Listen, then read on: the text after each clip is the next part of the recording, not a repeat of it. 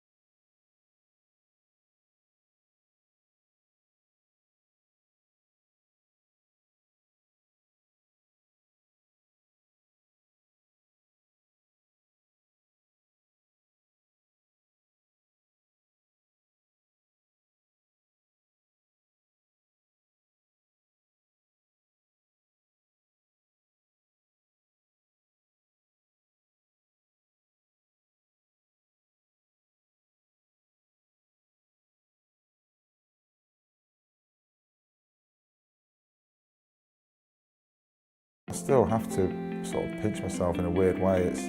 It's incredible how it's happened. Fletcher, the persistent bowl, is it? Vessel's on the pad! Another one! Fletcher 3 in the over, and look at him! Just look at him go!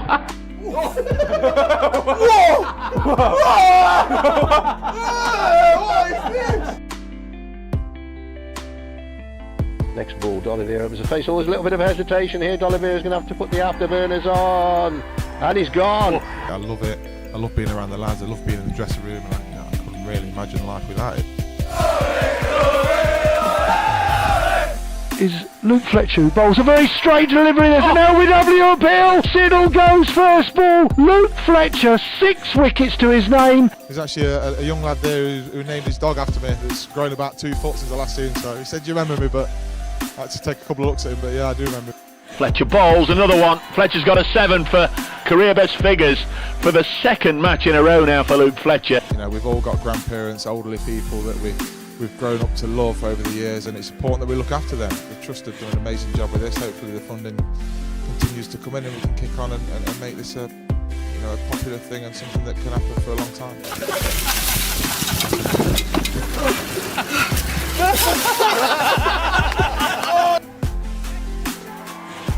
Can you believe it? Direct hit from Luke Fletcher. The journey it's took me on the last 14 years has been incredible. I mean, and that's all through having an opportunity to play for Notts. So, I'll be forever grateful for that.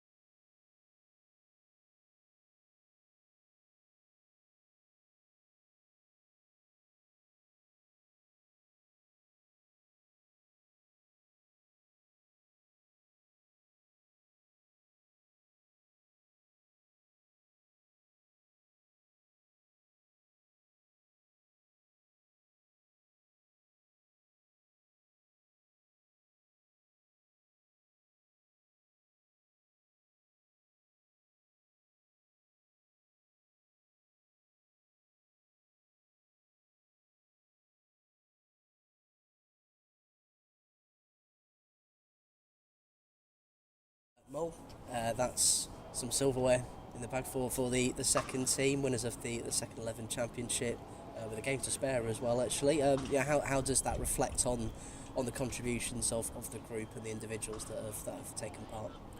Yeah, it's been a great year. It's not something that you obviously set out to do at the start of the season, but then when it came apparent that we had a good chance of winning it, in our last game last week at Durham, where I thought we were outstanding, where we won a game in 5 sessions, and we've played some really good cricket all the way through the year, and it's been really impressive to see how the lads go about the business. I'm very thankful that they've bought into sort of the way I've tried to coach and tried to bring my experience to it. And we've played some really good cricket and some really outstanding performances. We'll touch on your role that you've taken on with the second 11. How's the experience been first of all, and what have you taken from it, and sort of how's that role evolved as the years progressed? Yeah, I mean, I've loved it. It's been obviously different from my last sort of 13 years, but one that I've thoroughly enjoyed. I went in with not knowing really how it was going to go, having in my infancy as a coach, but my aim was to try and emulate as much first team cricket as I could. So whether it be declarations at certain points, tactical changes, field settings for the younger seamers in particular, and just try and make them learn quicker what it takes to be up to the first team standard. And I think you've seen a few people step up and make performances, which has been really pleasing. And hopefully there's a fear more of them to come. I think in particular the lads who start making the debut, I think that's obviously always a special day, and Freddie to do it in all 3 formats, Farhan to do it in 2 of the formats at 16 has been particularly pleasing. But also on the different side, like Rob Lord, who we got sent one video of a diagonal view, and Mosey said I think we should give him a crack, and for him now to secure a 2-year deal and put performances in the first team. He got 5 for in his 2nd or 3rd game in the Metro Bank, and now he's bowling well in the championship. So really pleasing. I'm not going to take all the plaudits because it's not just me who's done that, but it's nice to know that you've had a slight impact on somebody progressing to play at a higher level. Yeah, there's so many great individual contributions that we've seen in the second 11 this year. What would the highlights be from your perspective, having that first class view? Yeah, well, a lot really. I think, for two lads in Sammy King and Freddie to get double hundreds, Dane Shadendorf's averaged 70 again. Tom Moores came in at the start of the season, got 180 and 120 in his 2 games. I think, putting sides under pressure, building big partnerships to get like 500-600 scores, and then putting teams under pressure with the ball. Liam Patson-White in our, I think it was our second game, got a 9 for. And it's them real, big performances, not 30s, 40s or 70s or 80s, and not 3 or 4 for people taking on responsibility and going really big with both bat and ball has been pleasing. I think we've had a move in the fielding as well, which I've tried to bring in. And it's been really pleasing to see someone like Fatih Singh, who's been our leading wicket taker in the Championship, really embrace all 3 facets of the game, and then get his opportunity, albeit on loan at Worcester, and do really well. So, I'm really pleased, and I've loved every second of it.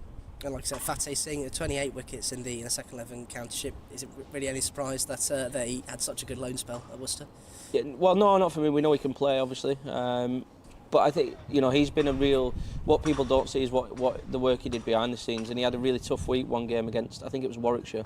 And he came to the net early the morning after, and we worked on a few things. And then that fed into his fielding, fed into his batting, and he's worked his socks off, and he's reaped the rewards. He got his first second team 100 a few weeks ago at Leicester. And he's a real talent, and I'm excited to see where his career goes. Trying to give my experience on how first team, or how I think first team would do things, I think that has helped them, and try and make the transition a bit easier for them when they do go up, so it's not a shock to them when they go up. So obviously the level of fielding goes up, the level of bowler goes up, so they're more consistent, and the level of batter goes up, so you've got to be more relentless, I suppose, as a bowler. So I don't see that changing too much going forward. Obviously we've finished the season and won the Championship, which is great. We'll have a bit of time off in October, and then starts again in November, and I'll just be looking to through the winter help prepare people to get ready for that first team game. And if they're not in the first team game, then we'll work out when they're in the seconds how we keep them performing and get them close to the first team. And talking about your role within the second 11 sides, being out there in the field with them, is it almost like a two-way thing going on here, where they'll benefit from the years of experience that you got in first-class cricket, but also benefit to yourself for your coaching career as well? Yeah, I think you'll have to ask them if they've benefited from me being on the field. I don't know if they'd like me off the field, but yeah, I think it's something that's proven that it's worked, especially with young seamers and young spinners trying to set up batters or game plans and tactics. Someone like James Hayes, I think he will say that he's learnt a lot, as in you don't have to get a wicket every ball, building into spells, bowling in partnerships, tactically when you go to bouncers or you put a man back just to make the batter think about it. Just little things like that, I think. And that's something that I'll look to continue, and hopefully the lads benefit from it. Reflecting overall on the performances we've seen and the players who have made that step up into first team cricket, how bright does it feel like the future is at this club in terms of the players that we're seeing coming through right now? Yeah, I think it's great. I think obviously if you look at the performances, I think Freddie's 150 odd here against Surrey, Farhan getting 10 for on debut at 16. Even little things like Sammy King, you see go up and make his T20 debut, get 40 odd off 20 odd balls. Ben Martindale he started like a train this year and then went through a rough patch, which you do as a young player, and then he's come back really strong the back half of the year. So, I think we're in a good place, but it doesn't mean that we've cracked it. We need to keep working hard, and my job I see is giving them opportunities to get better during the nets, and then hopefully they can transfer that onto the field.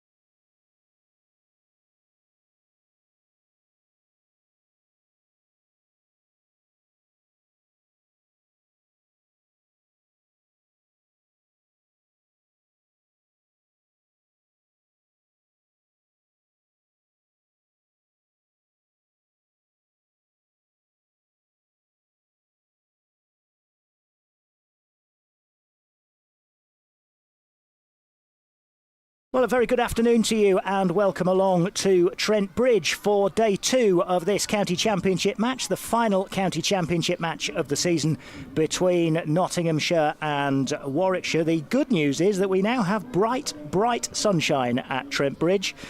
Delay to the start today, of course, yesterday's first day. If you were with us for that, you'll realise it was severely curtailed by the weather, rain and bad light, and Nottinghamshire only able to get to 33 for 2 in the 15.2 overs that were possible. Heavy rain overnight, so a saturated outfield, and that meant that we've had a delay today as well. So just about to get underway. My name is Colin Frey. A very good afternoon to you and welcome along, and a very good afternoon as well to Nicole Harvey, who is alongside me for the start of play here. Nice weather now. Yes, beautiful sunshine. I think everyone was coming in with a coat on, but I think there'll be less jumpers as the day goes on with this sunshine cracking through. It was freezing earlier. We both had a walk around the ground, didn't we, a bit earlier on, and it was December-like, the fierce wind blowing through, northerly wind, freezing cold. But we are now set to get underway. So we're going to continue with the over that was interrupted last night at the end of play. So Ed Barnard is going to continue. He's bowling from the pavilion end, the Stuart Broad end. And he's going to be bowling to Freddie McCann, who is on 4 not out. Knots 33 for 2 as we get back underway on day 2. And this is played out nicely on the offside by McCann for runs. A run anyway off the first ball of the day.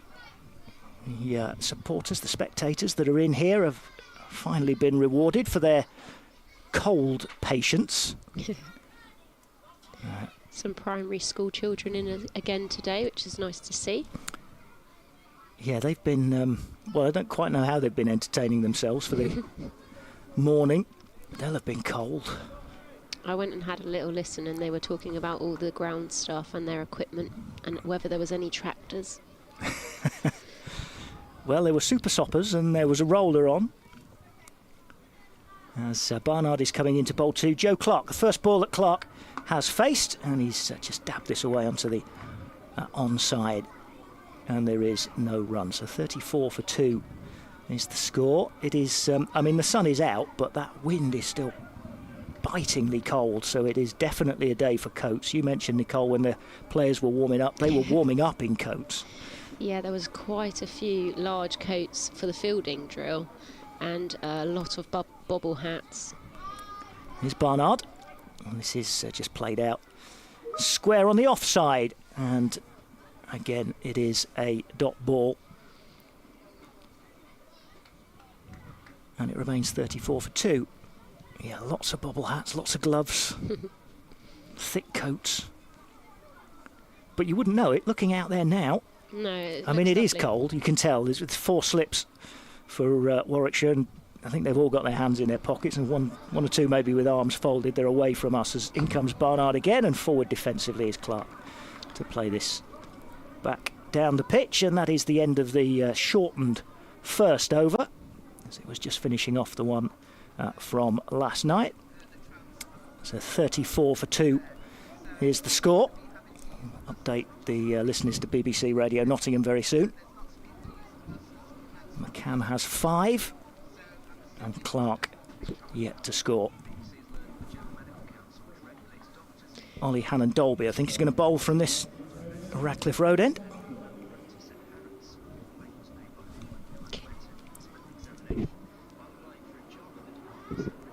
Tall figure, striding back to the end of his mark.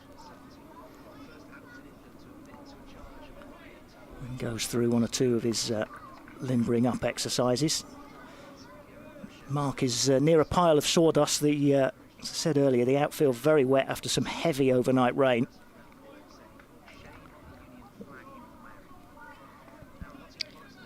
And Hannon-Dolby's going to come in to McCann, coming around the wicket.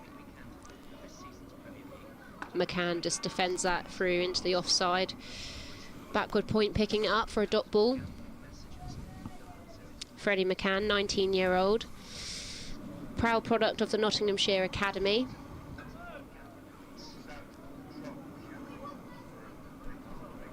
Last innings against Kent only 8, but he did have 51 versus Durham earlier in the year. 4 slips in play.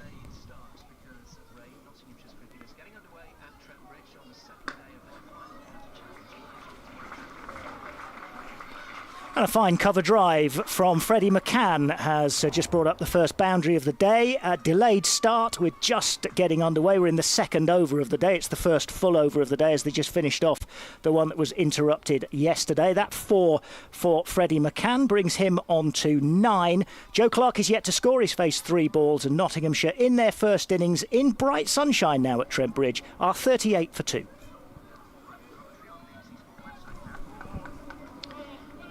Hannon Dolby's just got a little bit full there with his length, and Freddie McCann has played a beautiful cover drive. Takes him to 9 off 32. 1 slip coming out now, only 3 in play. Hannon Dolby coming in. McCann shouldered and arms. It's a better length from Hannon Dolby, just pulling it back a little bit. Moved the slip out into covers. Clark yet to score. He's looking a little bit fidgety, but raring to go.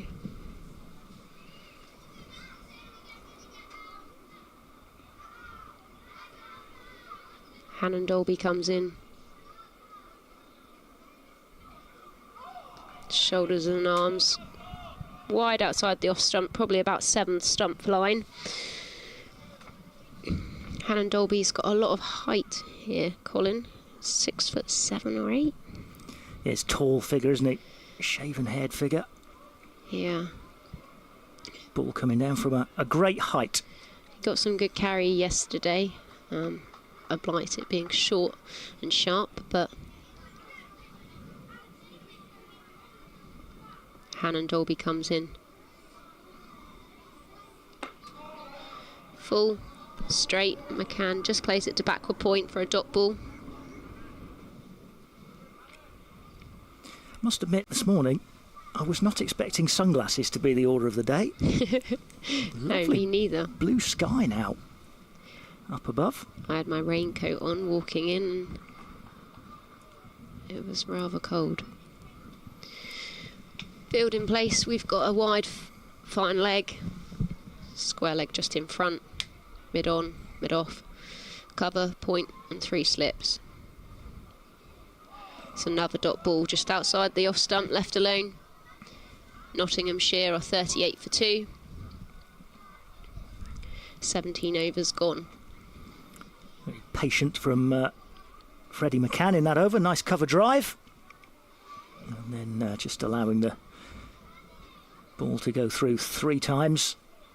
Shouldering arms. Yeah, he seems very composed for only 19 years old, and obviously he's a proud product of the green and gold pathway, and for his age he's, you know, he seems very calm and composed.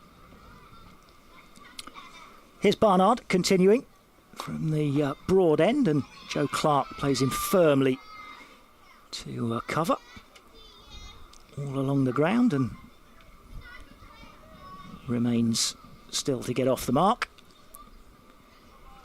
So 38 for 2, morning session washed out. We're going to be playing in this session through until, and the forecast is good from now on, to be fair, not only today but the next couple of days.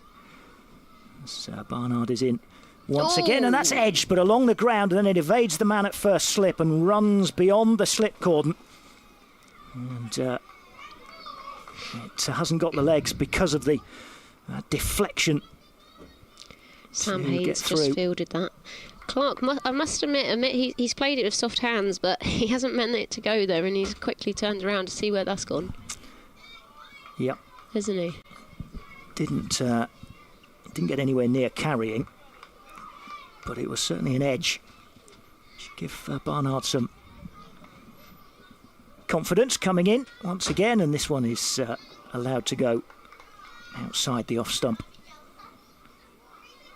and through to wicket keeper,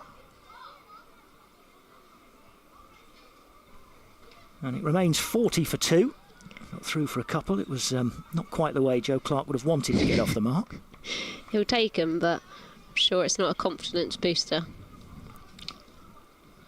Barnard once more into Clark, and this is edged wide of the slip cordon. 3 slips, and there's a chase on, which will be held up inside the boundary again. They're going to run through for 3, so decent running from the Notts batsman. I think that was a little bit more deliberately played than the previous edge from Joe Clark. Yeah, a little bit of movement there.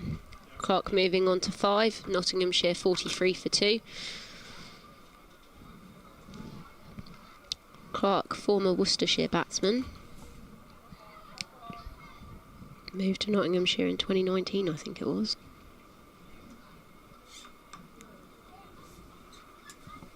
Field changes around for McCann, and he again just shoulders arms as he did in the previous over to Hannon Dolby. Allows it to go through to the wicket keeper once more. He's playing in this session through until 20 past 3. We're going to have 75.4 overs, a very specific number because of the finishing off of the interrupted over from last night. So we're playing through till 20 past 3 in this session, as this next one is also allowed to go through to the wicket keeper. And that's the end of the over, and it's 43 for 2. So we're going to have 75.4 overs in the day in total, to add to the 15.2 that were possible yesterday. And as I say, the forecast is now, I was going to say set fair. There's no rain in the forecast, maybe we'll say that. A mixture of cloud and sun over the next 2.5 days through today, and then into the days 3 and 4, the final 2 days of the cricket season. Set fair, Hannon Dolby from the Radcliffe Road end.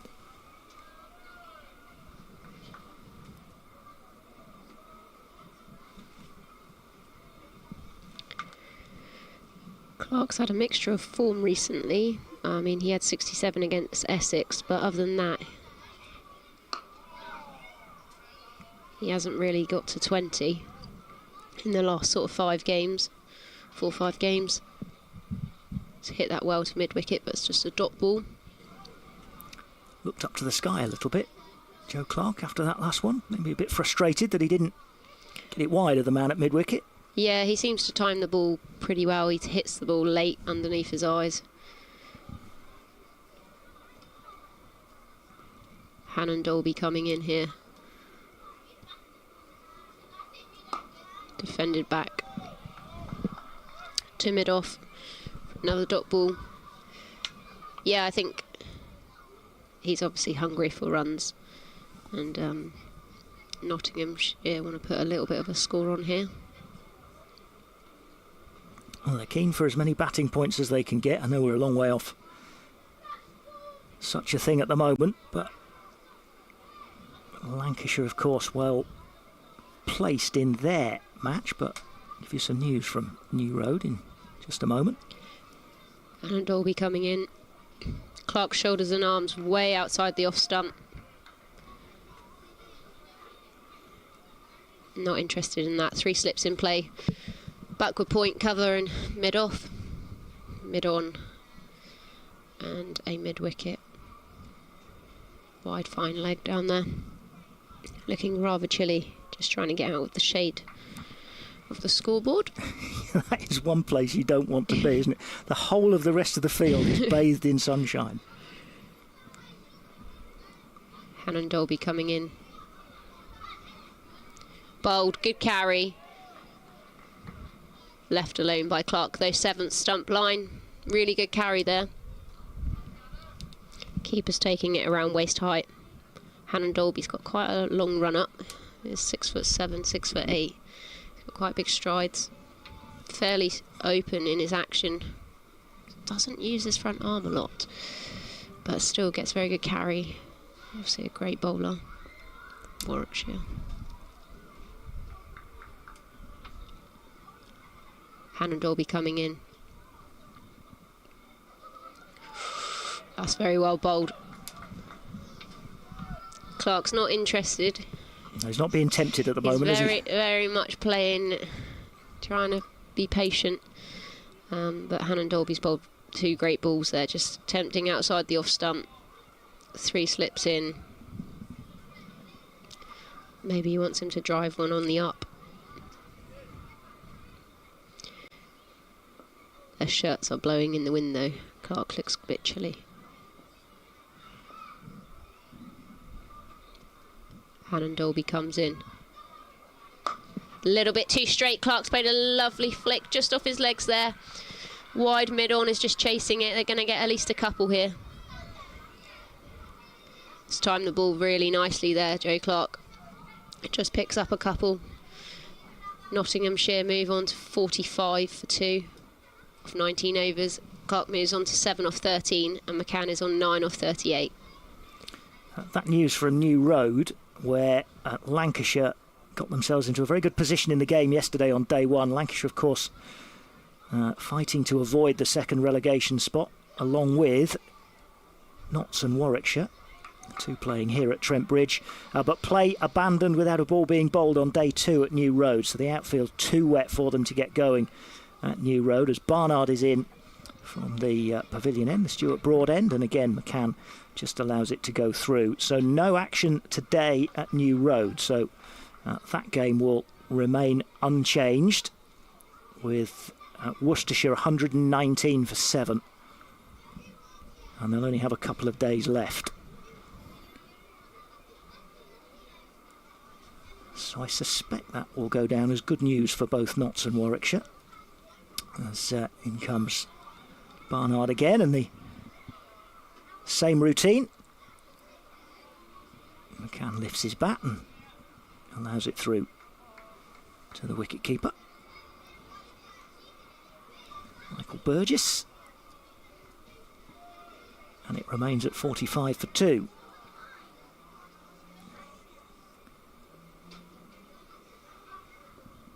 Here's Barnard again, in past the umpire, and once more. This time McCann almost swivelled away from that. So a quarter turn and just allowed it to go through outside the off stump once again. Some patient cricket here, patient from the batsman not to be tempted, patient from the bowlers to keep it in the right place and keep that temptation there. Barnard once more. This is more on the stumps and is dabbed down to third slip to make a very comfortable stop, no run. Warwickshire sitting 7th in the table with 146 points, with 1 win, 4 losses and 8 draws, and Nottinghamshire sitting 8th in the table on 141 with 2 wins, 4 losses and 7 draws. So they want to try and stay clear of Lancashire, who are sitting 9th. Kent obviously going down. Lancashire in need of victory in that game at Worcester, but losing a day today. Here's a shot out on the offside from McCann, which will get them a single. Fielded at wide-ish mid-off area. And it's 46 for 2. You look out on the scene that we've got at Trent Bridge just at the moment, and you could think we were in the middle of July. Apart, that is, from when you look at all the jumpers that the players are wearing and how huddled up the crowd are. Barnard is in once more now to Clark. This is well outside the off stump, and Clark has a simple decision here just to allow this to go through.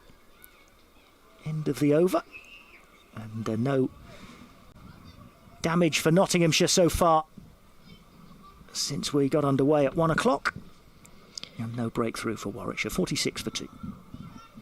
Elsewhere we've got Somerset and Hampshire.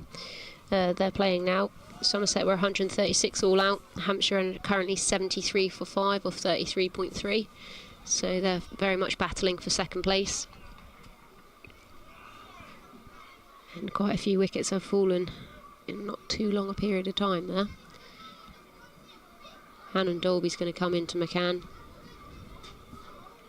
Full driven, great shot through the offside, a brilliant stop from wide.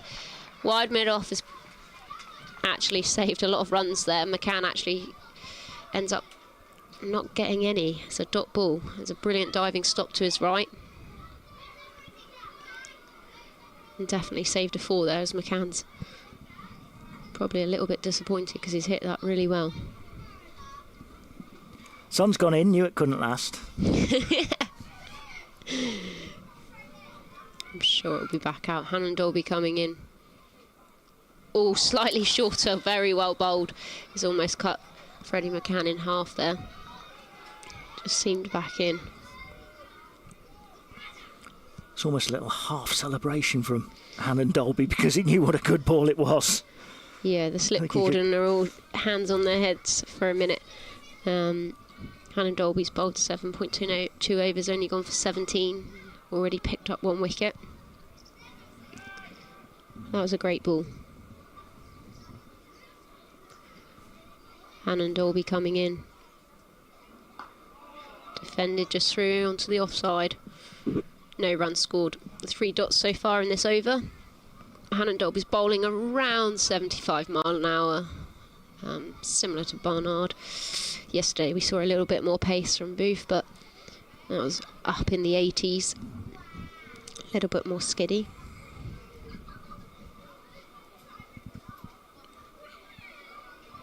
But although the same pace, they're very different bowlers, Hannon Dolby and Barnard. 3 sips in play. Just slightly back of a length, defended into the onside for another dot. Nottinghamshire, they've had a bit of a mixed season. I mean, their T20 campaign certainly didn't go to plan, did it? That would be an understatement, Nicole, I think. I was hearing someone told me at lunch that they were actually getting booed off here against Warwickshire. Yeah, they were bowled out for, off the top of my head, I think it was 57. That was the low point of a poor season in the T20. And Dolby bowls. McCann just defends that to backward point. Played that with soft hands, nice and late. Yeah, far from a vintage season. A bit of transition going on for Notts in the T20 game. Peter Moore saying at the end of the campaign to us on BBC Radio Nottingham that it was about giving younger players who perhaps haven't had an awful lot of T20 cricket through their development more opportunity without sort of constantly chopping and changing to get them used to playing T20 cricket. That's interesting. Hannon Dolby comes in. Full, and that's a big swing. Play and miss there from Freddie McCann. And that's the end of the over. Nottinghamshire 46 for 2 after 21 overs. Hannon Dolby's bowled 8 overs, 3 maidens, 17 runs and 1 wicket. Yeah, I thought it was interesting hearing from Peter Moores, the Notts head coach, at the end of that T20 campaign. He was sort of making the point that if you've got younger, inexperienced players coming in to a team, if it doesn't go right, and then people, of course, immediately start calling for change again and bring new players in, well, then those younger players, as Barnard is in again here to Walter Clark, who allows this to go through, then those younger players who are trying to get experience in the T20 don't get any because you're chopping and changing, and you might have, How did they put it right? Yeah. You bring in another couple of players who are not used to playing T20, and then they don't get time to establish themselves in the team, and so you end up with that sort of ever decreasing circle, if you like. Whereas the philosophy really was, yes, it's not going well this year, but the experience hopefully will help them going forward in the future. This is beating the outside of Joe Clark's bat as it goes through to Burgess. Well, yeah, I mean, that's certainly an experience, a challenge. They got exposure as well. I mean, not sure that's very cricket booing off, but I mean, it's definitely a challenge unusual for young players to have to come in, step in and try and step up, and you've got to learn fast then, haven't you? You have indeed. Here's Barnard once again. Good lift in this delivery. Again, goes through to the wicket-keeper. Clark maybe a pace or so outside his crease. And it just lifted past him. Through to the keeper once more. because there's been a bit of a changing of the guard at Notts, both in terms of the T20 and indeed the Championship side. I mean, Freddie McCann is out there at the moment. Farhan Ahmed has come in recently. Rob Lord, there's all sorts of new names as there's a strangled appeal. As Ed Barnard just catches something of Joe Clark, drops down in front of the batsman, and there's no run. 46 for 2 remains the score. I'm looking forward to seeing Ahmed bowl, only 16 years old, and debut against Surrey taking 10 wickets. Got, I was going to say in the lunch interval, which it sort of was, but it wasn't. As Barnard comes in again here to bowl to Clark, who again is allowing this to go through, and again there's good lift and carry. Back in as well. Really good shape. He was awarded the September Player of the Month in the lunch interval, just before start of play. Was young Farhan Ahmed. Yeah, it's an exciting prospect there for Nottinghamshire, isn't it? And 16. of course, not saying farewell to another of the old guard, if you like, Luke Fletcher tomorrow. As, in comes Barnard again. This is further outside the off stump and again allowed to go through by Clark. End of the over, 46 for 2. Yes, there's a special ceremony tomorrow morning here, just before the start of play, which is at 10:30, 10:15 tomorrow. Notts will be saying an official farewell to Luke Fletcher after all his years of service here at Trent Bridge. Obviously not in the team for this game, but he'll very much be here with his family and friends tomorrow. And Notts will be bidding a fond farewell to Fletch. 10:15 tomorrow before the start of play. Ollie Hannon Dolby here has just taken a handful of sawdust and gone and planted it in one of his footholes. Is that windy though? Half of it's getting blown around the outfield. I mean, their whites are really getting blown away. Flapping. It looks freezing. Yeah, now the sun's gone, it is a different story, isn't it? Yeah. Gone behind another dark cloud. It looks much more football rugby weather than cricket, I must admit. And I'm sure there's plenty of hand warmers out there today. Hannon Dolby coming in, McCann on strike, full, just defended straight back to him. Crowd getting stuck in, you can hear there, getting a little bit excited. One or two of the players out there with short sleeves, but very much hands in pockets for the fielders, for the most part.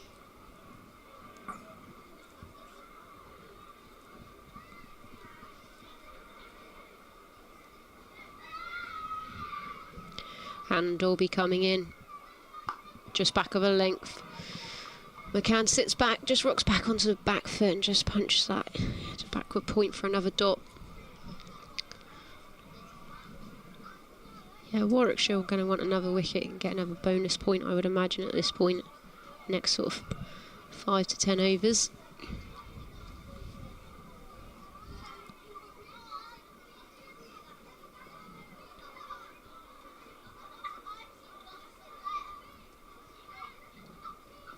Hannon Dolby coming in, round the wicket here.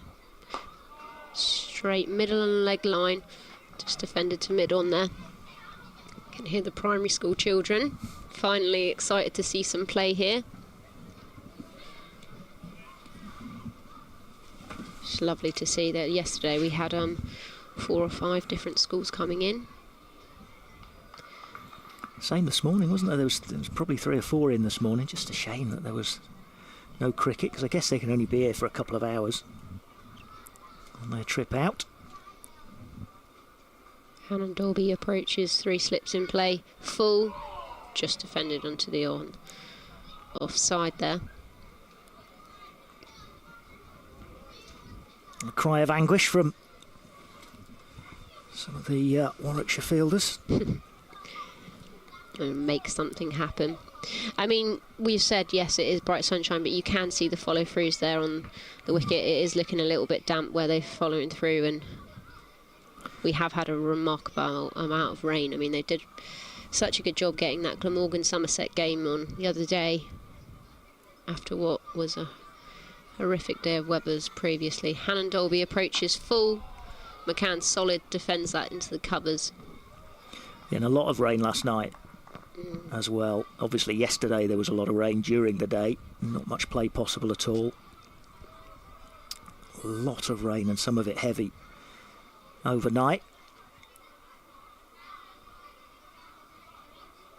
And even when the umpires had a look first at 10:15-ish this morning and said it'll be another inspection at midday, and even then, I mean, we were looking at it thinking, yeah, they'll be fine now, because players were warming up and had been for a few minutes, and even then there seemed to be a little bit of concern still. And Dolby comes in full. Oh, it's a play and miss.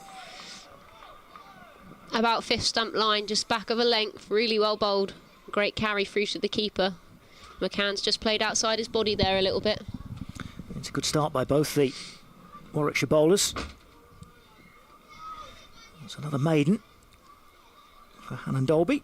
Yeah, they're both getting good shape, and they're both getting really good carry so far. So Nottinghamshire are having to work really hard here. Got to concentrate every ball and not give it away. I think yesterday the only thing we didn't see too much, but where Warwickshire was scored off, it was only when they really went a fraction too full. And there was a couple of loose shots there from Nottinghamshire, so in general Warwickshire have bowled really well so far. Going to be joined by Clive from the West Midlands side of things in just a couple of minutes, as Barnard bowls this next ball, and Joe Clark gets a bottom edge into the ground, and it remains 46 for 2. Clive will join us after this over, as Barnard trudges back towards the Stuart Broad Pavilion. There's just a little delay before his last ball, because one or two people were moving around at that far end. Here is Barnard again, and once again Joe Clark can't quite get him away. It's fielded at mid-on, and there's no run. Remains 46 for 2, where it's been for a little while now. It looks like one of those school parties away at the top of the Fox Road stand. It just looks like they've been assembled together before probably heading out at the end of this over. As in comes Barnard once more, and Joe Clark is again well outside his crease and just defending it back. He's batting a long way down the track, to be honest. Probably 2-3 strides out. Just naturally going to make it carry through. Defended this high on his bat.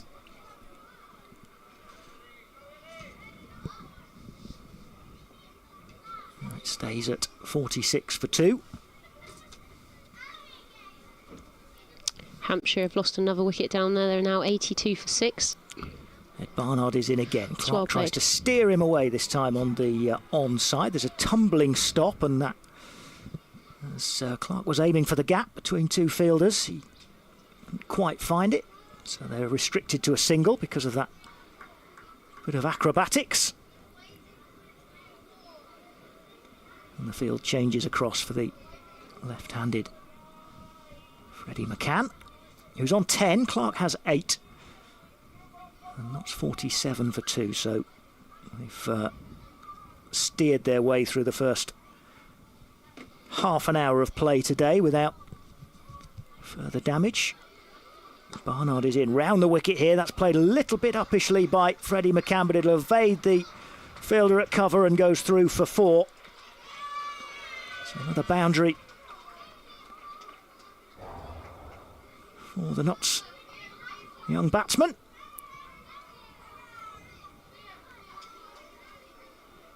Not quite, I think, played in the way he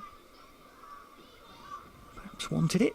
A bit close to the fielder, but he'll take 4 for it. And the Notts 50 comes up. 51 for 2. Here is Barnard once more. This is allowed to go through by McCann, through to the wicket-keeper, and that is the end of the over. 51 for 2 Notts. As I say, Clive will be joining Nicole for the next spell of commentary. Sun's come back out again. A few people in the crowd taking off their coats, but the flags are definitely flying high. It's very windy out there and players are having to wear at least one jumper. Maybe a change of bowling here from the Radcliffe end. Booth's going to come on. Hannon Dolby just taking a break for a minute or two. He's bowled really well this morning. Let's see what this change of pace is going to bring. Bowls about 80, 83 yesterday. Just brings a little bit of a different variation here. Joe Clark on strike, 3 slips in play. Just got a mid-wicket out on the boundary. Well bowled. Full driven through some mid-off. No run scored. Holly Handorby coming off means he has to wait that little bit longer for that 50th wicket of the season. Came close once or twice this morning. Some good shape and really good carry there. But Ed Barnard was saying last night he thinks it's a pretty decent pitch. Batting conditions weren't very favourable yesterday because of the dampness of the overhead conditions, but he reckons it's a pretty decent batting track. Yeah, and they just didn't really have the time there to get stuck in, did they? Clark on strike, little bit too leg side, just gone down the leg side for a dot. Clark's just missed out there, he's tried to flick that off his legs. So that being the case, Nottinghamshire, well, by the way, the scoreboard's given up here. Nottinghamshire will be thinking if they could get to 300, that would buy them a little bit of insurance. I'll expand on in a moment. Booth coming in. Full, defended into the offside. No run scored. Still, there's no play at all today at New Road, which is a great shame, but that still doesn't rule Lancashire out. But the scenario a lot of us were talking about yesterday was that if that proves to be a low-scoring match and Lancashire can't get any batting points, but if they win it, they would still get 19 points, in which case Notts would need 5 points for safety. So if they can get to 300, that's 2 batting points, and then if they can get the maximum bowling points, that would do it in that scenario. Yeah, I was having this conversation earlier. Full, just driven through the offside. Brilliant shot. Clark's just lent on that. You can hear the crowd, primary school children, a little bit of excitement there. Just got a little bit full there with his line and length. Just outside the offside, and Clark's just lent on that through the offside. Great shot. Clark moves on to 12 off 28. He has got form against Warwickshire, Joe Clark. He got 229 not out in this fixture last season, which included the fastest century that Warwickshire conceded last season. 136 balls. Oh, and that's bowled him.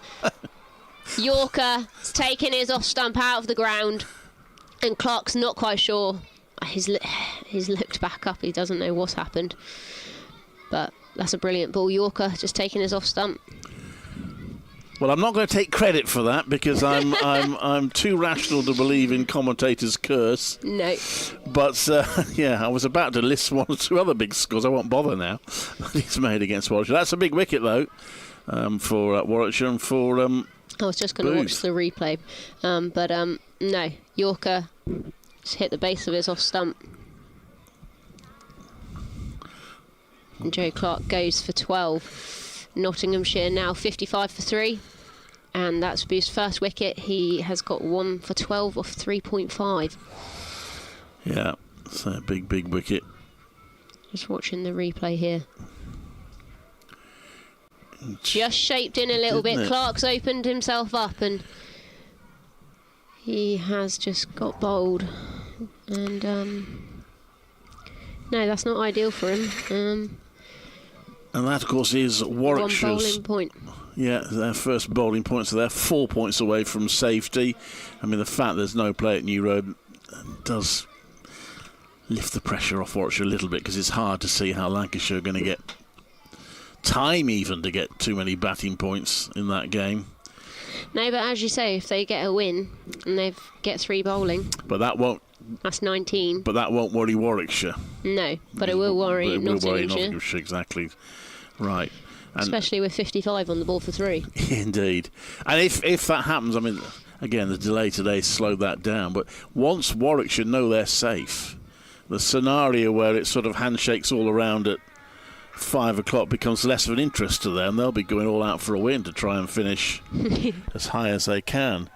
You're not expected to be on, Colin, are you? Because we're hearing some lovely music in our headphones. Just checking you're not expected to be on. Good, okay. I shall have to pretend to be you if they suddenly come to us then. Done that before. Not to Colin, but... I'm not sure I could get away with this.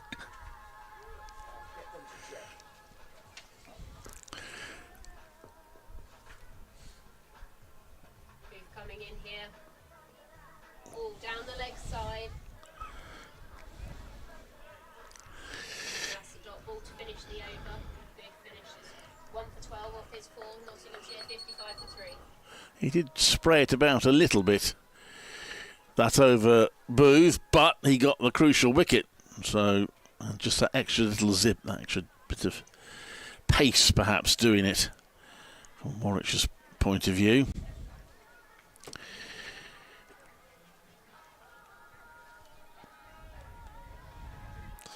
So we're going to see Ed Barnard to continue.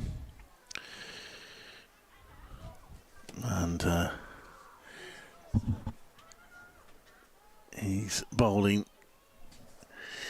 now to McCann. That's going down the leg side. I think that's come off the thigh pad. It'll be runs onto the total. Yes, the umpire is poised to signal leg byes, but it's 4 of them. And the bowler paying a price really for strain down the leg side somewhat.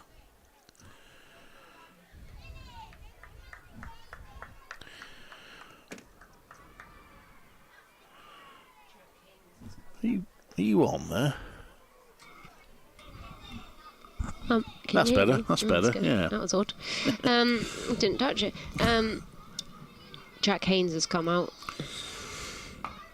for Nottinghamshire. 23 years old from Worcester. Well, nips back and this one to prior to unit goal, but it always makes me feel very old because I remember commentating on Jack's dad when he was a young player. We considered him a young up-and-coming player, Gavin. Oh, dear.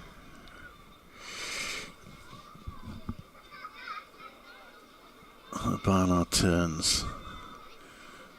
School kids enjoying themselves. They put them in a different part of the ground today, haven't they? That one is pushed out to cover. There's no run. I actually was just behind a group of school children just as they arrived, primary school children. It's fair to say that there were different levels of enthusiasm showing on their faces as they walked into the cricket. Some of them were very excited, others looked a little bit bewildered as to what they were doing there. That could have been that could have been the weather, not the cricket. Could well have been, yeah. It was rather chilly. Oh, we've got some more music here. Barnard coming round the wicket to bowl. Freddie McCann, who leans back and plays that to point. There's a slight misfield there, but not one that costs anything. There's no run to be had. And it remains 59 for 3. Remember, no play today at New Road. That's already off for the day. Lancashire have Worcestershire 119 for 7. Still have 2 days to try and win that match. And that would certainly put pressure on Notts. It would only put pressure on Warwickshire if Lancashire got 400 with the bat. That one is left and is taken by the wicketkeeper. I say that's assuming that Warwickshire get maximum bowling points. Then Lancashire would need to get 400 to keep the pressure on them. 400 in 110 overs. Yeah, I mean, they can't rely on anyone else doing anything, can they? So they've got to sort of just control their controllables here. Frustration for Middlesex in the second division. They still haven't been able to get on. No play again today for the second day against Sussex. Round the wicket is Barnard, and that's played out wide of mid-on. And there's going to be 2 runs. It might be 3. Should be 3. Yeah, they turn around for a third. So they're scoring reasonably well. 62 for 3. At the end of that over. Yes, so Middlesex, who need to win that match and hope Yorkshire lose to Northants if they're to grab the second promotion place. Well, it's not looking likely simply because Middlesex still haven't been able to get on after 2 days, and Yorkshire haven't started their match either, although they are inspecting in a few minutes' time there. England, Australia are delayed at the moment at Lords. Australia won the toss and chose to field first.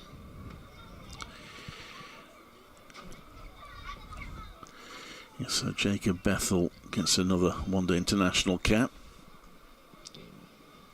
Booth coming in here. We've actually got Point going out onto the boundary. Very wide there, shouldered and arms by McCann. There was an announcement today, by the way, from the PCA about the Metrobank Women's Team of the Year, which is the best domestic 11 selected based on PCA Most Valuable Player rankings. Booth coming in here to McCann. Full, well bowled. Looks like he's shaping it there, and I'd like to see the replay there. McCann has played and missed at that one. Just outside his off stump. 2 dot balls so far in this over. Among the players included in that team are Grace Scrivens of Trent Rockets, Catherine Bryce, who gets the captaincy of the Blaze, and Sarah Bryce of the Blaze. Booth coming in here. McCann just drives that through to mid-off. No runs scored. And Kirsty Gordon of the Blaze and Trent Rockets. Congratulations to all them. No one from Central Sparks made it this time.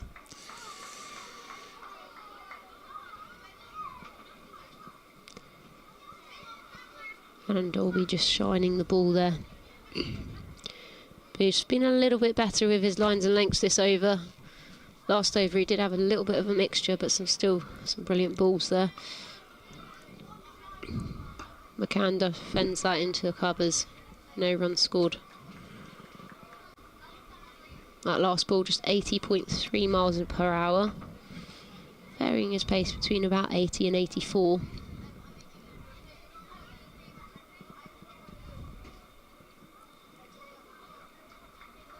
The sun shines back out though.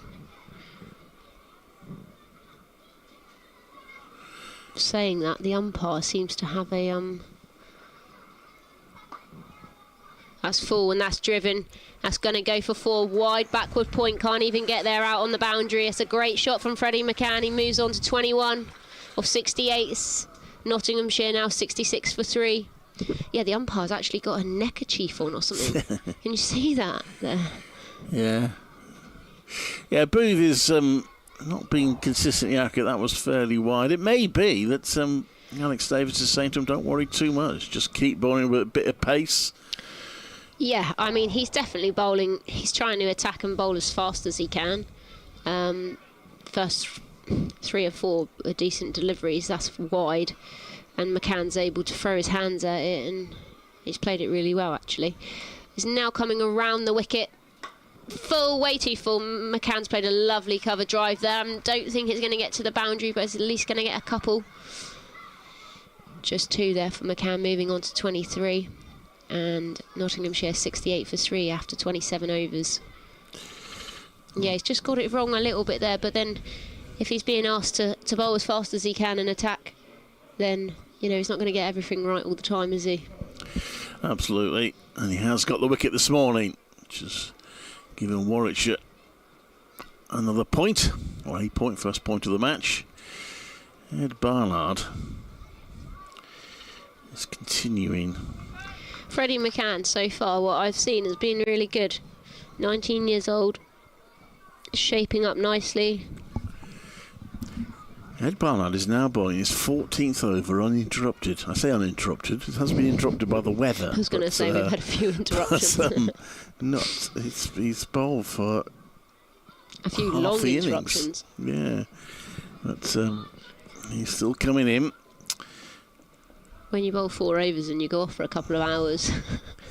Comes in now to bowl, and that's played into the ground by Haynes. There's no run. Jack Haynes.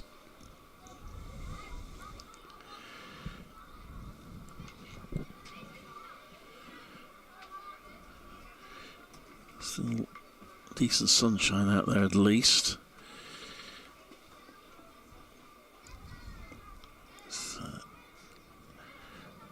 Comes in, right arm over Barnard for Haynes. Right-hander leans back and squeezes it through the fielders inside the imaginary circle in the covers, and is able to help himself to a couple of runs. 70 for 3, not. So they're getting runs on the board. I'm sure they've talked about if they can get to 300, that just gives them potentially a little bit more breathing space. Elsewhere, we've got Somerset, Hampshire. Hampshire are now moving on to 103 for 6. Just building a little bit of partnership there. Haynes defends that to mid-off.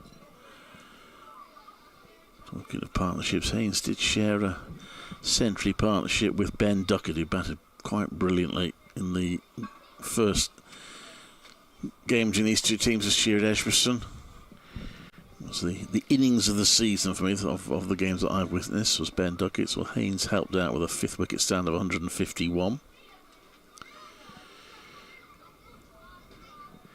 This next one. Ooh, quick single there. Yeah, that was tucked into him. He played it out to the offside and ran through for the singles. Was shy at the stumps, and if it had been a direct hit, it might have been close. But Haynes survives. 71 for 3.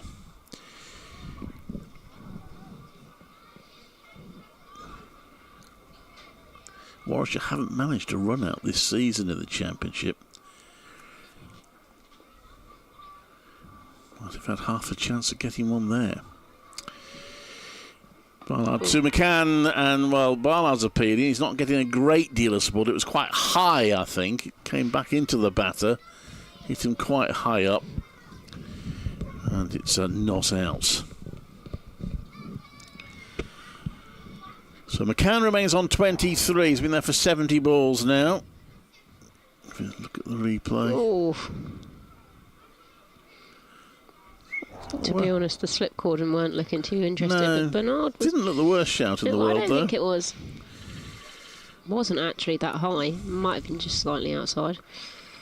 Comes in again. Around the wicket he comes to bowl, and that's pushed out to mid-on. There's no run. End of the over, 71 for 3, Nottinghamshire. He started at 1 o'clock today after... We haven't actually had any rain during the playing hours at all today, but more rain overnight, and this ground is saturated, as most grounds in the country have, a loss of water of late. So the umpires felt the conditions weren't right to start, but we finally got on the way at 1 o'clock. Tea's going to be at 20 past 3 today, so that's another hour and a half of play they've got, and they should be getting some good competition and good battles out there. It's one of only 3 games being played at the moment. You already mentioned the Somerset Hampshire one. They're also playing at Cardiff. Started that game. Glamorgan 96 of that loss against Gloucestershire. Booth coming in. Ooh, that's edged. Played with soft hands, and Haynes is going to probably get a 4 down there. Wide backward point. Hasn't really tried to chase and do his best to get there, but not quite quick enough. Ended up behind the advertising holdings. Yeah, the crowd nearly had him. Sat down on the chair next to them. Haynes moving on to 7 off 6. Booth just getting the outside edge there again. So he is getting chances and he is creating something out there, which is probably his role at the moment. Booth coming in, Haynes on strike, defends it back to mid-off. No runs scored. A little bit more solid for Haynes. Hitting the middle of the bat.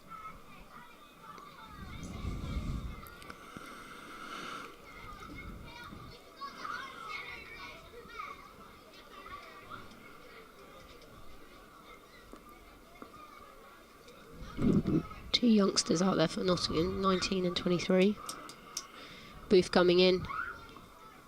Just back of her length, Haynes rocks back, hits that to covers, no runs scored.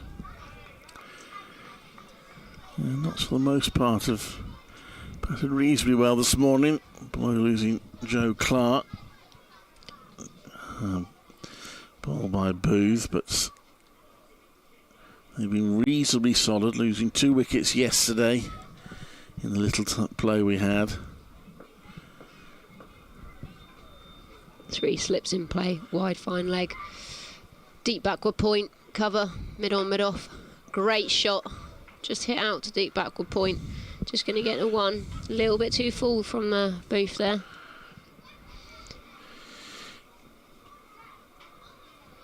Yeah, he was looking for that Yorker again, wasn't he? The one that got in the wicket earlier. I didn't quite get it right that time.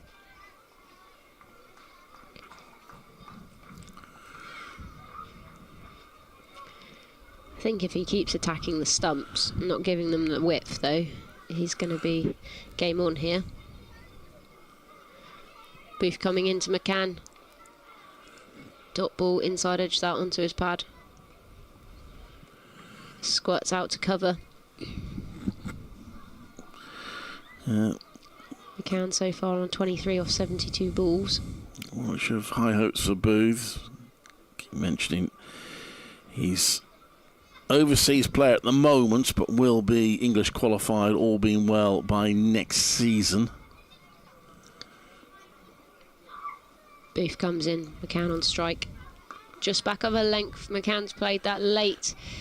Down through backward point, just going to get a single to the man out on the boundary. Nottinghamshire 77 for 3. McCann moves on to 24. Michael Booth, he hails from Harare, but has been over in this country for a while. He went to Durham University. A little spell with Surrey's second 11 as well before joining Warwickshire. And I assume that his qualification is a residency thing, that he's been here for enough years. We're going to see Ollie Halland-Dolby replace Ed Barnard. So finally Ed Barnard's marathon spell, which lasted about 2 days and 14 overs, has come to an end. He bowled 14 overs, took 1 for 26, and Ollie Halland-Dolby will bowl. You need to hurry up here, Ollie, because you need to be finished this over before 2 so that I can let Colin back in to do the bulletin. He comes in round the wicket to bowl, and that's just turned round to square leg by McCann, who will get 2.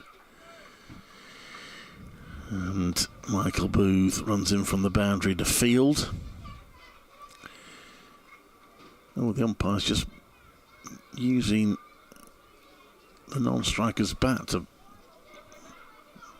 put one of the stumps more firmly into the ground, using the bat handle.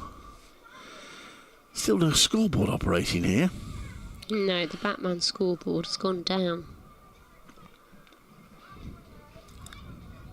In comes Halland-Dolby, accurate delivery, which McCann defends.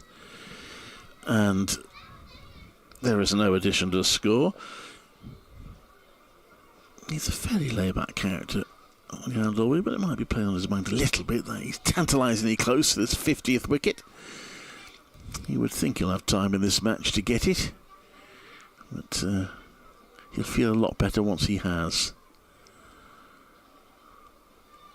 Took 1 wicket yesterday to get to 49. Round the wicket he comes to bowl, and that's driven through the gap at point for 4. Eddie McCann moves on to 30 and takes Nottinghamshire to 83 for 3.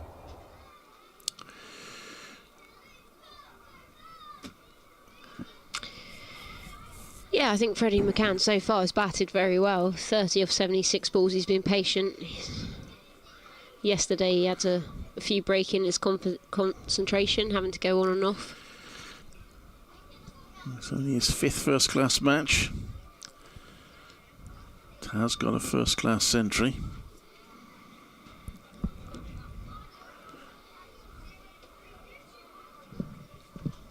Warwickshire just changing the field a little bit there. Got that century against Surrey. That's not a bad team to get a century against. That one is pushed to point. There's no run. Top of the table when he got 100s at 19, so it's brilliant. Can now see why Colin was saying that Peter Moores was saying about the youth and bringing them through, and it's an exciting time for Nottinghamshire, despite them not doing so well in the T20. Got some good cricketers coming through. We had a bit of an opportunity in the 50-over competition. He did play against Warwickshire Rugby School. Was out for 6 in that game. Bowled a bit as well as Anadolu comes around the wicket. McCann leans back and almost down on one knee. Plays a lovely shot square for 4. And Freddie McCann is prospering here. He's on to 34. I think I might have to give the end of this over to you, Nicole, while I bring Colin back in. I'll be back in a few minutes to give you a break. Yeah, I mean, Hannon Dolby's just got a little bit full there. But Freddie McCann has played that brilliantly. Played it very late underneath his eyes. Square drive. Hannon Dolby coming in around the wicket. McCann has played a late defence there, just through backward point. He's just going to scamper through for 1. Moving on to 35. Hannon Dolby finishing his over 1 for 28 off 10. Nottinghamshire moving 88 onto 88 for 3 after 30. Starting to go well, isn't he, Freddie McCann? Yeah, batting really nicely actually. Seems to be very composed and calm in his mannerisms and how he's going about his business. He knows his strengths. Just that one blemish for Notts, but otherwise he'll be pretty happy with putting on 55 in that first hour of play today. Michael Booth continuing from the Radcliffe Road end. He's round the wicket, and this is cracked away again by Freddie McCann. It's a wideish cover drive, and it reaches the boundary ropes once again. It's another 4. Yeah, I mean, I think Clive was just saying how they think it's a good wicket, and I think that's shown whenever Warwickshire have got a little bit too full with their deliveries. McCann has maximised, and he's been saved by some brilliant stops there from Warwickshire a couple of times throughout, and probably there would have been 8 more on his total, but the wicket seems decent, and there's great carry there, isn't there? Certainly is. 92 for 3. McCann is on to 39.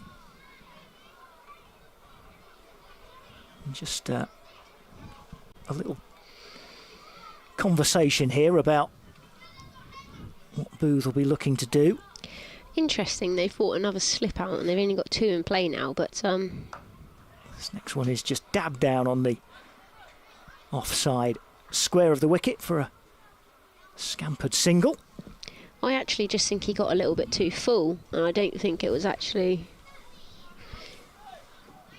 Yeah, maybe he should have just brought it back a little bit rather than taking his slip out.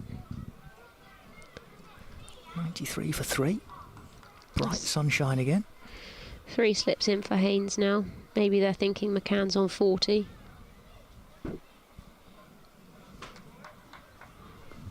Haynes has 8.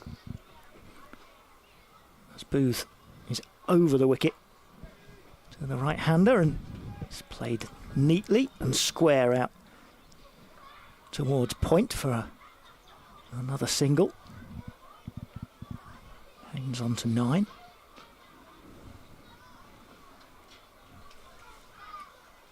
Be updating listeners to BBC Radio Nottingham very soon about what's happened in the first hour's play here.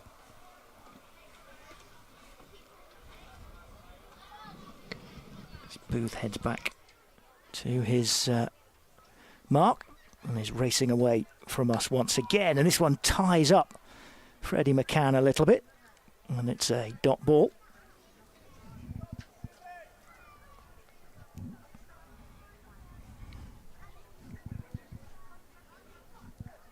A 94 for 3 after the first hour of play. It represents a decent start for Notts. The one blemish has come with a wicket of Joe Clark, who was clean bowled Yorker length by Michael Booth for 12. The score then 55 for 3. But Freddie McCann is going very well. He has 40 and Notts a 94 for 3.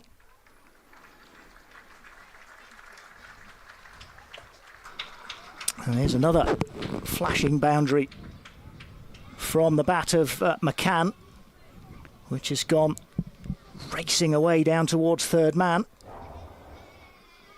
And another 4 to take him on to 44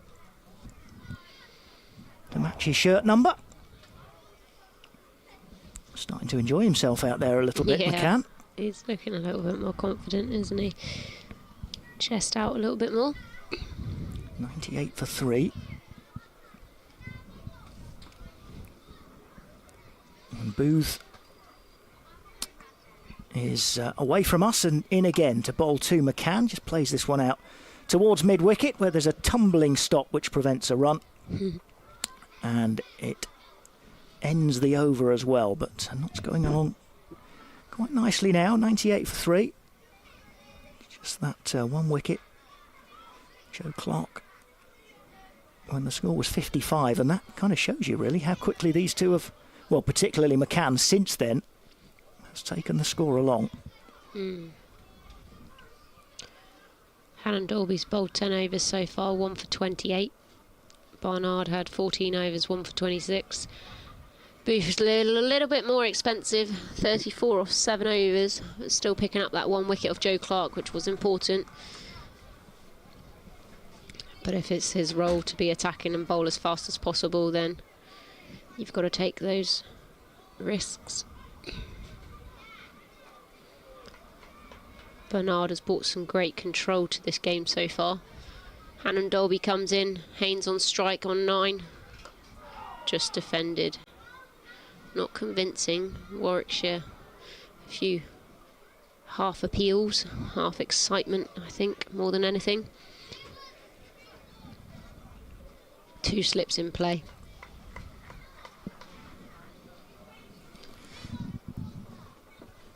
Do you know what, Nicole? It almost feels as if people in the Fox Road stand are actually starting to enjoy a bit of the sunshine out there. It seems as they're relaxing a little bit rather than being all huddled up. There's one gentleman there in the third rows in a T-shirt. Hannon Dolby coming in short. Haynes has sat back and just punched that through the covers, racing away across the square. It's a great chase from Warwickshire, and I think they're going to scamper through for 3.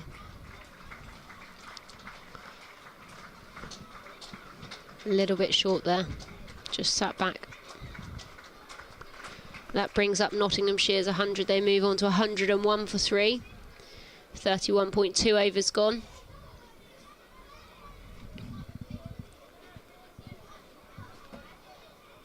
And McCann is back on strike.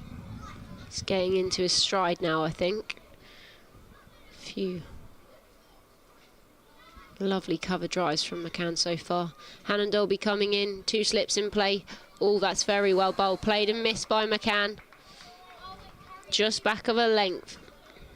I'd like to see the replay there, but seems that he's still getting some good movement here, Hannon Dolby. He's done it 2 or 3 times, hasn't he, today? He's produced 2 or 3 deliveries that look absolutely unplayable. Yeah, I think when he holds his length, that's when he's getting the batter to square up.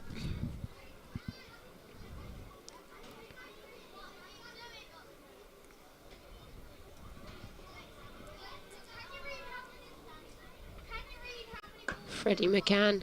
Hannon Dolby 2-4, and Freddie McCann's played a brilliant cover drive once again. Hit that through extra cover. Races away for 4, and that brings up his 50.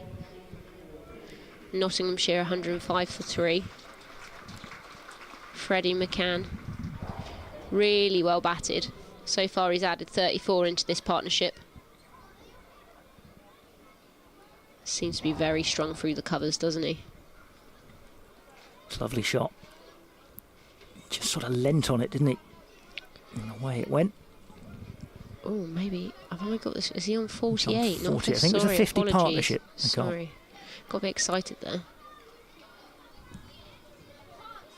48 off 86. Hannon Dolby coming in.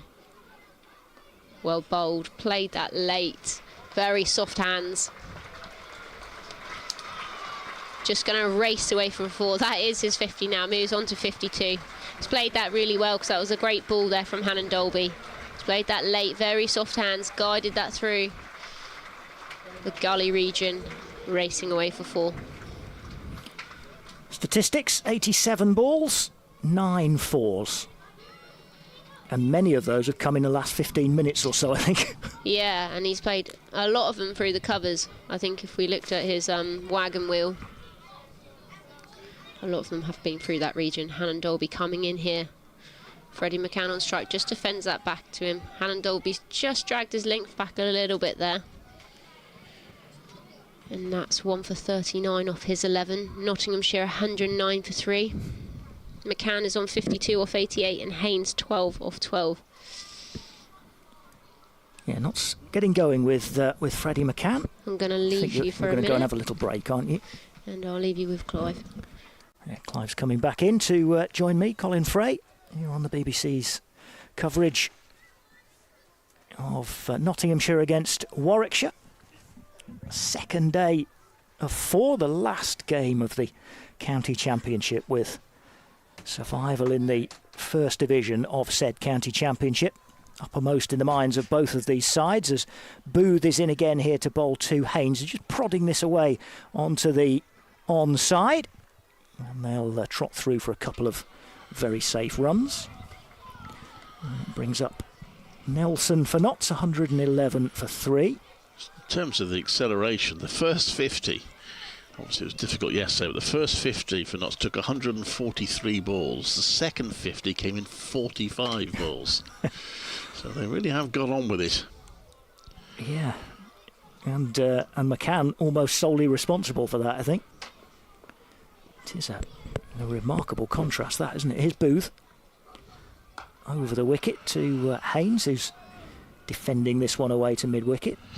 Well, I'm sure Notts, like all of us, were thinking last night of the various scenarios, and they would have, I expect, come to the conclusion that if they could get to 300, that would be significant, because that would take away the threat of, if Lancashire don't get any batting points, then they'll be okay, even if they lose, assuming they get the maximum bowling points, of course.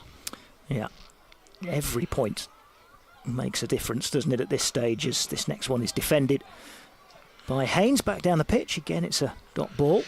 But it is underlined what Ed Barnard was saying last night when I spoke to him. Despite it looking difficult yesterday, I reckon it was a pretty decent batting track. It does seem to have, I don't know, maybe that little bit of sunshine they got on it, maybe even that has just helped it.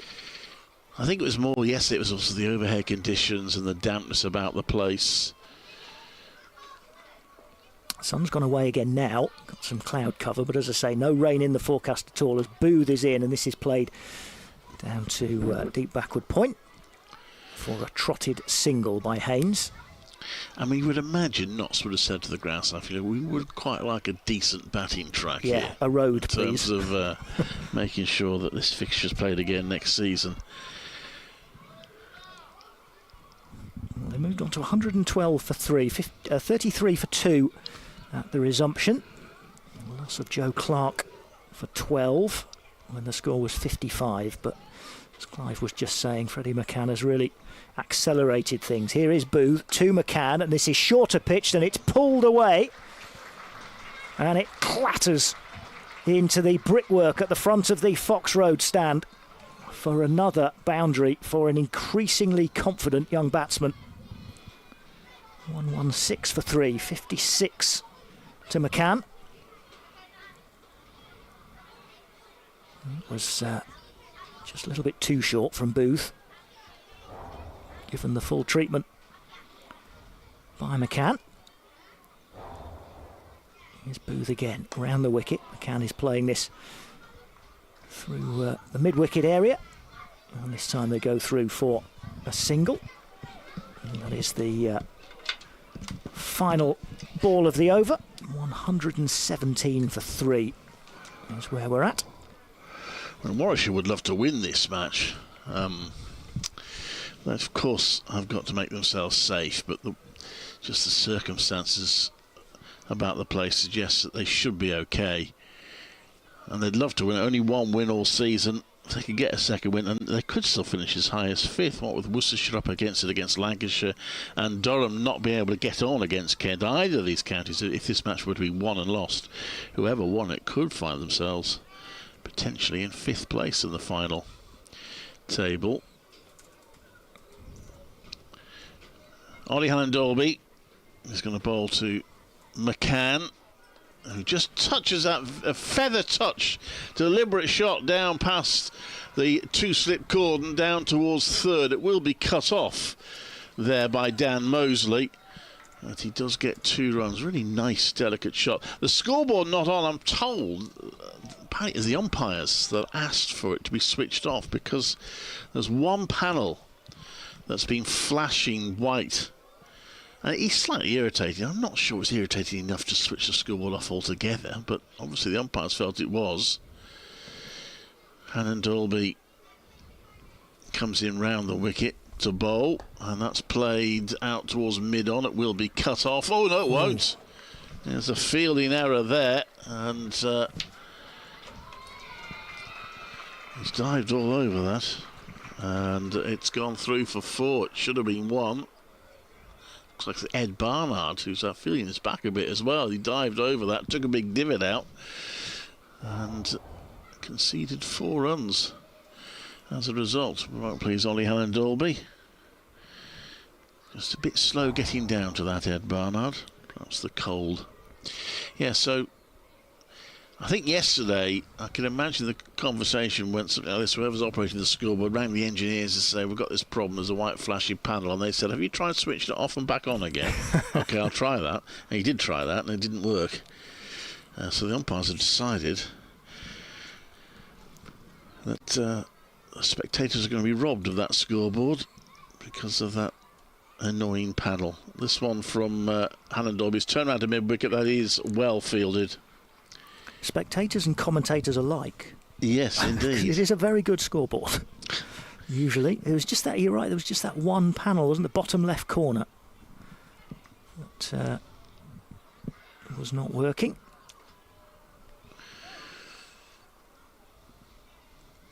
We'll make do though. Got abacuses and fingers and toes. We'll just about manage to keep up with it. Oh, and TV pictures as well. That'll help. In comes Hannon-Dolby. Oh, it's a no ball. It's played out to mid-wicket for a single. That's the first no ball of the innings. And so they will move on to 126 for 3.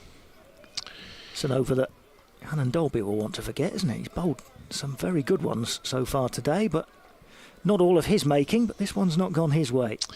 Yeah, it's gone for 9 runs in the over now. Still haven't seen Craig Miles into the attack at all. He'll be the next seamer, plus there is also Will Rhodes. Hannon-Dolby bowls. Oh, that's gone off bat onto pad, although Hannon-Dolby's actually appealing as if it went straight onto pad. Might have done, it was probably too high. That was a better ball from Hannon-Dolby. Not out is the call. It was more of a polite request than a concerted appeal. Still no play at Lord's. Disappointing. Although apparently it's brightening up a little bit there. Want to get a shorter game there. Hannon-Dolby into bowl. And that's clipped off his toes neatly by Haynes. And he wants the second run, which he has plenty of time to secure. And it's 2 more runs, and the runs keep flowing for Nottinghamshire. 11 off the over now, with still a ball to go. Craig Miles is now limbering up. Looks like he is going to come into the attack now.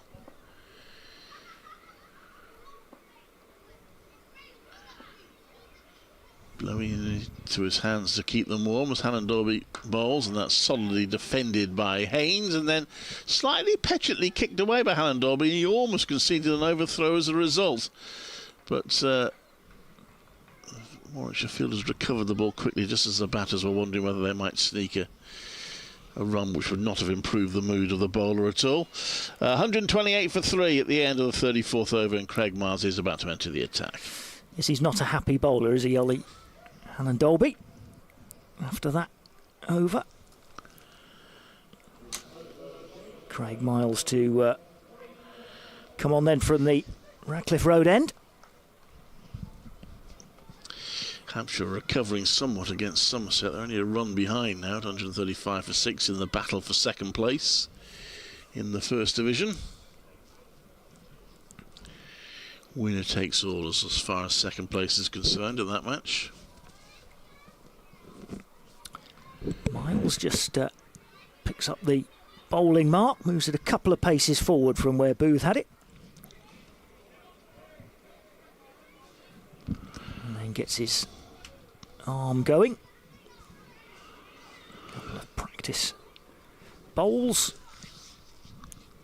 And now runs away from us for his first ball. McCann waits and McCann strokes him away beautifully through mid-wicket. Length forward.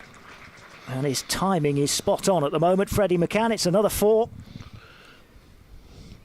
He's chock full of confidence at the moment, Freddie McCann. As he moves on to 64, it was difficult for him yesterday, but he got through that well.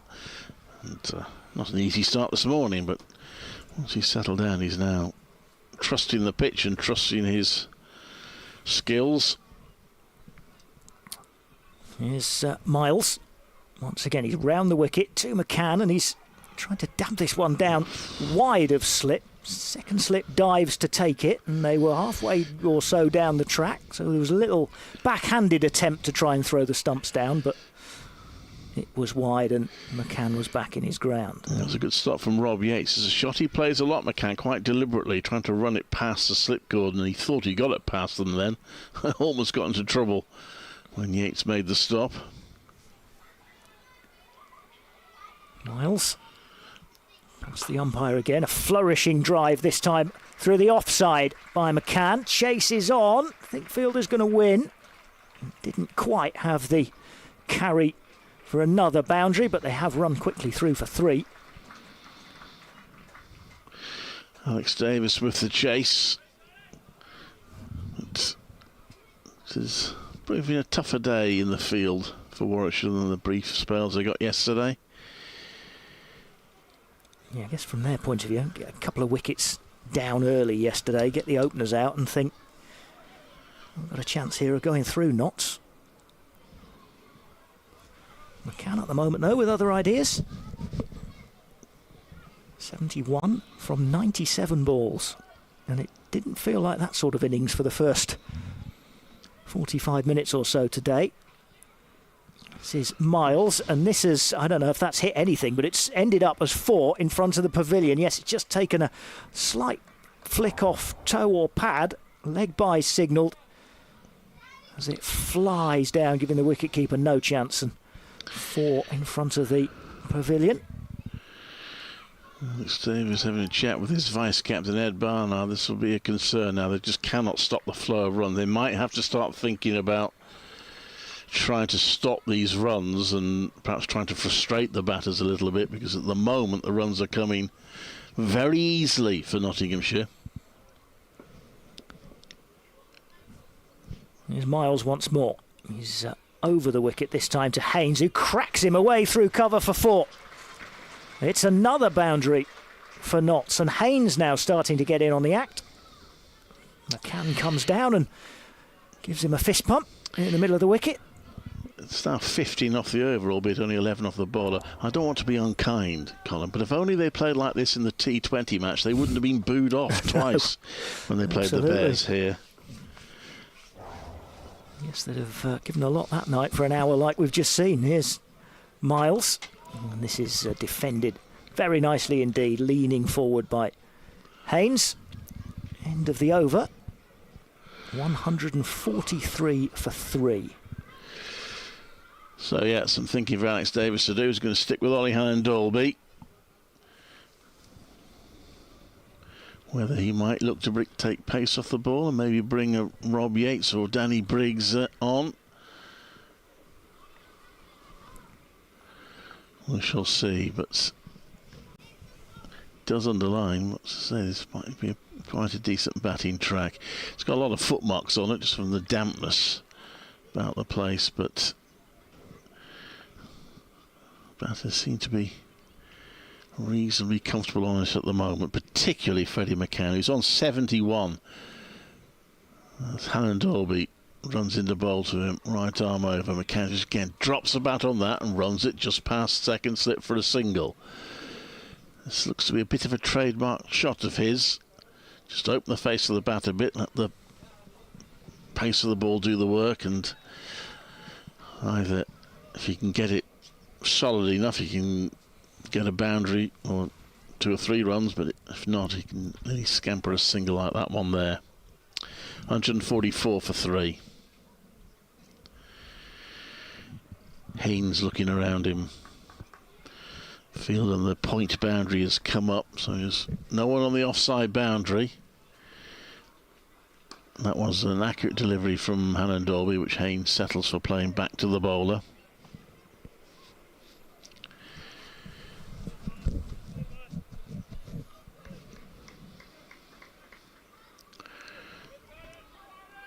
Sun shining, that's quite a strong breeze blowing.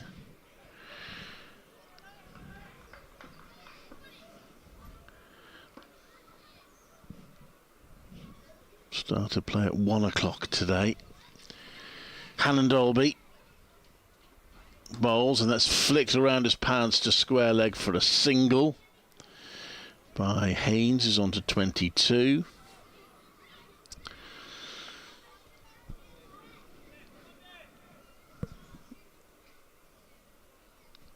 Indication from Haynes that he wants something from the dressing room.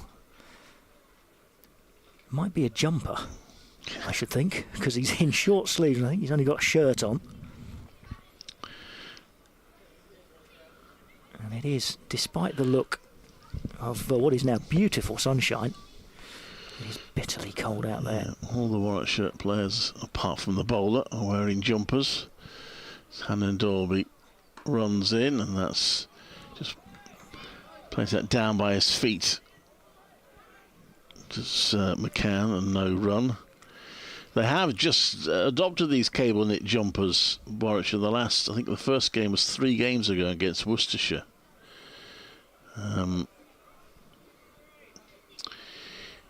Normally they wear the sort of sweatshirt type ones where you can see the numbers. But they've adopted these cable knit jumpers for the last few games. Lots of people seem to like them. Hannon Dolby comes into bowl, and again it's a good accurate delivery. He might just be wresting a little bit of control back here, Hannon Dolby, with this over. So that's played back to him for no run. It's very traditional. It's cricket jumpers. And very much in need today.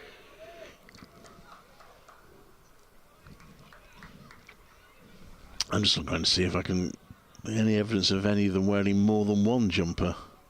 I wouldn't be surprised. No.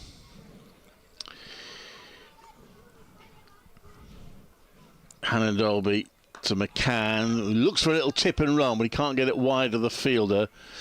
So just a couple of runs off that over. Warwickshire will welcome that a little bit, try and slow Notts down. Notts 145 for 3 after 36 overs here at Trent Bridge.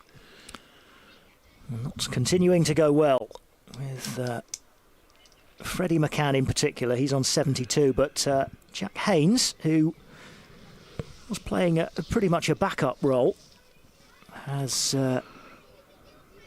he's picked things up now. He's almost a runner ball. And so he's getting in on the act as well. It's not a jumper that he called for. Can't quite see what it was that he wanted, but he's still in his short sleeve shirt. It's Haynes. The walk around the ground earlier, I don't know if you did, Clive, when we weren't playing earlier this morning. It was bitterly cold, that north wind. Here's Miles, continuing. And this is defended down the pitch by Haynes for a dot ball. That was a decent accurate delivery from Miles, who needs another tight over here now as well. 145 for 3. Notts getting underway today at 33 for 2 after a difficult 15 overs on and off yesterday. Then had to be patient this morning.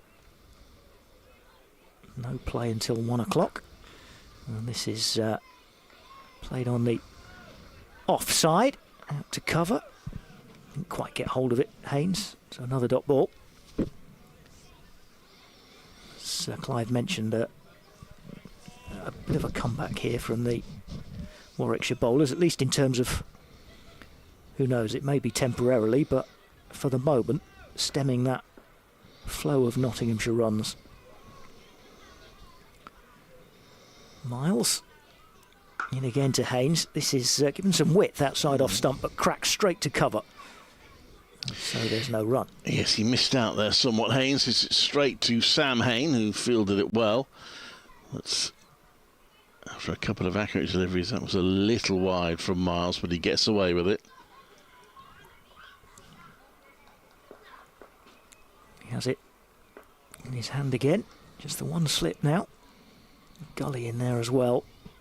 For Miles to Haynes, who's well forward defensively to this, and prodding it again to Hain, and there's no run.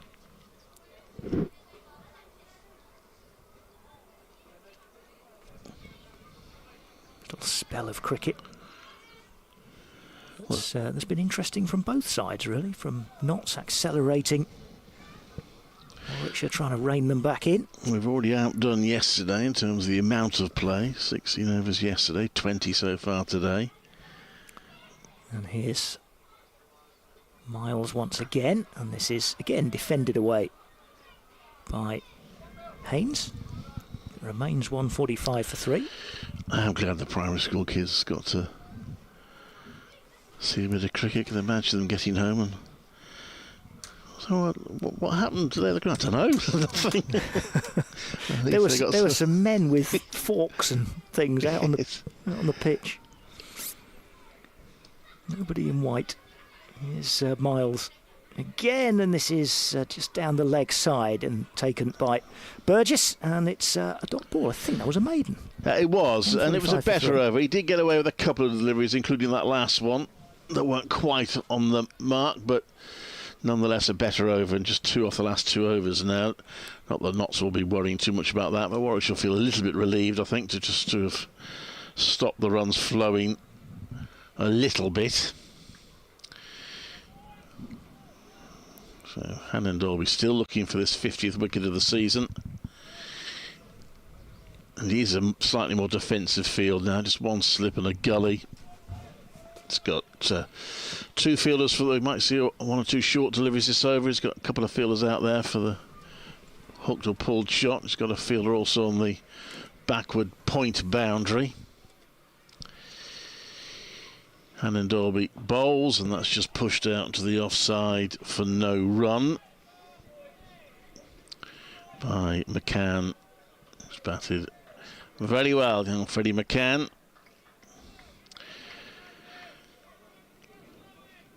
I think it's the first time I've seen a player. I wasn't actually at that game at rugby school where he played in the 50 over competition.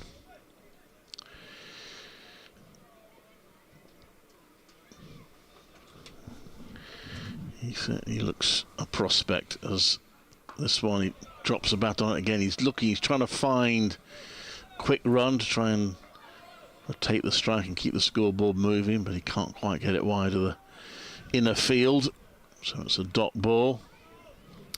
19-year-old local boy, Freddie McCann, one of a few Notts youngsters that are coming through this year.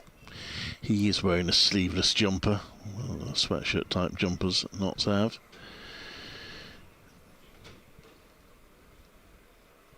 It's Hannon Dolby, runs into bowl to him again. Good accuracy from Hannon Dolby. Maybe taking a conscious decision to concentrate on that rather than trying to force the issue. That's another dot ball.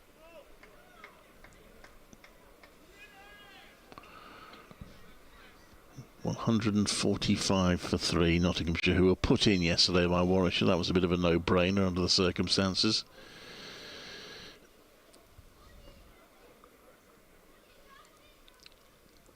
Hannon Dolby in again to bowl, and McCann turns it round to mid-wicket. Again, can't quite find the gap. This will be Warwickshire's hope. The batter might just get a little bit frustrated and be in danger of taking a bit of a risk.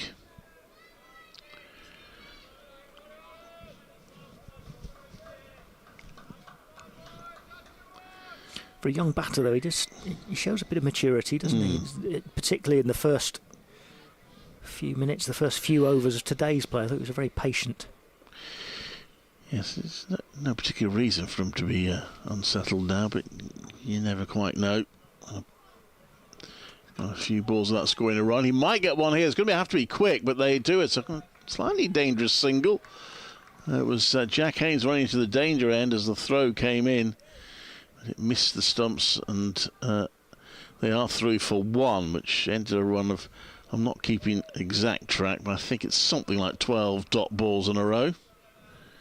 What was I saying about patience? Yeah. Well, he's on to 73.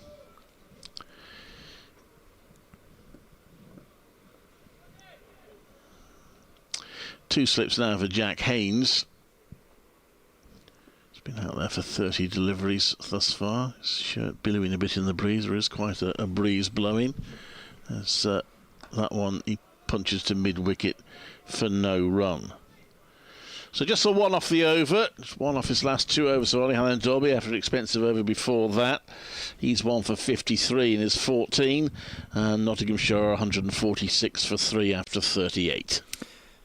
Now Miles with a maiden in between those 2 overs as well, which just shows what Warwickshire have done, just to pull it back around a little bit. I think I said that's what they should do, didn't I? I think you did. I should be coach, shouldn't I? Should be out there giving the instructions. Yeah. If while you're coaching you could find a way to mend the scoreboard as well while you're over that side of the ground, that would be lovely. Miles to begin this next over.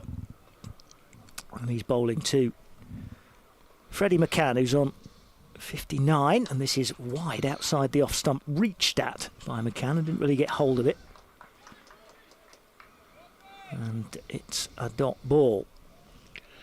Not quite got his line with the first ball of the over, but again he's got away with it a little bit. Miles started the season on loan at Glamorgan. We only played one match before Warwickshire had to call them back because of injuries.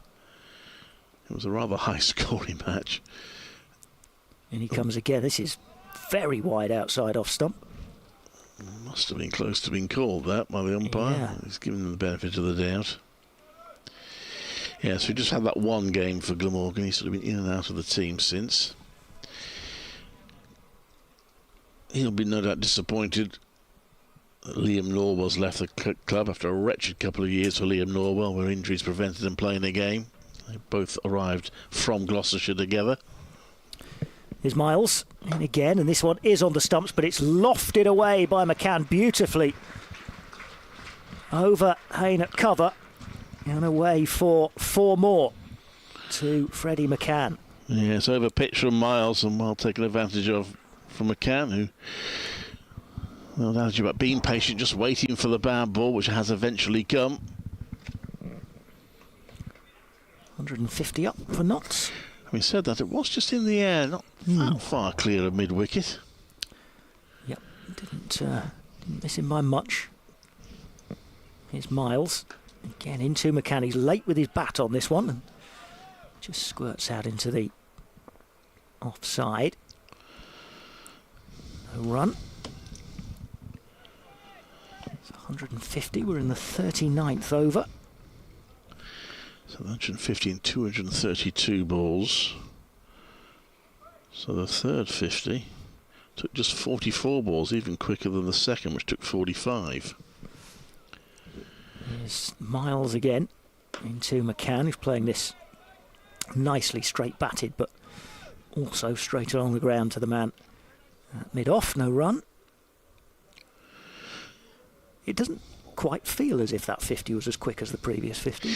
Well, I think it started very quickly, didn't it? It's just right. in the last few overs that they've reined them in a little bit. A couple of very expensive overs, weren't there, in there? Yeah, there was a 15, wasn't there, I think, at one point. I think Hannon Dobby went for 11 in one of his. Miles again into McCann, who's very circumspect defensive on this next one, and that is over, I think. Yes, it is. Into the over, 150 for 3, 39 have been bowled, and Notts continuing to go along very nicely. Game moving on nicely at Taunton, where Hampshire got a lead, but they have lost a couple more wickets, 159 for 8. They lead Somerset 23 runs. They'll want to lead because they're going to have to bat last at Taunton with the spinners. So, yeah, interesting game. That Jack Leach has taken 5 for 39 in that game. Change here. Yes, the bowling. Talking of spinners, Danny Briggs is coming to the bowling for the first time. Because the scoreboard's not on, I can't see what the over rate is. But that is something that Warwickshire would have half an eye on. They won't want to, when they're trying to get points to avoid relegation, they don't want to give any away by bowling too slowly. I don't know what the over rate situation is for them, but if they are 1 or 2 behind, then Danny Briggs' arrival may help. Should help. Trying to crane my neck to see on the other scoreboard, but can't quite see that it's on there. Not in my view, anyway. So, 150 for 3 knots in this partnership. Now worth 95. Oh, dear me, that's a high full toss, which has been swatted for 4 by Jack Haynes. That's not quite what Alex Davis had in mind when he handed the ball to Danny Briggs. A loosener from Briggs. Well, that must have come out of the hand wrong, that. Yeah. He's just rubbing his hands together. That just slipped out of the hand somewhat. Well punished by Haynes. And next one he does pitch, and as a forward defensive. And there's no run. Put on 99 now, haven't they, this pair? Have. So I'm getting up the stats for century partnerships against Warwickshire this season. This next one is just on leg stump. It's turn around to back of square leg, but they won't get a run there. It's a dot ball.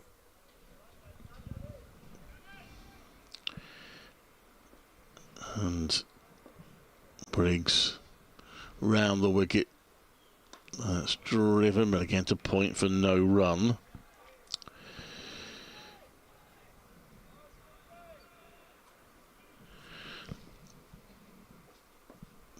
And he's in again to bowl. And that's a push back to him. It's another dot ball. Giving you plenty of time to find your stats. Briggs blows into his hands. He's got a slip in place. And this one is just pushed out of the offside. That will be the century partnership. They're going to get 2. Fine effort between McCann and Haynes. It's a 100 partnership which has come off 101 balls, which is a splendid effort. It is the fourth wicket century partnership that Warwickshire have conceded this season. 16th century partnership in all. I'll make way at the that is the end of the year, isn't it? So I'll do it now. I'll make way for Nicole. Thanks, Clive. 100 partnership from 101 balls. That tells you everything you need to know about the acceleration of the rate from Nottinghamshire. 156 for 3. McCann on 77 from 112 balls. Haynes has 28 from 37. And for what it's worth, we are 40 overs into the Notts innings, as here's Miles once again into Freddie McCann, who's defending him away out towards extra cover for a dot ball. Freddie McCann only had 11. Well, no, actually, I left when he was on 52. So, yeah, he's had a couple, 20 more now, 25 more since I left in the last half an hour or so. He's batting really well and played off his legs really well as well. Looking very confident out there. Miles is in again to him. This is well pitched up, and as he gets his bat on it late and turns it down to a backward point, and then looks a little bit frustrated that he's missed out on another fairly wideish one from Miles. Yeah, I think he was thinking I should have had a few to my tally there. But no, he's been batting really well. He's hit through the cover area very well. He's also flicked off his legs particularly well. Those, to me, were his two main scoring areas so far. Miles is in again. This is wide outside off stump, and it's flashed away by McCann down to the pavilion, wide of the slip cordon. There's only one slip in at the moment, but wide of where slips would be. Again, wide delivery from Miles, and this one does get the treatment from McCann. Moves on to 81. 160 for 3.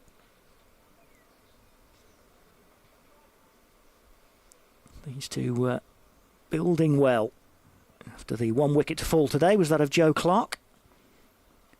Bowled by Booth for 12, 55 for 3 then. This is a swing and a miss outside the off stump by McCann. It goes through to wicketkeeper Burgess. And McCann rehearses his shot 3 or 4 times. Might have just been a bit slower, I think, from Miles. I'm not even sure it carried through to wicketkeeper. He's running away from us again. Round the wicket to McCann. Nudged off his pads. Just forward a square. For another run to the total. Sun back out again. Real mixture of sun and cloud this afternoon, but no rain. Rain stopped fairly early this morning. 8 o'clock-ish. After it was quite heavy overnight. Here's Miles over the wicket, this time to Haynes, who nudges him away through mid-wicket. But won't reach the boundary. They'll have to settle just for a single in the end.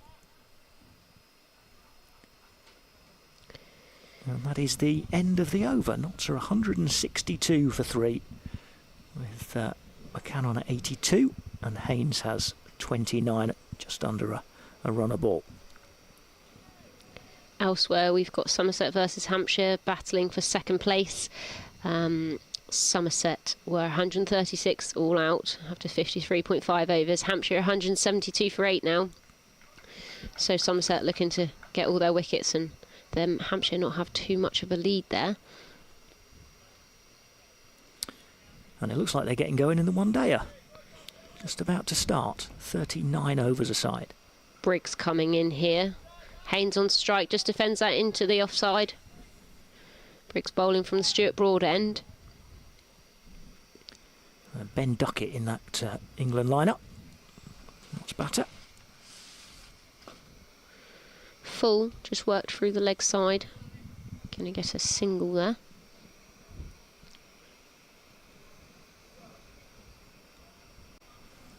No Ollie Stone. But as I say, Duckett there for Notts and opening the batting. They are just underway now at Lord's. Briggs going to come into McCann in a minute. He's got a leg slip and a first slip. He's got a deep backward point cover. Mid on, mid off. 2 mid wickets and a backward square on the boundary. Just moving his deep square leg a little bit more backward. Somebody seems to be moving behind the bowler's arm there at the minute, so just a little bit of a pause in play for a second. The player's looking a little bit frustrated. As Briggs comes in for his third delivery. It's full, defended by McCann into the covers. It's going to be a dot ball. Yeah, they're just in between the Hound Road stand and the pavilion. Yeah. Just trying to catch a glimpse of the action, but that is very close to the batsman's eye line. It's worked through to the leg side, another dot. Danny Briggs, slow left armer, is 33 years old, from the Isle of Wight. No one has actually taken more domestic T20 wickets. Briggs comes in, down the leg side. Then Bears spinner all-rounder Danny Briggs. Joined from Sussex in 2020. In the winter of 2020. Not a big spinner of the ball. but a canny operator. Comes in. McCann just defends that into the onside. Briggs finishes his second over. It's just 7 runs from the 2 overs. Nottinghamshire 163 for 3 of 42 overs. It's just something a little bit different, isn't it, for the Notts batsmen who are now well set to think about from Warwickshire. Alex Davis just deciding to mix things up a little bit. Yeah, I mean, Briggs hasn't taken his last game against Essex. He didn't take any, and he didn't take any in the Warwickshire-Worcester game. So, I mean, interesting from Warwickshire. I was saying yesterday to Clive, would they look at playing another spinner or changing it, the option? Next ball from Miles is defended away for a dot ball. But he is very good at what he does anyway, and very subtle with his slight variations.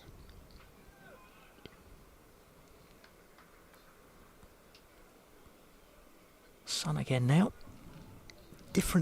Two completely different pictures. As soon as the sun goes behind a cloud, it feels like cricket at the end of September. Sun comes out.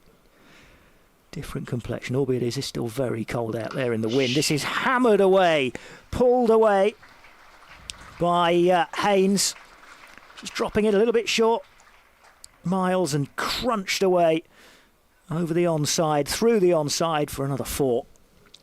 Haynes has picked the length up very nicely there. Just rock straight back on the back foot. Very quick to pick the length up there. The umpire's just covered his face there.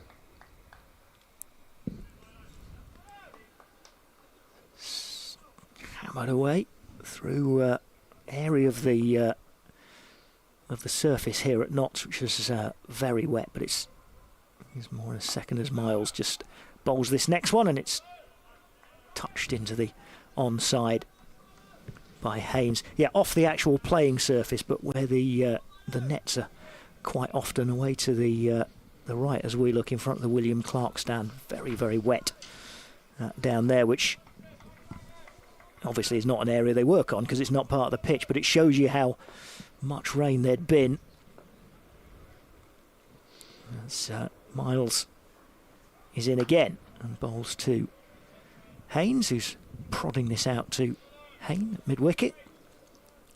At cover, I beg your pardon, and it's another dot ball, and it's 167 for 3. Plane goes across up above Trent Bridge as Miles turns at the end of his run and sprints away from us to bowl to Haynes, who's just leaning forward into this to defend it away. Get out onto the offside. And no run. Again, 167 for 3. If you are just joining us today, 1 wicket to fall, that of Joe Clark for 12. 55 for 3 then, Notts having resumed at 33 for 2, but only resuming at 1 o'clock. The morning session washed out by the overnight rain, as this is cut away behind square on the offside by Haynes, fielding on the boundary to prevent any more than a single. And that's the end of Miles' latest over. 0 for 26 from 5 overs for him, 168 for 3. With McCann and Haynes going along very nicely. McCann 82, Haynes 35. And we're playing until 20 past 3 in this opening session of the day, so another half an hour before tea. And then we'll have a slightly longer session than normal as well after tea. Briggs to continue. Briggs coming in here, just one slip in play to Haynes, no leg slip now. Good little bit of shape there. Tiny little bit of turn. Haynes left that one alone.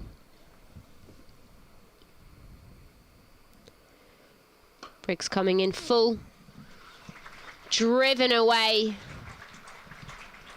Great timing and great hand speed there from Haynes. There's 4 more to his total. He's moving on to 39 or 48. Briggs has just thrown it up there, giving it a little bit of air. Fraction too full. Yeah, nice shot from Haynes. Crack through the covers. Briggs coming in here. Just pulling his length back. Defended through to point. There for a dot.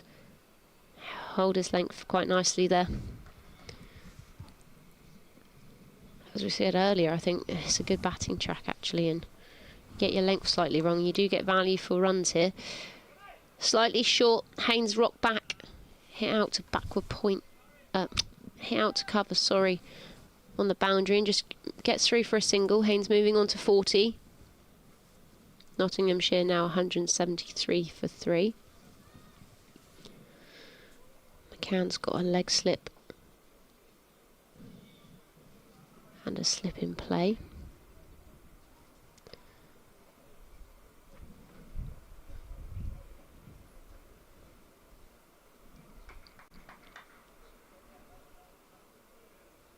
Briggs coming in, flighted delivery, almost yorked McCann there. McCann's just dug it out.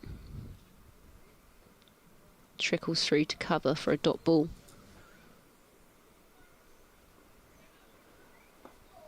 McCann has just defended that back to Briggs, finishes his over. That's 3 overs for 12 runs. Briggs is just bowling around 50 to 53, 54 miles an hour. Varying his flight, varying his pace of delivery. Hasn't quite hit his length there at the minute. Full. Bowled a few too many full there. But I'm sure there's much for him to come now as he settles down, gets a bit of a rhythm going. And he'll be wanting to get his first wicket of the day, I'm sure. Looks like Warwickshire turning back to Ed Barnard, I think, from this Radcliffe Road end. Craig Miles out of the attack temporarily. Barnard 1 for 26 from 14 overs. 4 maidens in that as well. As Clive was mentioning earlier, it was a long old spell across 2 days, but he's back in the attack now. Now from the Radcliffe Road end, and first ball is hit by Haynes out to cover, and Haynes misfields, and there's a single, bit of a bonus single for Notts.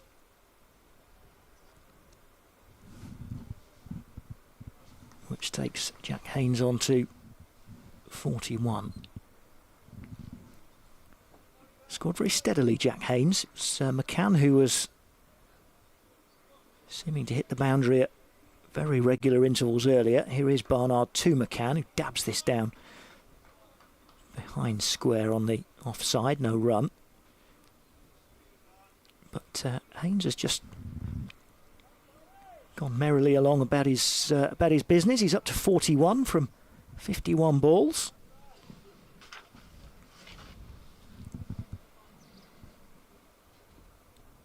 And Barnard, a short sleeve jumper, is into McCann once more, who drives him up towards mid-off, straight to the fielder, so no run once again. 174 for 3.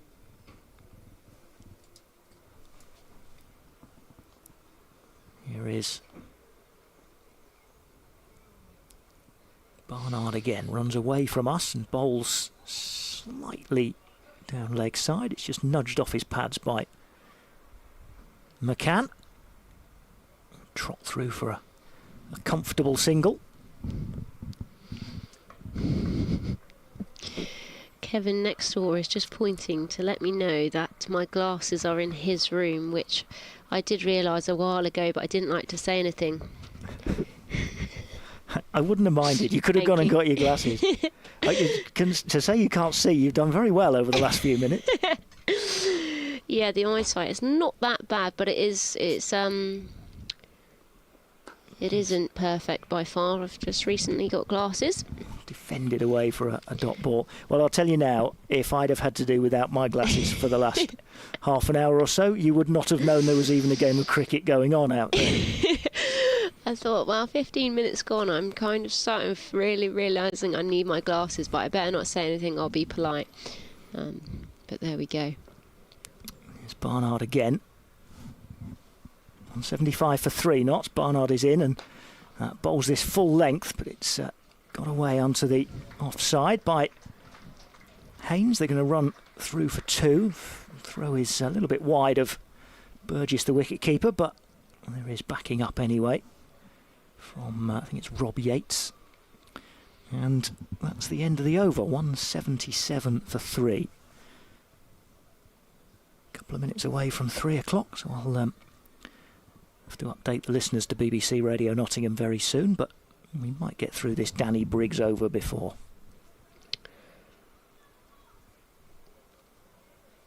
Yeah, it's going to be interesting what Briggs's game plan is here. McCann's going along nicely, ticking away, playing some brilliant shots and shaping up really well. So, be interesting to see what his game plan is. Briggs coming in, McCann on strike, just defended. Sam Hain at leg slip, sunglasses on and a helmet, as it is still sunny out there. And a first slip in place as well. Briggs coming in, reverse sweep. McCann is just going to pick up a single. Played that very composed and with ease, so that's probably one of his go-to shots to a spin bowler, only getting 1 for it, but he's played that very well. Again, moving on to 84. Haynes on 43. Briggs coming in here, slightly short, cut, late cut. Backward point has dived to his left, but he's missed that, and he's going to get 4 for that. Haynes moving on to 47. Nicely fine. Yeah. As you say, cut it high. He cut it late, but he cut it hard as well, didn't he? Yeah, he's timed that really nicely, and he's played that really late. You know, the ball's gone quite a bit past him, and he's watched it nicely. Hit that through the gap. Briggs coming in here. Oh, what a fantastic catch! That's a brilliant catch from first slip. Diving to the right, one-handed, and Briggs picks up his first wicket. Haynes goes for 47 off 54 balls. That was a brilliant catch. 54.2 miles an hour. Diving very low, one-handed to his right-hand side. And Rhodes takes a brilliant catch in first slip. Just watching the replay here. Briggs has bowled it probably about 5th, 6th stump, but Rhodes has reacted, and a brilliant diving one-handed catch there. Excellent catch. Obviously, when you're fielding at slip, there's not, especially when you're fielding up at slip, no time to think about it at all. It was low down to his right, dived away, took the catch, one-handed, made sure he kept hold of it. Yeah, I think a little bit of disappointment there from Haynes, understandably. He's actually batted really nicely. 47 to his total there, but very unfortunate. It looks like it's got a little bit big on him, and he's just hit that to first slip. So 182 for 4. Very good partnership comes to an end. And Kyle Verreynne is going to be the new batsman. Should have time for this radio update before we restart.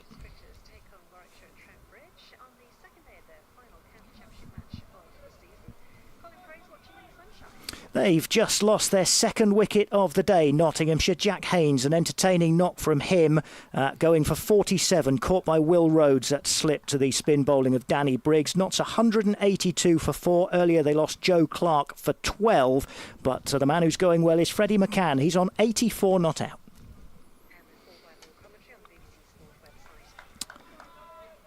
And Briggs to continue. Don't think we missed a ball, did we? No, we didn't actually. We timed that nicely. Briggs 4 balls gone in this over so far. .14 wicket. Full toss there, but he's got away with it. It's a dot ball.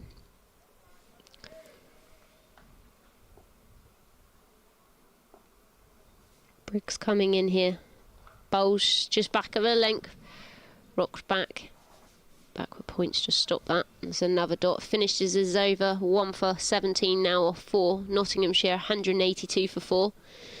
McCann's on 84. And going along nicely. Just a break in that partnership. 127 it was worth for the 4th wicket. And Kyle Verreynne now in to assist his younger colleague, who's well in. So McCann, 84 for him, 182 for 4. Barnard continuing from the Radcliffe Road end, away from us, and this is nice line and length from Barnard, and McCann just decides he's going to prod it into the offside. No early dramas down at Lord's. England 14 without loss against Australia. 4 overs in. Ben Duckett's got 12 of those 14. Phil Salt has 2. Match reduced to 39 overs aside because of the rain earlier. Here's Barnard in again, and this is cut late by McCann. Deliberately played down towards third man, and that is going to run away in front of the broken scoreboard for 4 more. That's a nice shot from McCann. Takes him to 88. 3 more of those would do nicely. It's been a very good innings from him. Yeah, he plays the ball very late, times it well. And I think that's shown in this innings so far. Whenever the ball's too full, whether that be on the leg side or the offside. Barnard once again. And this is driven straight back to the bowler. It's a bump ball, and well fielded actually by Barnard. Did well to take it one-handed. So a dot ball. 186 for 4. Not starting today at 33 for 2, and their first order of business really was to avoid any immediate collapse and put themselves on the back foot early, and they've certainly managed to do that. As, this next one is steered by McCann to mid-wicket, and there's no run. Very good off his legs. I've been unlucky there. Just hit it to mid-wicket, either side, and that would have probably been a 4. Some slightly darker cloud is starting to mass out to the east of Trent Bridge. As, in again comes Barnard, and this is just dabbed down by McCann defensively. There's no rain in the forecast, not for the rest of this match actually, which, given how much rain there has been around and how many games have been very badly affected, including the one at New Road today, no action at all between Worcestershire and Lancashire today. Here's Barnard again, and this is played slightly uppishly, out in the end, square on the offside, but safe, and they just go through for another 1 to McCann's total. And it's 187 for 4. So yeah, so no rain is now forecast, but you never really know, do you, at this time of year? England underway, 16 for 0, 4.4 elsewhere. And Somerset have now bowled out Hampshire for 196. Hampshire leading there by 60 in their second place battle. Briggs coming in. McCann has just worked that down just for a single. Played that very late once again, moves on to 90.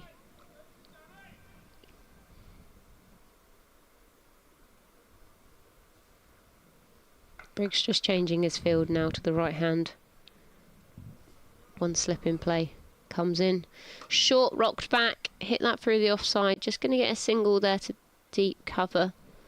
So it races across the square. Running away there. Thinking he's not seen much strike for Rayner. That's his third ball. Rainey, yeah, just his first run of the day there. 1 of 3. McCann wants to face the balls. Briggs comes in. Full. Just driven back to him. Almost yorked himself there. I think McCann saw it's up there and he thought, I'm going to put my hands through this one. Almost ended up yorking himself. Briggs coming in. Darted onto the leg stump. McCann's just hit that to mid-wicket for a dot ball. Well bowled this by Briggs, isn't it? He's really changing it up. Yeah, slightly flatter there. He's bowled it nearly at 57 mile an hour, whereas earlier balls were bowling at 50. So he is varying his pace and his trajectory a lot here. Briggs coming in. Worked through by McCann onto the leg side. Boundary fielder here at backward square is going to run around. He's going to get a couple. He's gone flatter there. Slightly short, but he's gone a little bit too straight, just down leg. And allows McCann to work it off his legs and gets a couple there. Moving on to 92. Briggs coming in here. A little bit more flight there and just worked through to the leg side. Going to pick up a single. As you say, Varane has not had much strike there. Briggs finishes his 5th over. 1 for 22. Nottinghamshire 192 for 4.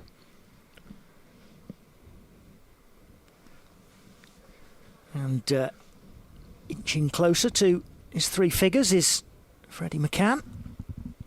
Yeah, he's batting really well. 93. Just going to look up a few.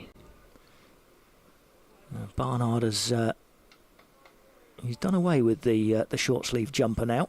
1 for 22. And he's coming round the wicket and bowls down the leg side. It's a good take actually by Burgess, the wicket keeper, diving across to his right. Well down the leg side. He had a long way to go, the wicket keeper. Took it well. Sun is shining now, but the wind is very much up. But I think the wind is actually doing us a favour in keeping the rain off. Yeah, it might well be.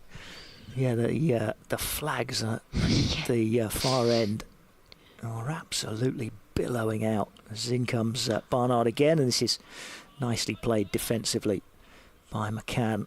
A couple of the sponsors' flags on top of the Hound Road stand are only just clinging on to the flagpoles.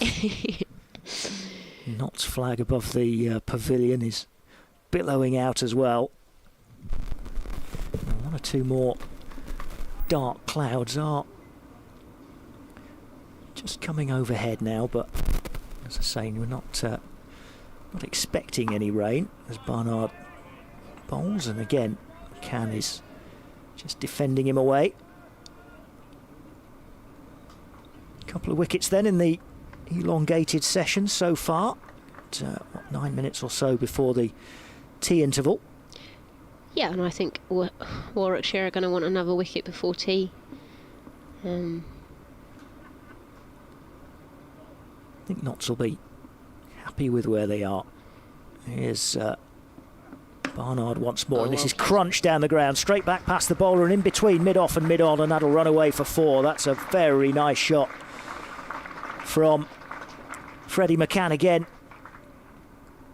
Timing that, he's just checked it. He hasn't even, played a full on drive there. He's just checked the ball, but because he hits it so late underneath his eyes, it's almost defended it. It's almost no follow through at all, is there? No, it's just the timing. Yeah. Beautiful shot. And it takes him to within another one of those kind of blows of his 100. Here's Barnard. And this is played out onto the offside, and they scamper through for a single. And they'll get there as well. So another one takes him to 98. And gives Rayner the strike for the, I think, the last ball of this over. From Ed Barnard. Verena still on 1 and has still only faced 3 balls since he came in, so Freddie McCann is certainly letting him have a good few minutes out there without needing to face much. Here's Barnard though into him, and he's flicked this nicely. Verena off his toes, and away it goes down to fine leg, long leg really for another single. So Verena on to 2 and will therefore keep the strike, as he got a single off the last ball. McCann 98, Verena 2, 198 for 4 Nottinghamshire, with probably a couple of overs to go until tea. Yeah, Bernard just got a little bit full there, but he's bowled really well in his spell so far. 17 overs, 1 for 41. Briggs coming on here. Verena on strike. He'll just be wanting to get to tees. Full, defended straight back there to cover.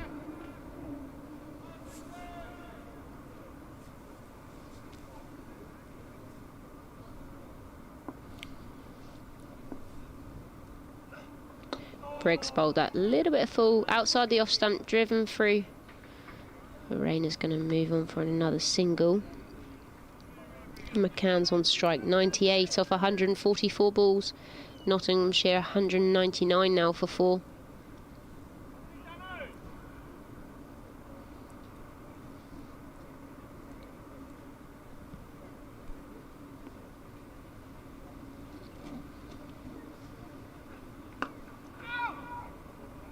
Briggs slightly flatter in his delivery. McCann's just defended that to cover. He does vary his pace and trajectory pretty well, Briggs does. Not a big turner of the ball. Coming in, McCann on strike. Slower delivery. 6 mile an hour, slower that on the previous ball. Yeah, a lot of variation for McCann to deal with here as he looks for that 1 run. McCann on strike, reverses, sweeps. Stylish way to get to his 100, that. Brilliant batting from Freddie McCann. He's hit 102 off 147 balls. Nottinghamshire moved to 203 for 4. What a fantastic innings. You can hear the crowd really clapping. What has been a brilliant innings from the 19-year-old. Everyone is applauding. That has been a brilliant innings from Freddie McCann. Yeah, super innings so far from McCann. And what a way to get there. Yeah, exactly, a reverse sweep. He's confident, 19 years old. Just work that off his legs. He's thinking about a couple. He's going to just get a single. Moving on to 103, yeah. Composed, confident for 19 years old. He knows his game, he knows his strengths. Plays through the covers brilliantly, plays off his legs. Spin, a great option for him is obviously his reverse sweeps. And what a brilliant innings so far. 103. Nottinghamshire now 204 for 4 off 50 overs. And we've got about 5 minutes till tea. Yep, could be the last over before the interval. We'll see though, because Rob Yates is coming into the attack. So he might get through this over quickly, giving time for Briggs to have 1 more before the interval. We'll see. But in any case, Notts 204 for 4. 200 coming up at the same time as the 100 came up individually for McCann. And here is the first ball from Rob Yates into McCann, who's just nudging it off his pads, and they will go through for a single.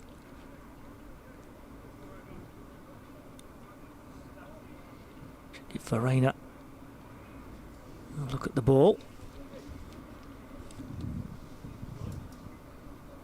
His 7th ball that he's faced since coming to the wicket, to replace Jack Haynes, out for 47 to a diving slip catch. Verena, 27 years old. Schoolboy, played a lot of hockey out in South Africa. Here's Yates over the wicket to Verena, who's laying into mid-wicket. Is fielded and a dot ball. Yates again. Ooh. Oh, that's just slightly done for Carl Verena, who's just got an inside edge, I think. A little bit risky. Onto the ground. I was really quite full, and he's rocked back. It's nearly inside edge that onto his foot, onto the stumps. Ends up squirting through somehow to first slip. And this next one, he's come down the pitch and had a right old heave at it to hit it towards us. It's got an outside edge and it's got a run away for 4 down in front of the Hound Road stand, completely the opposite way to where he meant to hit it. And he'll take 4 for it. I tell you what, there's us saying he's just going to settle down for till tea, and he's gone for an almighty swing, ran down the track, almighty swing, and edged it past slip. I'm not sure Rob Yates, the bowler, could believe what he was seeing. Next one, he's played far more circumspectly out square on the offside. A rush of blood to the head, I think, for a second. Oh, that's extraordinary. Not only get away with it, but got 4 for it. Oh dear. Yates again, over the wicket to Verena, who now looks like he's just wanting to see out the over, and indeed he has. That was quite bizarre. I think they've got through it quickly enough to mean that Danny Briggs will have one more before tea, because we're at 15-19 by my watch. Yeah, I mean, whether he was thinking, shall I just get on top of him early doors, is his first over, let's hit him for a 4 back over his head. Not quite sure what his game plan that was there, because you would have thought it would just get to tees and work it round. He's come down the track and played an almighty swing and edged it and got away with it. Lost his shape on that. But there we go. Moves on to 7 off 11. Briggs coming into McCann. Worked through the leg side. He's just going to pick up a single to the man out on the boundary. Just comes in. Briggs is going a little bit too straight to McCann there. Possibly trying to hit him on the pad, slide it on. Get one through the gate maybe.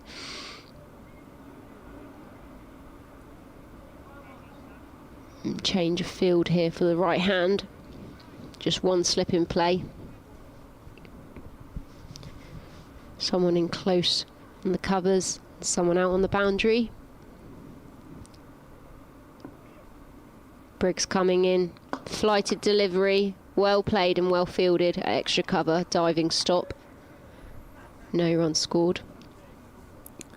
That was Yates again. The stop. Briggs coming in, flatter delivery, defended through to extra cover for none. Now this looks like he's trying to see out the over to 2. Yeah, I was going to say it's a slightly different approach, but I think he's also got to be on it here. Yates, not so far, has varied his pace as much as Briggs. Briggs, every single ball so far, has bowled a different pace. He's not bowling the ball at the same pace, and he is subtle variations, but as much as 6 mile an hour difference. Briggs coming in here, slightly short. Verena sits back.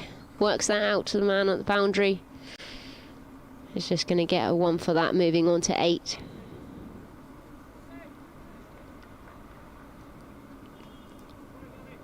Two off this over so far. 1 delivery left.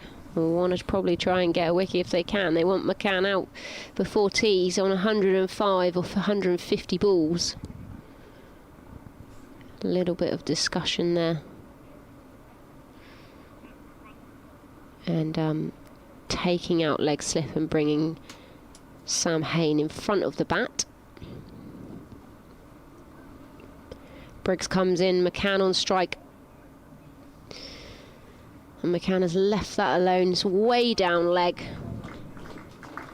Nottinghamshire going to go off for tees. 211 for 4 off 52 overs. Briggs finishing up there, just 2 off the over.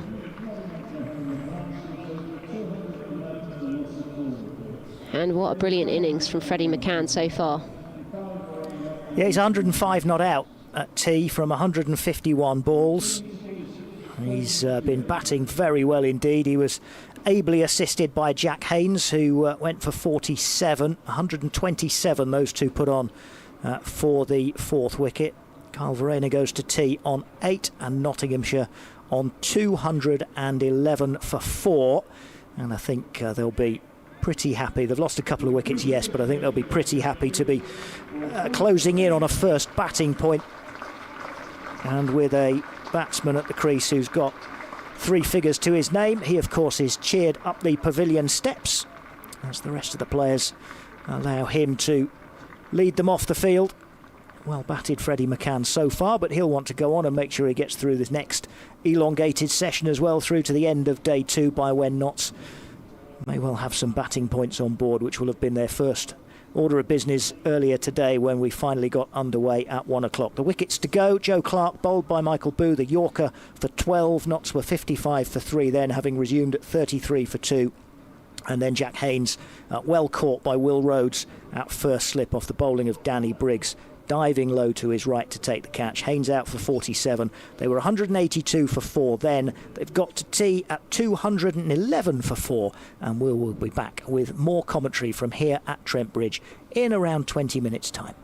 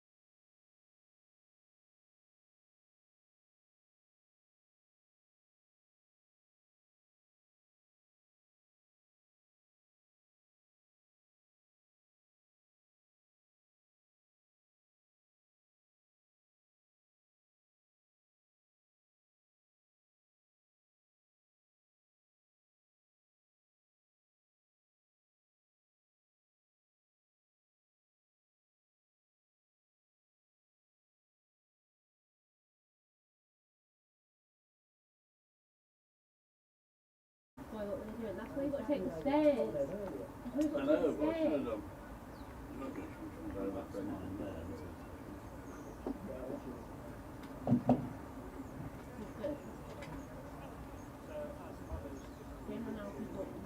So the enterprise and the first stage is being played for the final session today. It's not usually resumed at 211. Oh, it's us two starting, isn't it? Yeah, sorry.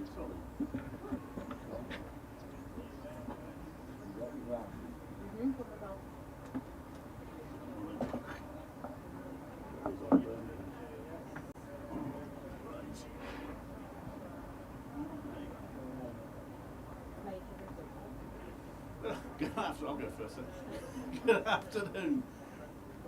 Welcome back after tea.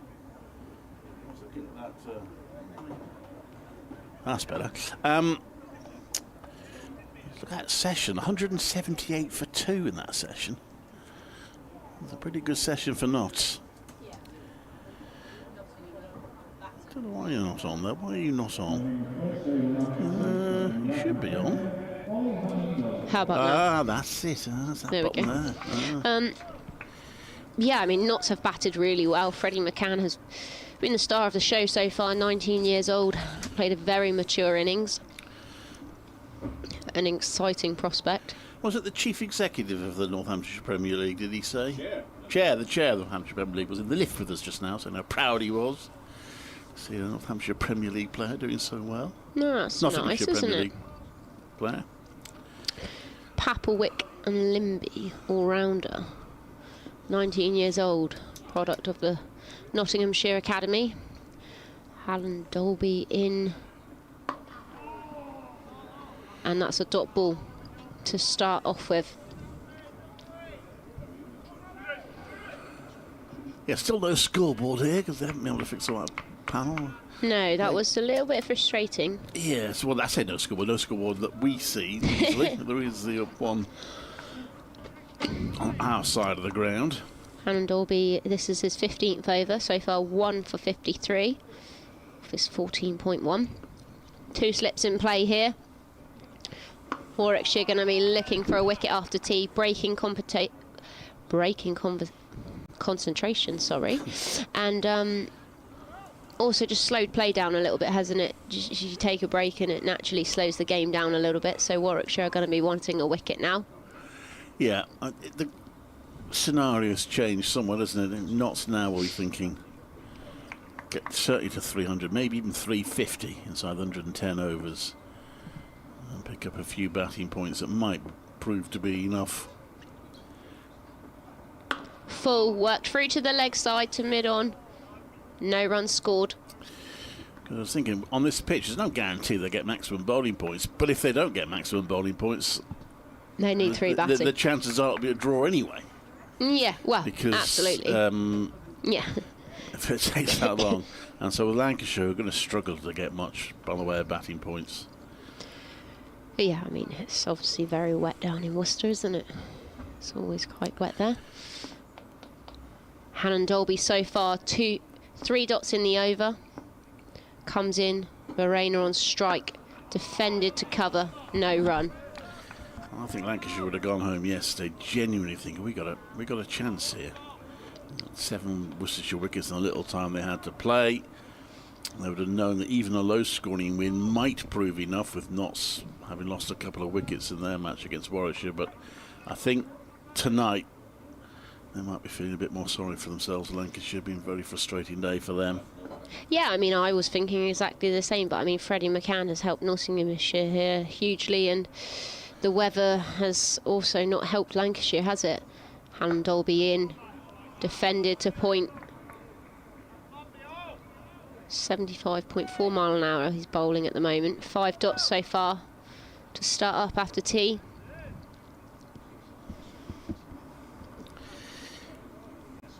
But they are going to be wanting a wicket here, Warwickshire, to get a breakthrough. If they could get 1 or 2 here, get 2 here, they'll have 2 bowling points. Alan Dolby coming in here.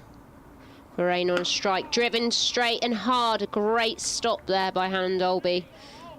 Looks like that one stung. Yes, holding his right hand a little gingerly. Maiden though for him, Nottinghamshire 211 for 4 after 53 overs. But the sun's shining now, so absolutely no problem. There's one sort of darkish cloud overhead, but absolutely no problem in terms of the playing conditions. We did see spinners on for much of the latter part of the afternoon session, but now Ed Barnard is returning to the attack.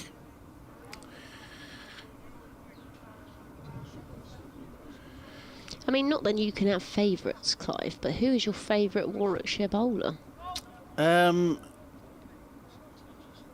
Okay, not favourite. Who is someone who you really like to watch, you really enjoy watching bowl?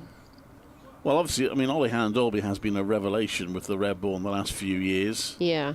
As in comes Bernard de Boll. That's pushed out the offside. They've gone for a quick single. That's well run from again. But I mean, Michael Booth, just you always enjoy watching a bowler with a bit of extra pace. And although he sprayed it about a little bit this morning, whenever he did put it in the right place, he looked a real threat. Yeah, he is exciting. He is exciting, and like you said, when he gets it right, he does get it right. Your Bernard and your Hannah Dolby, though, they are steady, aren't they? Yeah, and they do take wickets. Very reliable. And so Warwickshire happy with that. Chris Rushworth for most of this season. He got 50 wickets last season. In comes Barnard to bowl, and that is carved away to the offside for a single. And of course, we did have, I mean, Liam Norwell was always fun to watch, exciting to watch, but unfortunately we haven't seen him for the last 2 years because of injuries. Haven't seen him since that famous, well, I think we saw him, but I think he might have played 1 or 2 games after that at most, but really that famous 9-wicket haul against Hampshire that kept Warwickshire up. Real shame, fellow Cornishman there, Liam. In comes Barnard to bowl, and that's played to back a point. There's no run. Well, hopefully we'll still see him somewhere. As long as he can be fit, he'd be a big asset for any team. So the question, I suppose, is going to be, can he get himself fit and available? If he does, then I don't think he'll be short of offers. How old is he, 33? That's a good question now. I'll have to look that up. I don't know. I think he was in the age group above me. Oh, okay. That's gone past the outside edge. That was a good ball indeed. Just pushed to that, McCann. So you played at Redruth Cricket Club. You're revealing your age there.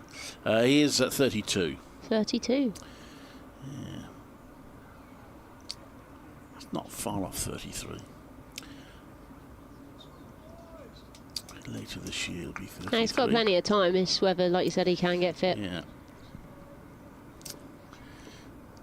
In comes Barnard to bowl, and that's pushed out to the offside. There's no run.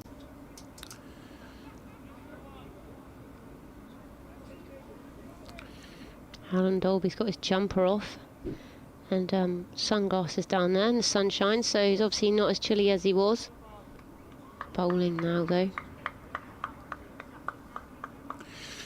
Just the one slip in place. Warwickshire have become unsurprisingly a lot more defensive. 5 fielders saving the 1. That's driven, but straight to one of those fielders. And hit in hands there from Barnard, because I think it was in the air initially from Matt McCann, but it died a long time before it reached the cover fielder. End of the over, 213 for 4. Couple of runs off that over. A quiet start to the evening session. Verena is going to be on strike here. He's on 9 of 22. Nottinghamshire 213. McCann's on 106 of those. Hannah Dolby coming here. Got 37 overs still to be bowled in the day.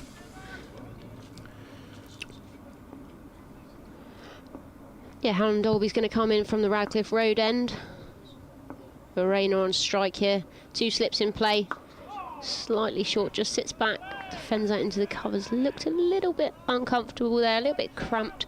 Verena. Callum Dolby's just pushed him back there. He's got a deep square leg out here and a fine leg. 2 slips in play and a man in close at mid-wicket.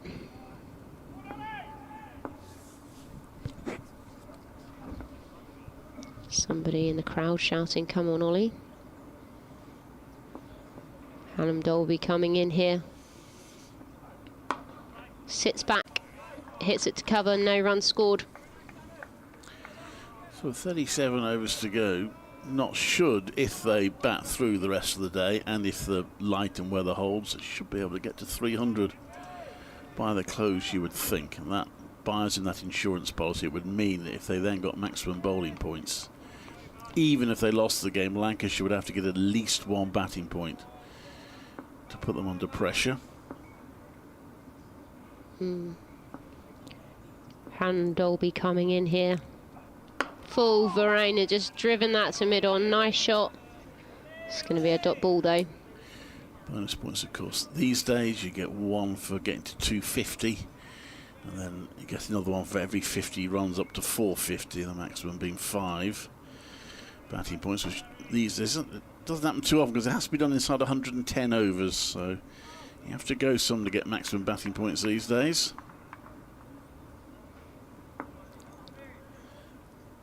54 overs gone. Could be doable. It's well bowled. Catching the inside edge there to mid-wicket. No runs scored. I think they'll be thinking 350 would be. Yeah, 350, 400. If they get that, if they got 400, 3 batting points. 400 gets you 4 batting points. 4 batting points, sorry. Then they think they've only got to get 1 bowling point anyway, and they're clear. If Lancashire get a win. And Dolby coming in here.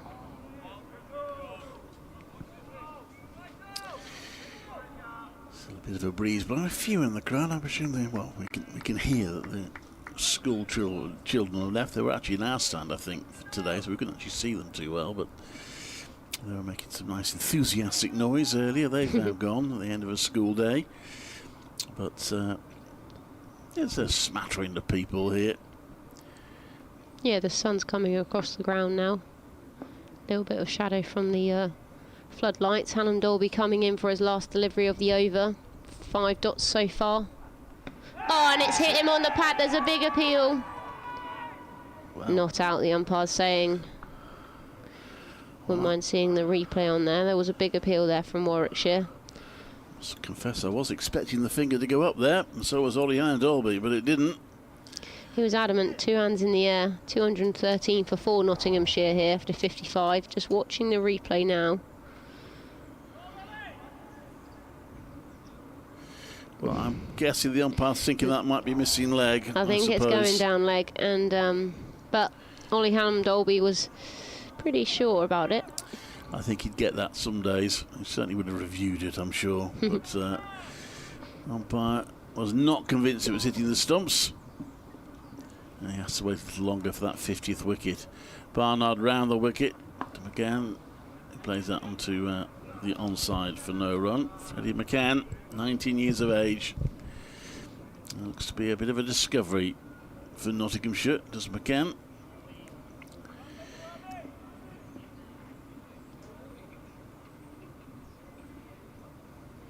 Second first-class century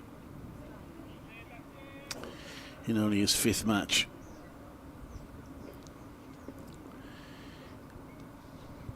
Barnard round the wicket.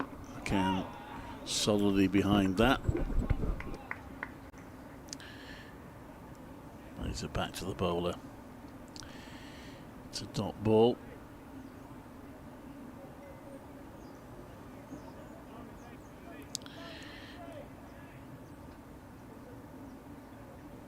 Just 1 slip in place. It's been Hard work for the Warwickshire in the field today. Have managed to get a couple of wickets. Barnard in. McCann plays that around his pads. Long leg for a single. Take him to 107 to 14 for 4.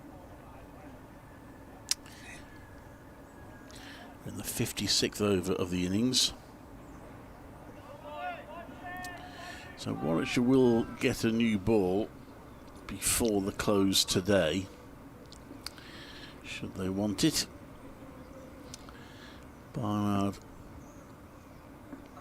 is in, and that's pushed out to the offside for no run. Very neat.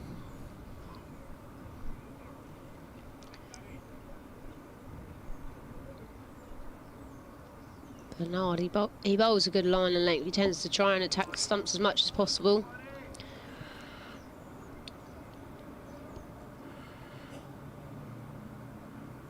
He's in again. Right-handed Ryan, who defends that for no run.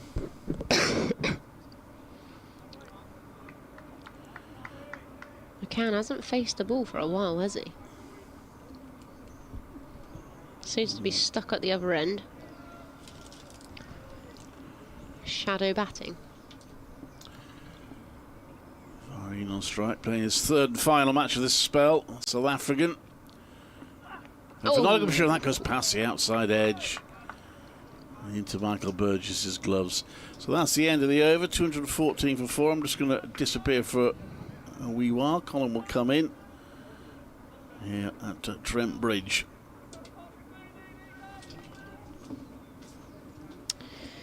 Yeah, I mean, clouds are just coming over now. Not as sunny as it was. A few spectators popping on another layer.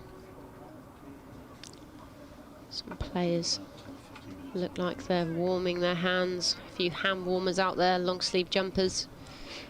It's just starting to get chilly. Breeze has died down slightly.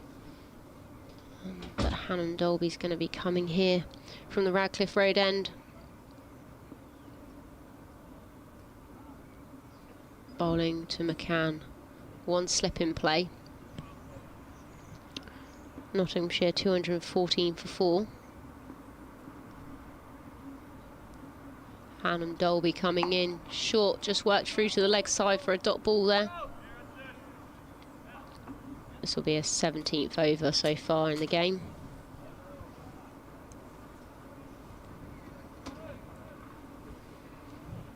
Looking at about 34, 35 overs left in the day, minimum. Wonder if we're going to see a little bit more spin or not. Briggs picked up one wicket there. Hannum Dolby coming into McCann. Back of a length, just worked through to mid on there, no run. Quiet spell since the tea interval, Nicole? Yeah, I think Freddie McCann hasn't had a lot of strike, and Veraina's obviously just come to the crease not long. Faced 30 balls so far, probably faced a lot of those after tea. And probably just trying to get back into their rhythm. Bowlers have bowled pretty well so far. Hannum Dolby coming in here, full well bowled, play and miss there. Just back of a length. And that's carried really well through to the keeper. About chest height. And Freddie McCann has gone forward for a defence. Play and miss though. It's another one of those that I mentioned earlier in the day. There's been 4 or 5 of those throughout the day that have just looked unplayable. Yeah, and I think Hannum Dolby's been a little bit unfortunate there. He's done it him again. Another one. Just back of her length. McCann's squared up there. It's almost cut him in half, actually. Really well bowled.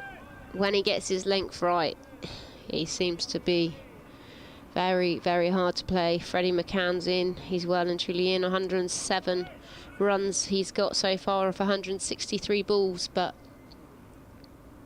Hannum Dolby's got the upper hand at the moment. It's bowled really well. 2 play and misses there. Thinking about bringing in another slip, I think. I think that's a good decision, considering those last 2 deliveries. Hannam Dolby coming in here. McCann on strike. Just back of a length. McCann's just defended that to mid-wicket. No run. 75 miles an hour he's bowling. And I think Hannam Dolby's thinking, I just got to hold my length here. There's enough in it for me here. Is he going to push one across the left-hander? 2 slips in play.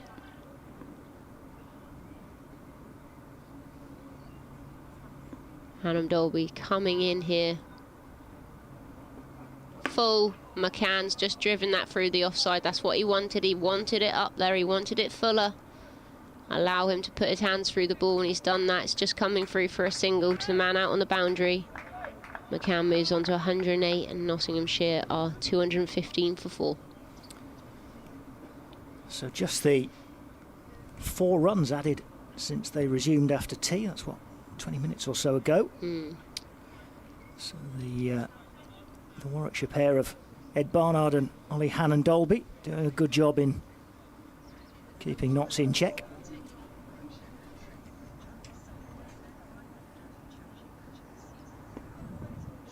Quiet spell in the game as far as the batsmen are concerned since tea. Just the 4 runs added. Nottinghamshire are 215 for 4.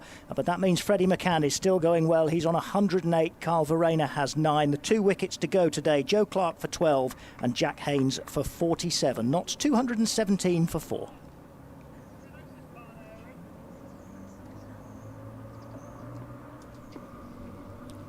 Ed Barnard has bowled a no ball from the far end, from the Stuart Broad end, and now bowls to McCann, and McCann has played this down to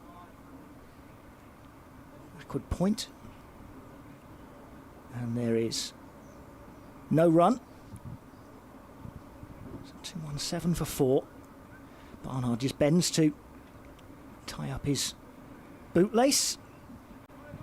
I think the wind's dropped a little bit. Just looking at the flags at the far end, we've been making a lot of the northerly wind that's been blowing steadily through the day, and as I speak the flags pick up again, but it does seem a little bit less blustery than it has been through the day so far. Next one from Barnard is defended late by McCann, and it's another dot ball. So at the start of the first session, the only session that we've had today, just 2 slightly longer than normal sessions with the morning play washed away by the overnight rain. The outfield was too wet, but it was a little bit of a struggle for Notts as Barnard is in again, and this one is short, and it's lofted high up towards, but safely wide of mid-off. But that was a little bit of a bat dangle to a short pitch delivery. And it looped up. Mid-off was definitely interested for a bit. It's got away with it. Online we've got Charlie saying, brilliant, brilliant young man. Critical innings at a critical time. Well done, Freddie. Dan saying, most impressive that his big score has come at very important times. And Carl saying, exceptional innings. Absolutely clicked through the gears in this session. Yeah, he's been excellent. And that was that last one a rare false shot. This one's defended away by Verreynne. And there is no run again. Maybe just a little bit of frustration that they've not been able to score since tea.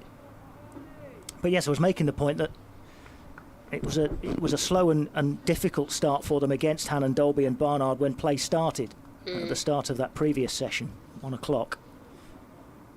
And same again here as Barnard is in. And this is played back just wide of the bowler, but fielded at mid-off, and there's again a dot ball. I mean, so far after tees, Warwickshire seem to have held their length pretty well, just bowling just back of a length. I think at times they did bowl a little bit too full, and then that allowed the batters to really put their hands through the ball on what is quite a good surface. But they've so far bowled very well after tees. holding their length. Here's Barnard once again running towards us and just about kept under control by Verena as he turns this towards mid-wicket. And so it's fielded, but safely as far as the batsman's concerned. It's 218 for 4 at the end of the over. Elsewhere, we've got England versus Australia. England are 94 for 2. Salt was out for 22 and Jacks was out for 10. Duckett's currently on 38, not out. Brooks on 17, not out. Somerset, I believe, have lost 2 wickets so far against Hampshire in their second innings. They're 34 for 2. Vaughan went for 25 and Lammonby for 5. Hannam Dolby here from the Radcliffe Road end.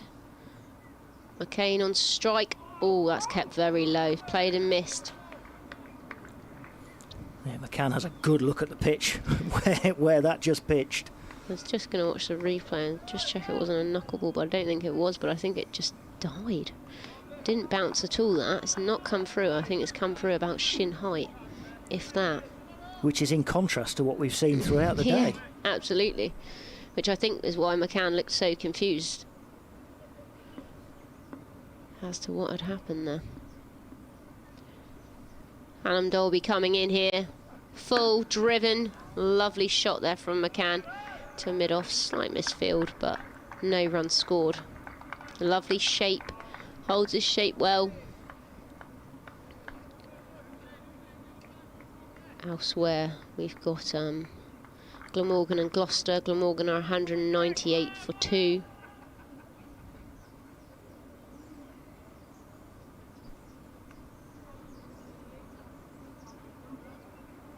Smales out for 41.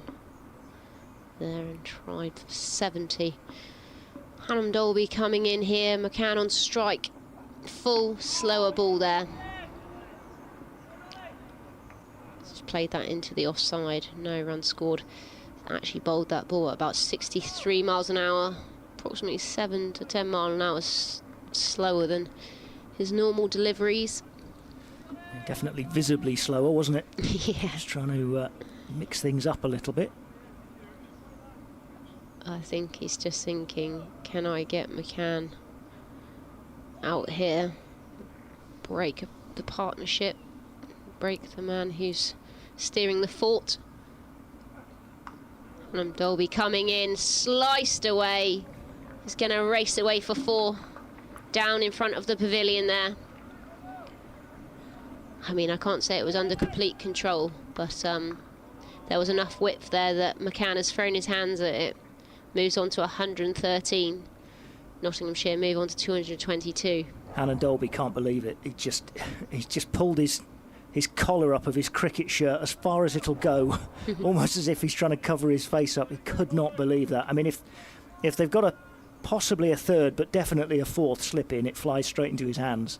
But they've only got 2 in. It flew down towards the boundary. Yeah, it's enough width. McCann's thrown his hands at it, and yeah, and to be fair to the batsman, he knows there's only 2 slips in. And Dolby coming in here. 5th delivery of the over. 4 so far off the over. Short, well bowled. Play and miss. Freddie McCann is nowhere near that. Just pulling his length back. Freddie McCann wants it full. He wants to be able to put his hands through the ball. And Hannam Dolby is playing a little bit of cat and mouse here. Slower ball so far, one that's not bounced. And then just bringing his length back now. It's 3 or 4 times since T's beaten McCann. It's a really good spell from Hannam Dolby, but without reward so far. Yeah, he's been a little bit unlucky, if I'm honest. Hannam Dolby coming in. McCann on strike. 2 slips in play. Just defended into the offside. Scamper through for a quick single. Misfield there from backward point. But I think he would have got through anyway. Nottinghamshire now moving on. 223 for 4. 59 overs. Hannam Dolby, if you look there at his speed. He was bowling 75, 76, but that slower ball he's put through at 63. Wow. It's quite a big difference. Significant difference. I think that was easy to pick, maybe a little bit too easy. But a good variation, and he's bowled a brilliant over there. He's beaten Freddie McCann a fair few times. He knows that he's on top. Fairly swift change here from Warwickshire, from Alex Davis, the captain, in terms of their bowling after tea. Ed Barnard has already gone out of the attack. It's Michael Booth who comes in. I think they will just want a breakthrough here, Warwickshire, don't they? They want a change, they want a breakthrough, and they're going to try and mix it up and hope that Booth can bring that. Here he comes from the Stuart Broad end and bowls to McCann, and it's good line and length, and McCann is defending, and it's another dot ball. You can hear the sirens in the background there, and some spectators that seem to be getting a little bit excited.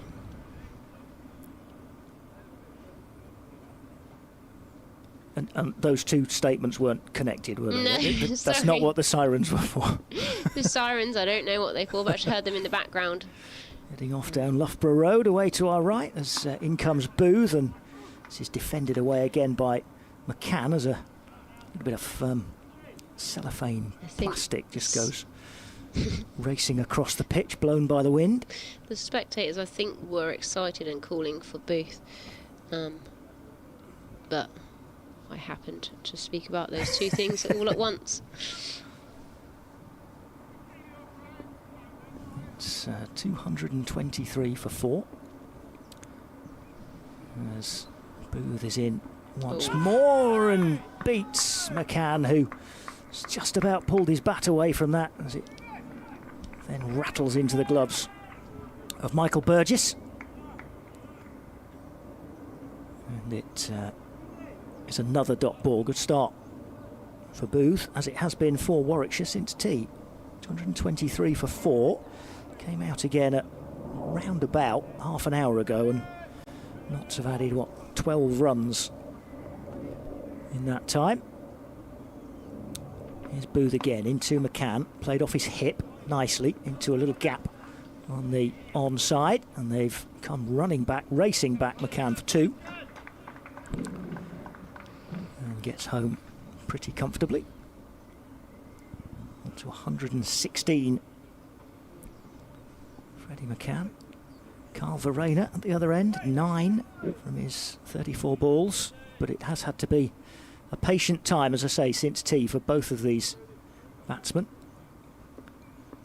A couple of Warwickshire, I think they're players who aren't playing in the 11, are just walking around the field, getting their steps in. Next one defended away again by McCann. Yes, I can confirm your commentary team were getting their steps up this morning. In the bitterly cold, overcast conditions, as we waited for the ground to dry out. Yeah, I wish I had a bobble hat down there like those players, though, to be honest with you. That wind was bitter. Here's Booth in again to McCann, who again is playing him out defensively onto the onside this time. It's the end of another over. It's the end of another tight and efficient over from Warwickshire, this time in the shape of Michael Booth. And it's 225 for 4. I think, although Barnard was taken out of the attack at the other end, I think Hannon Dolby is very much going to stay in it at this end, the Radcliffe Road end, and that's not a surprise given how well he's bowled since the interval. He wants a wicket, and yeah, I think that last over, it's looked exciting. He's looked like he's well and truly in the competition and challenging the batters out there. Verreynne has been on 9 for a while now, faced 34 balls so far. 2 slips in play here. Full down the leg side. Verreynne has tried to flick it, but he's missed it. It's a dot ball to start up. Slightly wayward. But Hannon Dolby's hold that at 78, which is his quickest ball since tee.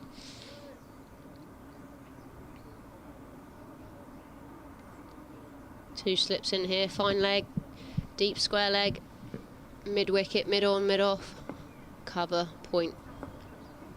Hannam Dolby coming in here. Slower ball, driven down the ground, 2 full, great shot from Verena.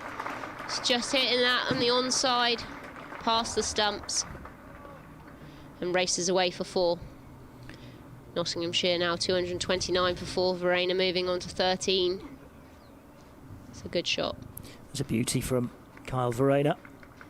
Had to be patient, had to wait for it. Eventually just gets the ball he wants from Hannam Dolby and crunches it down the ground.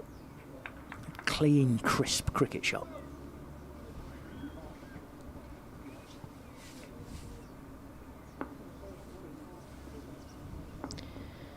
Hannam Dolby coming in here. Back of a length. Just sits back, defends that into the offside.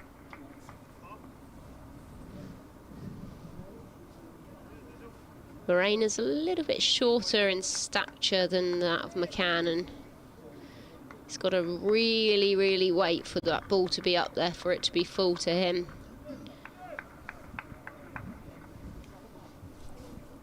So far he's been patient, minus the 1 shot before tee, where he came down the track, went for a big shot. He's been very patient so far of these 37 balls. Slight change of field here. Just bringing in someone in close, mid-on line. Hannam Dolby coming in, full just on the off stump, defended into the offside. Slower ball, 64 miles an hour that. Just varying his pace. Can he get one to sit up, hold up and possibly get a catch here for Warwickshire? Unorthodox position that, isn't it? As you say, mid-on line, but about, what, 3/4 of the way down the pitch and a pace off it. Yeah. I think he's trying to get him to play it too early and hold up in the pitch. Full, works through to the leg side. He's going to race away down to fine leg. Pretty fine, and that's going to go for 4. Yeah, he's shorter in stance, and whether he's trying to get one to get big on him and pop up a catch there. He's got 2 in close on the leg side. I would say that's his option, his go-to at the moment. He's just got a little bit too straight there and gone down the leg side. Verena moves on to 17, Nottingham 233 for 4. That's a 50 partnership for these two now.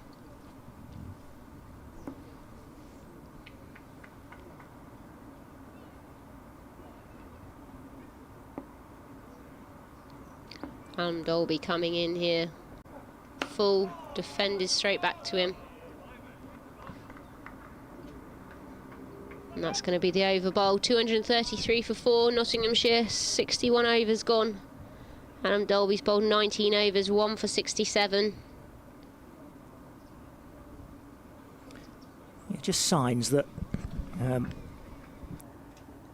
couple of nice shots from Kyle Verena, completely different sorts of shots in that last over from Hannam Dolby. He's been very tight since tee, but a couple of boundaries conceded in that over. And I mentioned earlier that the start of the first session of the day, after lunch at 1 o'clock, was difficult for a Notts batsman to get through for the first half an hour, 40 minutes or so, and potential signs that same sort of thing might have happened here. Here's Booth from the Stuart Broad end and defended again by Freddie McCann. Clive has rejoined us.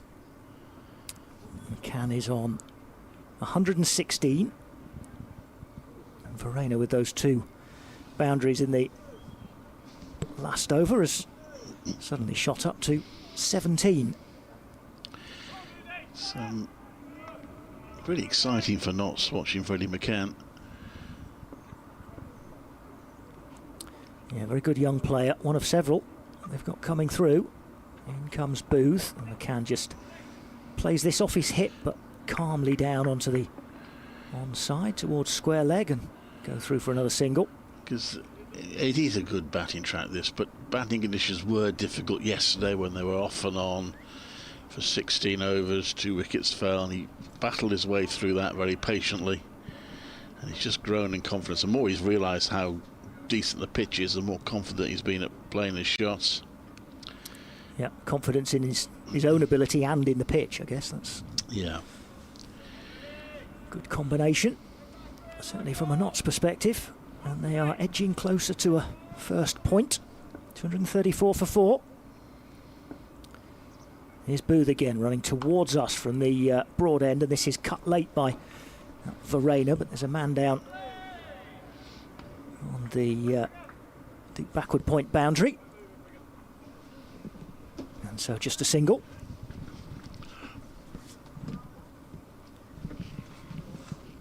Which brings McCann back on to strike. Hardy souls in the crowd today, dotted around the stands. Have withstood some pretty cold conditions, and now they're watching Booth bowl to McCann, who's defending him out onto the onside again. A good day for Notts batters, as Ben Duckett's made a half century for England. He's 53 not out.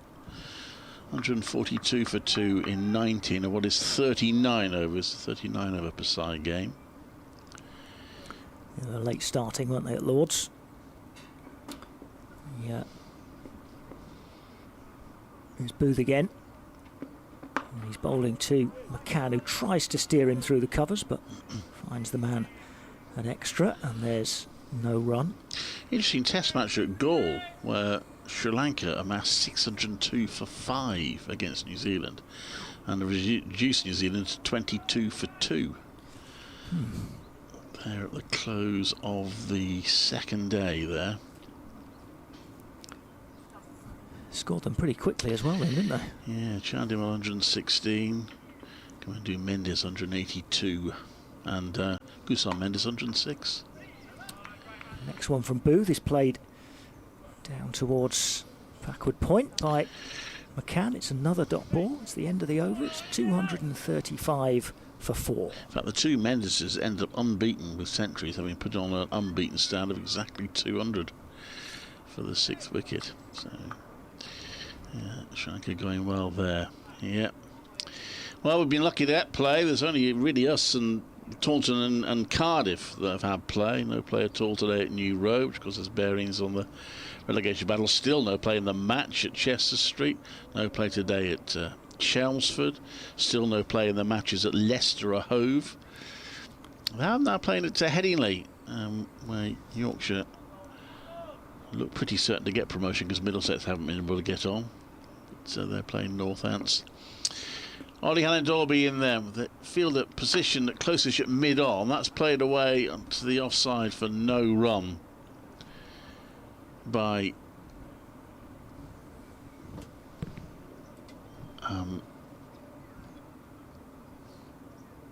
Varane. I keep being told. Remind me. Verena. It's Verena, that's it. Verena. Let's get that into my head. Quite a lot of E's in the name, aren't there? Couple of ends. No. Verena. Just starting to get 1 or 2 shots going, isn't he? Wicketkeeper standing up to him, to Ollie Dolby's bowling. Verena plays that one onto the onside.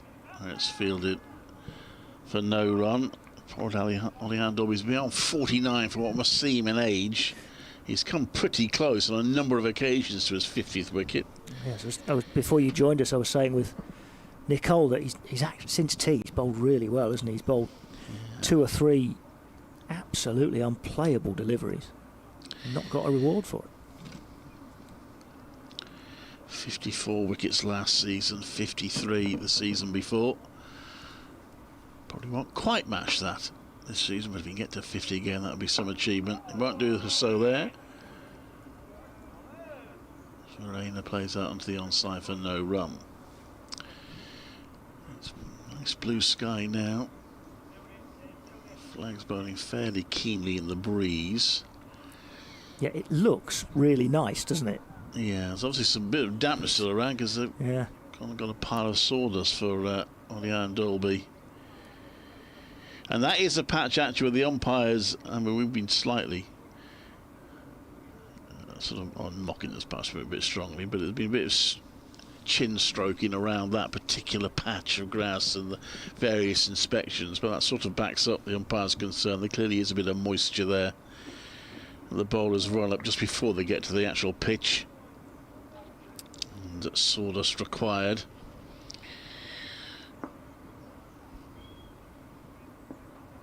And Dolby again, in he comes. Verena again onto the onside. So that's why the two fielders are positioned there.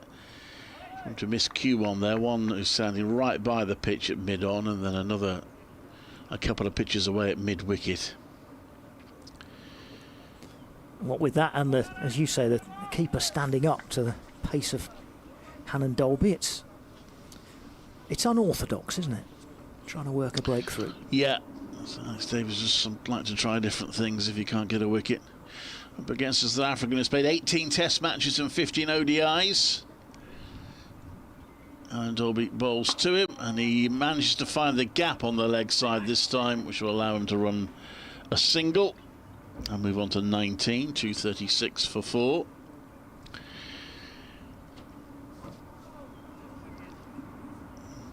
Nottinghamshire we're feeling a lot more comfortable the way events have turned today than they would have been last night.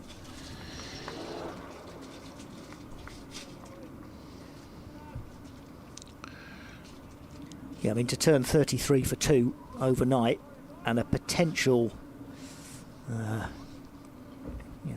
thinking about them losing a couple more wickets and being in real trouble, to turn that round to 236 for 4, closing on your first point with a centurion at the wicket, it's a good turnaround. Yeah. Hannon Dolby with 2 slips, bowls, and McCann turns that around to square leg. I think it's fair to say that Ollie Dolby wasn't too pleased with that delivery. We heard that shout you heard was a shout of frustration from him. And he's marching away now, and it's very rare that I would not be willing to ask Ollie for an interview, but I probably wouldn't right now as he's marching back to his mark. He's not pleased with himself, although he did bowl a good over. And a couple of singles off it, 237 for 4. The game that's moving, go on. The game that's moving on with some forces at Taunton. We'll soon find out who's going to finish second of the final table. It's looking pretty good for Hampshire at the moment, because Somerset are 38 for 3 in their second innings, still 22 behind Hampshire. But Hampshire will have to bat last, assuming that Somerset get a few more runs against the Somerset spinners.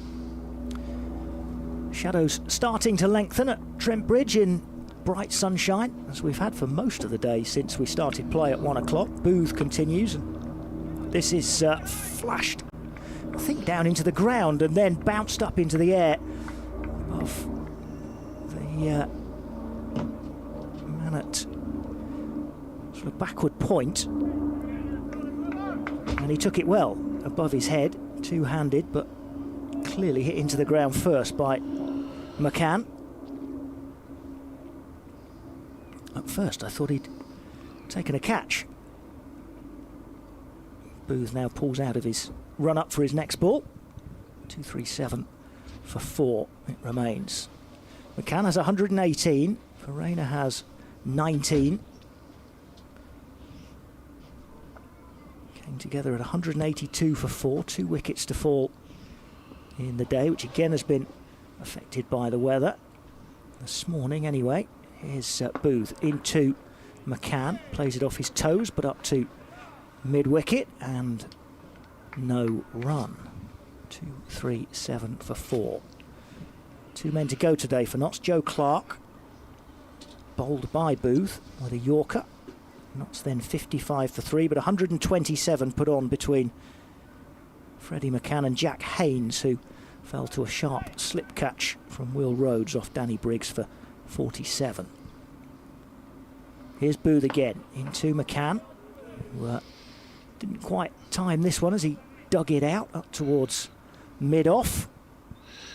2 very good catches in this game for Will Rhodes. He'll be itching to get out there to bat. He may only get one chance. The way this game is going, you do wonder whether Warwickshire would ever get into a second innings. So he may only get one more chance to get to the 17 he needs to get to 1,000 runs. Here's Booth into, oh dear, Chinese cut from Freddie McCann. He's going to go through for 4 off the inside edge and then beats leg stump and goes all the way down, runs all the way down in front of us for 4. Bit of fortune for the man who's in 3 figures, moves on to 122. When I say a bit of fortune, I mean quite a lot of fortune. Well, he has had some good fortune, McCann, but he's earned it. Yeah. He's played very few false shots, but when he has, they've almost cost him. And that's another one.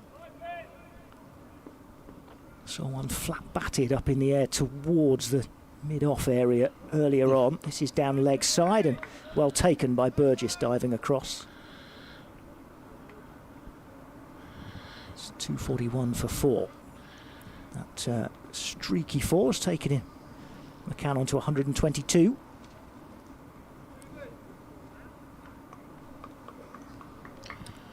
And Booth has 1 ball to come of this next over. I'm going to make way for Kevin Howells very soon. Kevin's joined us from BBC 5 Sports Extra, as this next one is defended away out square onto the offside.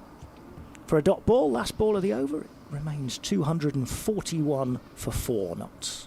It's also encouraging for this young Freddie McCann in statistical terms is that this is his second first-class century,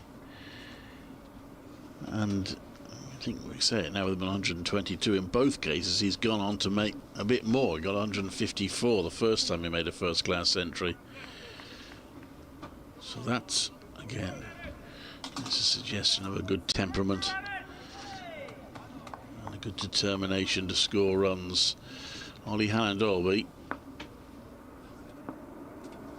Balls to Verena, who drives that. Halland-Dolby, gets his boot onto it, and full marks to Freddie McCann, who had the presence of mind to make sure his bat was still in the crease, because if it hadn't been, he would have been out. And he was just stretching out his bat over the crease line. Afternoon, Kevin. It says on my weather app that it's 13 degrees, feels like 10. If it was an interactive weather app, I think I might change that to -5. Halland-Dolby comes into bowl, and that's played to the offside. Well, you got a thick coat on, something I neglected to bring with me as a coat, which I'm now. You know those. I mean, I'm not saying you're old, but I'm at a football match tomorrow, so that and you still haven't got a coat for the football match? match? I haven't. No. And that's elite. I know. Dear, what were you thinking? Well, you weren't thinking, were you? Well, no, exactly. That's the one. Well, don't ask him how long he's been doing it. I might have to ask. He's gone through that period now where he's at the other side, where he's been doing it so long, he makes those sort of mistakes. Halland-Dolby into bowl. That's going down the leg side, and it's just beaten Burgess, and it's going down. It'll be cut off before it reaches the boundary. It'll be 2-something. Might be buys. It is buys. Either that or the umpire's ordering his dinner. Raises his hand, 2 buys onto the total. Good effort from Burgess to get that standing up. He throws himself around, doesn't he? He does, yeah. Most keepers do, but he's particularly agile. And well, I think his wicket keepers come on a lot. Yeah, excellent. I think he's a top wicket keeper now. Halland-Dolby comes into bowl, and that's played to the offside. They think about a run, they won't get one. Hasn't actually kept wicket every game this season because he had a little hand injury, so we saw Chris Benjamin keep wicket. Well, I see he's off somewhere, Benjamin. On the old social media. I haven't seen that. Was it wild, reckless, irresponsible gossip? Or was it actually backed up by something else? I'll do the looking up. But perhaps I should have done before I said it. Hannon Dolby into bowl, and that's guided to backward point, and it's just tipped round the post, so there'll be a single there. One more run onto the total. I mean, I'd like to think that I have seen it, and it's not the sort of thing that I've dreamt about, because if I am starting to dream about transfers and signings, I have found it now. Oh, what does it say? Suggesting that you might be going to Kent. Right, and who is doing the suggesting? George. George the Bell, the cricketer. Oh.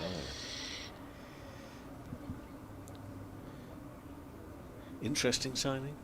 Yeah, well, it's interesting to sign him as a wicketkeeper, because that's not what he's done all that much for Warwickshire.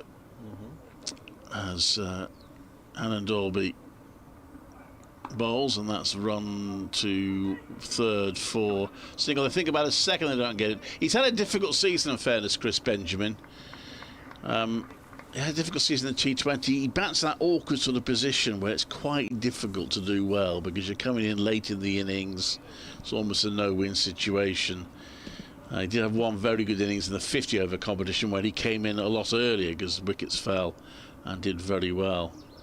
But his red ball opportunities limited. So again, that might have been a selling point from Kent, assuming that proves to be what happens. Danny Briggs going to bowl here this afternoon. It is a chilly, it's a strong wind blowing across the ground, but it has been very bright, as Colin was saying, since we started. It was fairly cloudy this morning, although the cover's been off since fairly early on in the piece, but needed extra time to get dried out and acceptable and safe for play, and that all got underway at 1 o'clock this afternoon, and we rattle along here now, and so do Nottinghamshire at 245 for 4, and the encouragement at an individual level is to see McCann repeating some wonderful batting here that we saw a few weeks ago as well, and also in doing so is just easing the nerves a little of Nottinghamshire when they got maybe just a little, not. Stephen Mullaney was on with us this morning on the radio, and he said they weren't getting jittery, but you know, the way Lancashire were going yesterday, this ball is bowled and just flicked away down fine. They will get just the 1 run, and at 246 for 4 now. But with no play there at Worcester today, I spoke with Frank Watson, BBC man over there. He's very confident they will get played tomorrow, and quite a lot of it. So things can happen in just a session or a couple of sessions, but here Notts are doing what they need to do at the moment as Briggs bowls, and that's whipped away very nicely indeed for 4 runs out through mid-wicket for Verena, who did impress me with his striking of the ball a couple of matches ago, and that brings up the 250, and this is in the 66th over. So who's in charge of the wall chart up there? Just put another point down. Another point. Briggs around the wicket, comes back. I thought he was going to go through it, and then managed to whip that one away into the offside, but for no run. We're due to have 25 overs left today. We were covering and following the cricket at Taunton. They finished at 6:30 last night. They kept going in some decent weather. Whether it'll stay bright enough here is a different issue. Oh, that's been carved away very nicely. That's another 4 runs for the South African, another 4 for Nottinghamshire, and takes Notts to 254 for 4 now. They have gone along at such a pace, so therefore creating an impression that they're not too jittery about what's going on. They've been very positive, very attacking, and it's worked in their favour so far. Briggs again, in from the far end. Forward defensive this time, sturdy in defence. Well, I said before, I think they would have calculated overnight, because we all talked about it, came to the conclusion that getting to 300 would be a big insurance policy for them. Briggs again sits up, not enough width to cut away, and doesn't get the timing right, so no run on that last ball of that over. So it's now 254 for 4. Nottinghamshire going along very nicely here, at the moment. Can I see from side on the batting from the scoreboards, because we can't see the main one opposite us, but I can see McCann is on 124, Rain is on 20. There we go. McCann's on 124. There we are. That's the. Who's got that one? I'm telling you what. I'll get you a pint later on. Oh, now you're going to tell me Michael Booth's ball. No, that's not your fault. You've got the scoreboard. That's all I can ask for with that 1 wicket. And when it flicks back, if we've got enough time to hang on that board, and what a fine frame it is there, may I say. We'll tell you what the batters are on. I'm going to know where I can. There we are. McCann is on 124. He's on 124, and Rayner's on 28. I've only been on for 5 minutes, and it's already a disaster. It's chaos. Get that scoreboard back on. I don't care if the umpires are disturbed by it. Change of hands for Michael Booth. Right arm over, comes into bowl, and that's driven out to the offside by McCann for his 125th run.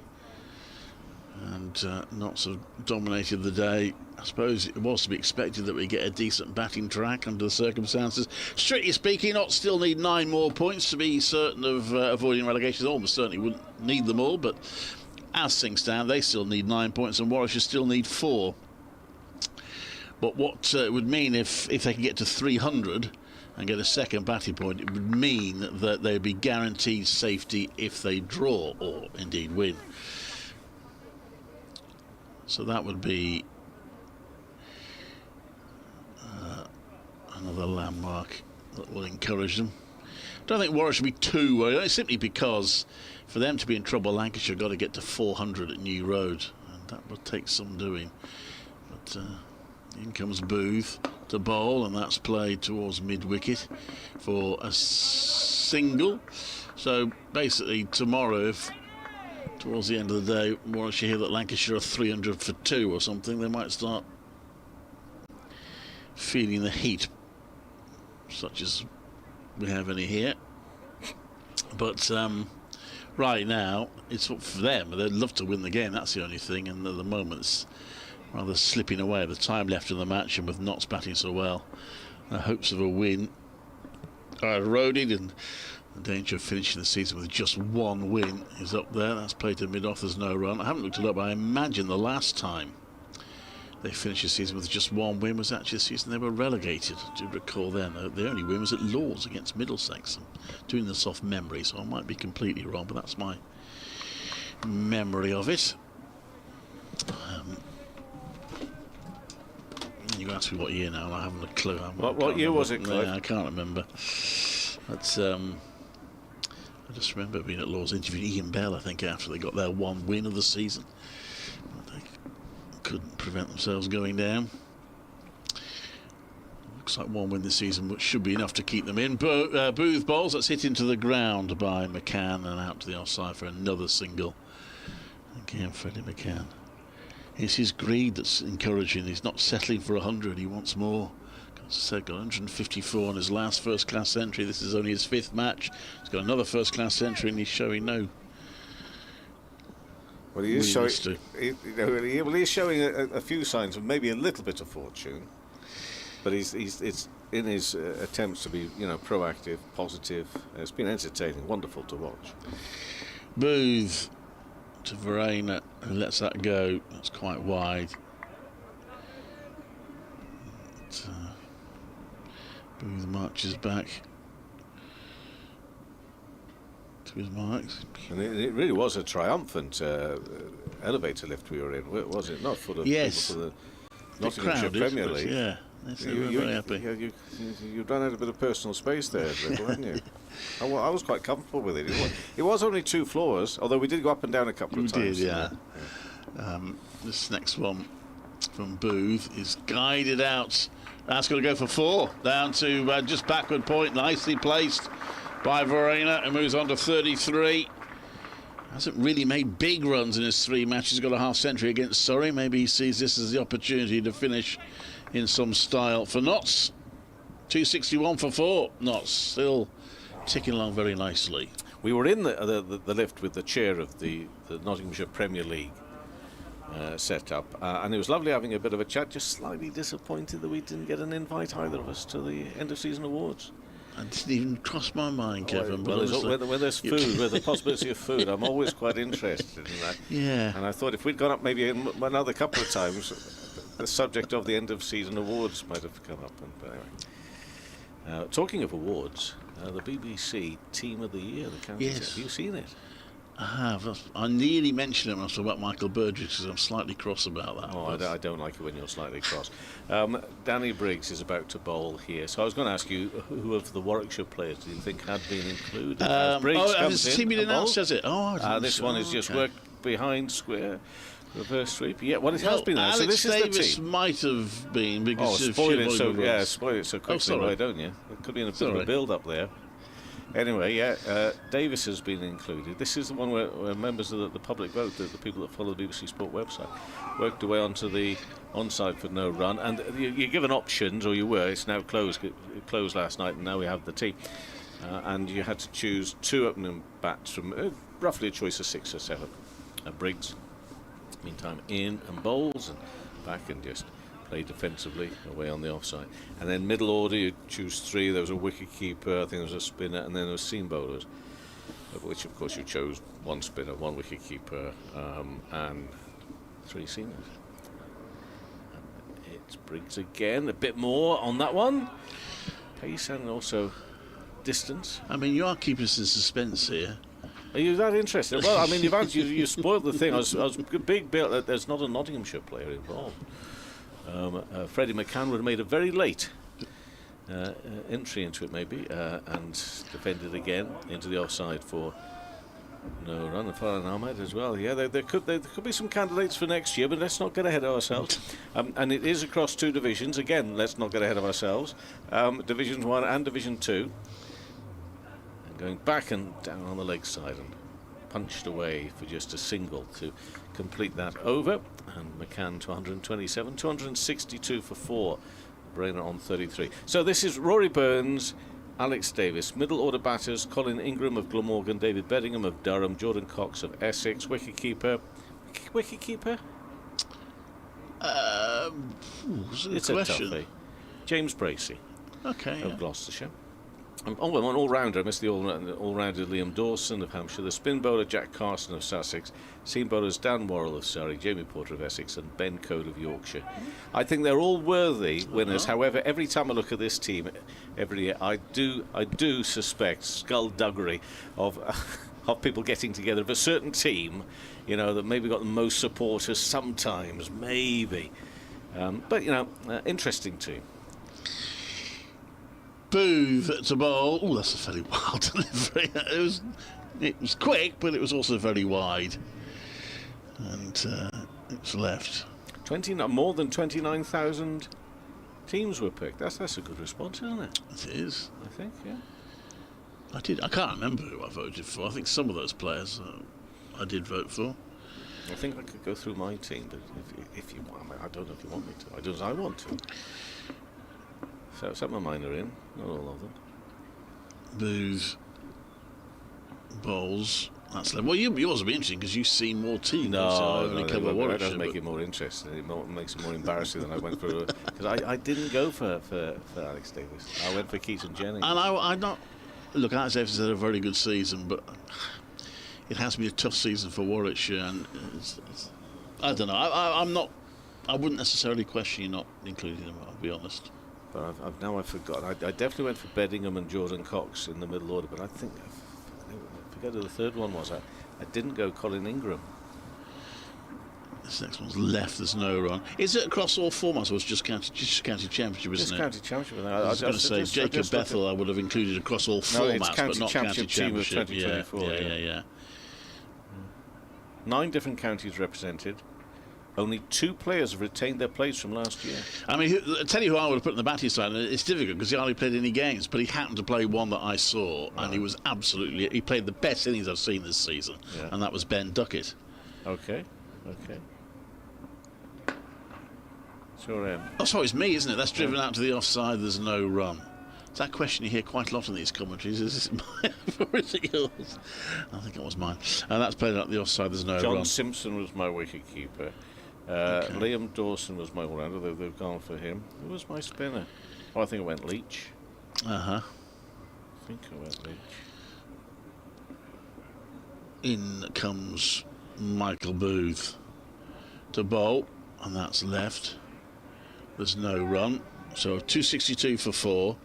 So it's been a good day for Notts. They've lost a couple of wickets, but they've scored runs at a good rate, and they've taken a big step towards ensuring that this fixture, I say this fixture will be the next season, of course not all fixtures are, with a 10-team league and 14 games, but you know what I mean. Always, Clive. Never once have you said something I didn't know what you meant. In comes Booth to bowl to McCann, who opens the face of the bat and runs that down to third. That is a shot he plays a lot. Just running the ball down to third or running it wide with a slip cordon. He seems to have good control with it, and it's got him some runs. Shall I bring Colin back in to join you, Kevin, for a bit? Well, you certainly can. I mean, it's up to Colin. Maybe he wants to keep better company. I wouldn't blame him if he did. 263 for 4. We are in what is the second session, because we missed the first one of today's play, but we've just two. It always gets emotional. I'll try and hold it all together. We've only got 2 more days of the season left after this. In these temperatures, I don't think I will get that emotional about it, to be perfectly fair, but it is always a shame. The season comes towards a conclusion. Briggs in, bowls and reversed, and well stopped. They'll still go through for 1. A good piece of fielding there at short fine. And the score to 264 for 4. Now, fair play to it. Any spectators, both early on in the year, in April time, and those sitting out there today, it's a little bit cool, to say the least. And Briggs comes around the wicket now. Rayner in the air, diving to the right-hand side, and missed. Out there. The way he was diving there, I thought he'd taken an heroic catch at mid-off, but it's actually gone flying past and up into that pavilion at the far end, which we must look at and cherish, because it won't be here for much longer. And that's where we started broadcasting from all those years ago, at that end. But in the meantime, they're going to try and find the ball, because it went racing behind the boards up there. That's 4 more runs, and it's just honest the way they've gone on with it today. Yeah, Nottinghamshire. After probably a tricky first, 45 minutes or so, wasn't it, that they had to see out, and then half an hour again after the tea interval. But once they've got through those, probably when Barnard and Hannon Dolby were bowling both occasions. This has again gone straight and high this time. They're waiting to see. Yeah, it's going to be a 4. I think the umpire for a moment was looking. They just see if that was going to carry all the way over the boundary. We saw this a couple of weeks ago. I mean, this man can really hit a ball. Rayner, 272 for 4. He moves to 41. I mean, there's nothing to him. He is so small, really, compared with some of the others out there. But his power and his timing, he's very aggressive. The way he goes about his batting, and he's just 61 balls for this 41, and Briggs is back to his mark again. Around the wicket, in bowls, leans back and carved away along the ground for a single out to the cover boundary this time, so he moves to 42. But he's had to be patient as well, hasn't he, Verena? Because he first 15, 20, I'd like to know how many balls that took him, because he was very patient and sort of playing a bit second fiddle to McCann, obviously, as the new batsman. Got himself going. He's seen it well now. McCann is back on strike, and that just sits up around about the leg stump, worked away on side for a single, and he moves to 130. 1 ball left of the over. 274 for 4 here, edging towards maybe another batting point. We are only in the 70th over, so there is time and opportunity here to get these points to ease the nerves in the relegation battle. They look okay, but it's not settled. Leaning back, Rayner for a single again, which takes its time to get out to the field, but he waits patiently for it there, just a few yards in from the cover point boundary. End of the over. It's 275 for 4, and normally you wouldn't bother too much with the telling of overs, for those that can't see it on the feed and the stream, but actually in this situation it is important for the possibilities of bonus points, which of course can go all the way up to 450 in terms of runs and get you maximum 5. 1 so far for 250, get to 300, but it has to be done inside 110 overs. Hence I tell you 70 overs are so far gone. It also reminds us that 10 overs away from the taking of a second new ball as well, which could play an interesting role here. But 275 for 4 at the moment in Nottinghamshire. This Booth is going to continue, and that second bonus point, not so, 25 runs away from it. I just feel that's a significant milestone. When you add it to the potential 8 points for a draw, that is safety for Notts. So once they get to 300, assuming they do get to 300, then a draw is enough, no matter what Lancashire do. Here is Booth then running away from us. And bowls 2 for Rayner, full length, and Rayner flicks it up towards mid-on. There's a shy at the stumps, which goes wide, and Freddie McCann is safe, so another single added. Time of day at this time of year where the shadows stretch. Shadow of the lollipop-style floodlight going right across the non-striking batsman's crease and stretching all the way out to the edge of the Fox Road stand on the other side of the ground. As Booth is in, runs through that shadow and bowls. It's left outside the off stump and goes through to the wicket keeper. Just feel that getting to 300 start of the day would have, at 33 for 2, been a target of Notts. Well, get those 2 points in the bag. You know, you couldn't really read too much into what cricket we did see yesterday, but the bowling yesterday suggested maybe a draw was going to be impossible. This next one from Booth is just played out onto the offside and fielded in the covers, no run. In fairness, you know, the players were saying they felt that it would eventually turn into a good batting service. So we heard it, we respected it, we believed them. But you know, you're looking at the conditions yesterday. I think really can a draw be a possible result here? And if not, and there's going to be a positive result, that could have spelt trouble for Nottinghamshire, of course, depending on which way it would have gone. But it's looking a different story here today. Here's Booth running away from us, well pitched up, and again played out onto the offside, and again fielded in the covers. Oh, no ball. So I'll have to bowl that one again. Well, Michael Booth, 278 for 4. Yes, the difference that, what is it, 4 hours? 4 hours less 20 minutes. 3 hours and 40 minutes of cricket have kind of changed the complexion of this, really, today. Booth again then. He's in and bowls, and this is played down into the ground by McCann.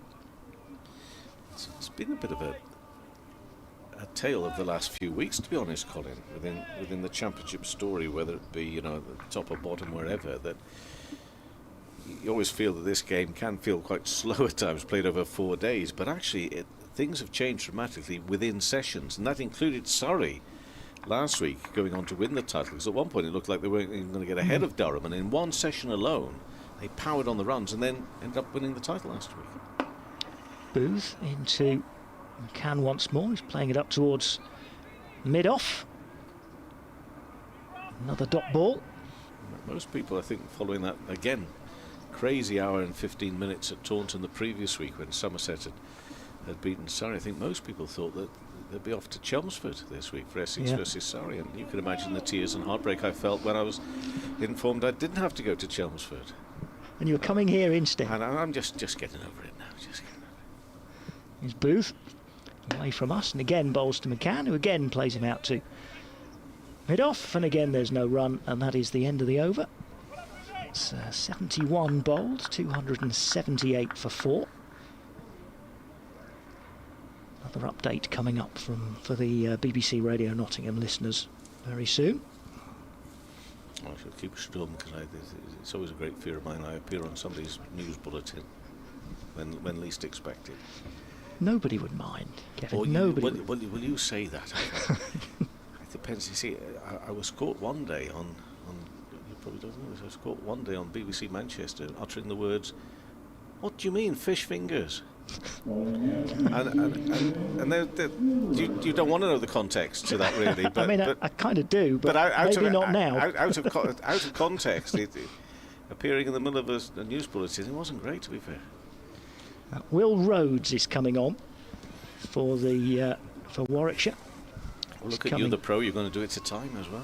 Well, I'm going to try, Kevin. I mean, it doesn't always happen. I won't be watching. Anyway, you carry on. I don't want to interrupt. Will Rhodes from the Stuart Broad end, Pavilion end. Still got lovely sunshine. And he's going to be bowling to Verena, who's on 44. Here is Rhodes, and this is outside off stump, but fielded at backward point for another dot ball.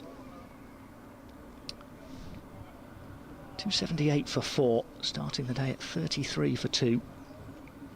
Wonderful innings from McCann, very ably backed up by Jack Haynes with his 47, and now Kyle Verena.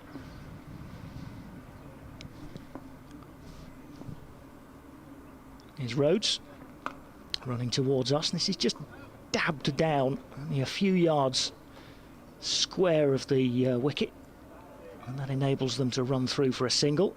One more added to Verena's total. He's closing in on his half century. And McCann, no doubt, eyeing big runs, 130 to him. With Notts looking to wrap up their First Division safety over the remaining, 20 overs today. 19 after this one, and then the next 2 days. Forecast looks okay for the next couple of days. There's another couple of hardy souls have arrived in the Smith Cooper stand, I think, to take the total to 8. In the stand completely in the shade. Well, must be some secret health benefit to that. Here's Rhodes coming round the wicket to Freddie McCann, who's a little bit tied up by this. He's wrapped on the pad, or maybe a little bit higher than that. And it is another dot ball, 279 for 4.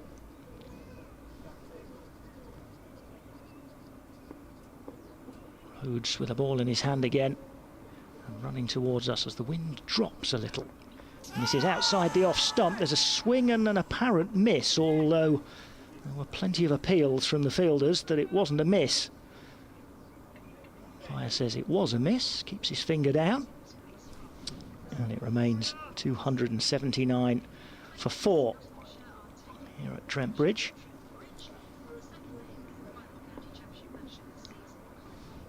The 279 for 4 continuing to go along very nicely. Freddie McCann now 130 not out. Kyle Verena is with him. He's on 45 and starting to make some nice shots. 2 men out today. Jack Haynes for 47 and Joe Clark for 12. Notts have 1 batting point. They're closing in on another. If they get to 300 and draw, they're safe in the First Division.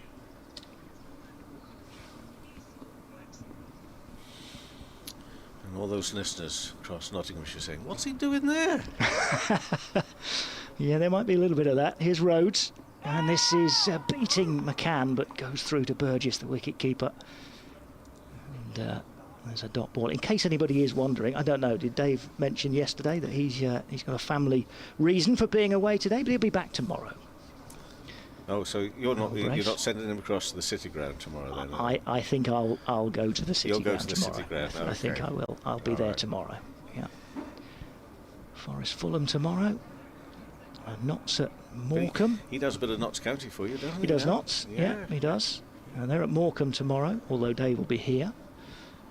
That'll be a breezy one on the Lancashire coast it's tomorrow. Chilly, mightn't it? You wouldn't want to forget your coat for that, would you? Oh, you wouldn't. You'll be layering up for that one. Mansfield are at Northampton tomorrow. All of that covered on BBC Radio Nottingham, as well, of course, as the cricket here all day on the BBC Sport website. Miles to come back in here. Clive is up to Leeds with Coventry City tomorrow as well. Yeah, minus coat. I know. I mean, I joked about it from the back of the box, but he's been doing it long enough now to know that when it gets to the end of September, you need a coat. You do. I don't know what he was going through his mind. Anyway, so a change of bowling here. We are 72 overs, so we're still 8 away from the taking of a new ball. But this partnership's worth 97 runs as well. Terrific work here as Miles comes in and bowls and punched away in the offside. 1 run is all that's going to be taken there at the moment. So it's gone now to 280 for 4. Still got 18 overs left of the day here. McCann's on 130, Rayner 46. A little bit of well-mannered, patient driving around the Nottinghamshire city centre. We can just hear away to our right-hand side. Everybody on the rush to get home on a Friday. Friday night. So Miles bowling his 6th over. And he's bowling from the Radcliffe Road end. And off he comes in now past the umpire, around the wicket, in and bowls. Full, bowled him, and he's out. McCann has gone for 130, 280 for 5. That was a full ball, which McCann just was too late to come down on. So Miles has struck, he gets himself a wicket, and the end, though, of a fabulous innings from a fabulous player that we are so much looking forward to seeing over the next few years. But that really was a terrific ball that's got him full length. 223 balls for that 130, and he is going to get a great reception as he makes his way off the field. Young Freddie McCann, the future of Nottinghamshire here, along with a few others as well, of course, but so exciting, that talent. And he's taken Nottinghamshire to a good place, 280 for 5. Still work to be done, but he'll raise his bat, and there'll be a few on their feet for him as well. Yeah, so there should be. That's a marvellous innings. Been a pleasure to watch him bat today. He'll be disappointed, of course, the way it's ended. He's played those late shots so well all day, but he was just too late on this one from Miles. And disappointment for him that he's had to go now, having batted throughout the day, through some difficult spells as well, then come through it and played his shots, but he's been done by a Yorker. Yeah, and movement in as well. A little bit of swing. Yeah. In swing from Miles, having seen it again. It's a good ball that's done for him, but it was a very, very good innings. Yeah, terrific stuff. Terrific. And in a position, batting-wise, where Nottinghamshire know they need some strength, and it's even better when it comes from within, if you like. Of course, at times, clubs have to look elsewhere. But on this occasion, it looks as if there may be one of their own can go and light up this Trent Bridge place. And there have been plenty of batters down the years, we could argue perhaps more in white ball than red in more recent times. There have been plenty to excite, and he certainly is one of those. But at the end of him today, Lyndon James is the new batter to come in. So, as every wicket falls down, you then sort of readjust a little, think, OK, well, Nottingham just be a little bit careful here then, because you do have the opportunity to really ease the nerves, you would imagine. But we still have got, and with a forecast which is not too bad, still 2 full days ahead, and that doesn't only apply here, but it applies across at Worcester as well, where wickets did fall. There was a rally late on, but wickets were falling quickly there, so it still could prove, and I say this as neutral, Nottinghamshire and Warwickshire and Lancashire supporters wouldn't appreciate this from me, but it still could be a bit of a humdinger towards the end of the season. But Miles comes in now over the wicket, in and bowls and drilled, gets down well off the bat of James. Varana's getting down and doing there? Well, I don't know. I mean, I don't blame him. He got himself in a position where he turned around and he was kneeling down and just thought, I'm quite comfortable here. And couldn't be bothered to get back up for a little while. Looked like he'd hurt himself, didn't it? But he's not. He's okay. He's okay. I think he just got himself in a position he may have thought himself, how on earth have we ended up like this? 280 for 5, midway through this over. And got 2 slips in and drilled, but for no run to mid-on. Real thud off the bat there. It's got brighter again, hasn't it? It's been that sort of a day. I mean, as I say, it was cloudy this morning and you were thinking, why aren't we getting out there? Well, it needed to dry out just a little bit more, but since we've started, 1 o'clock and an early lunch was taken, and then eventually we got going at 1. It's been terrific to look at with your coats on. We're not complaining, Yeah. but it has been a Out of the good day. wind. Miles in bowls and worked away nicely off the hip there of James, who will be off the mark with a couple of easy runs on the leg side. So he's on to 2 and Nottinghamshire to 282 for 5. Colin. Did you notice, Kevin, that we were talking earlier about how they keep putting sawdust in the bowler's footholes at this end. Look where the umpire's standing now. He's got divots. He has. And he's standing in the same footprint every time. It suggests there's a lot of moisture just behind the stumps at this end. It also suggests he's worked very hard at getting himself a nice, comfortable position there. Umpire Chantry. That's past the off stump and taken low down by the keeper. And over, he calls. I do see what you mean. He moves away. Yeah. That's probably an inch deep there where he's standing in the footholes. But you're right, it means he's standing in exactly the same place every ball. It's not that he doesn't look particularly hefty. No? A tall man, but not a hefty man. Am I allowed to say that? Hefty's fine as a word these days. Hefty's Isn't all right, it? I think. Yeah, I get where. I think you'll be all right. 282 for 5, 73 overs gone. Verena on 46, James on 2. And there were 3 runs coming from that. Miles over and the wicket of Freddie McCann. I don't wish to overstay my welcome. Is it time for Nicole to come in? And, I think it may well be. You Thank don't you, want me Kevin. to join you later on for any football chat with Forrest. Do you think you'll get by?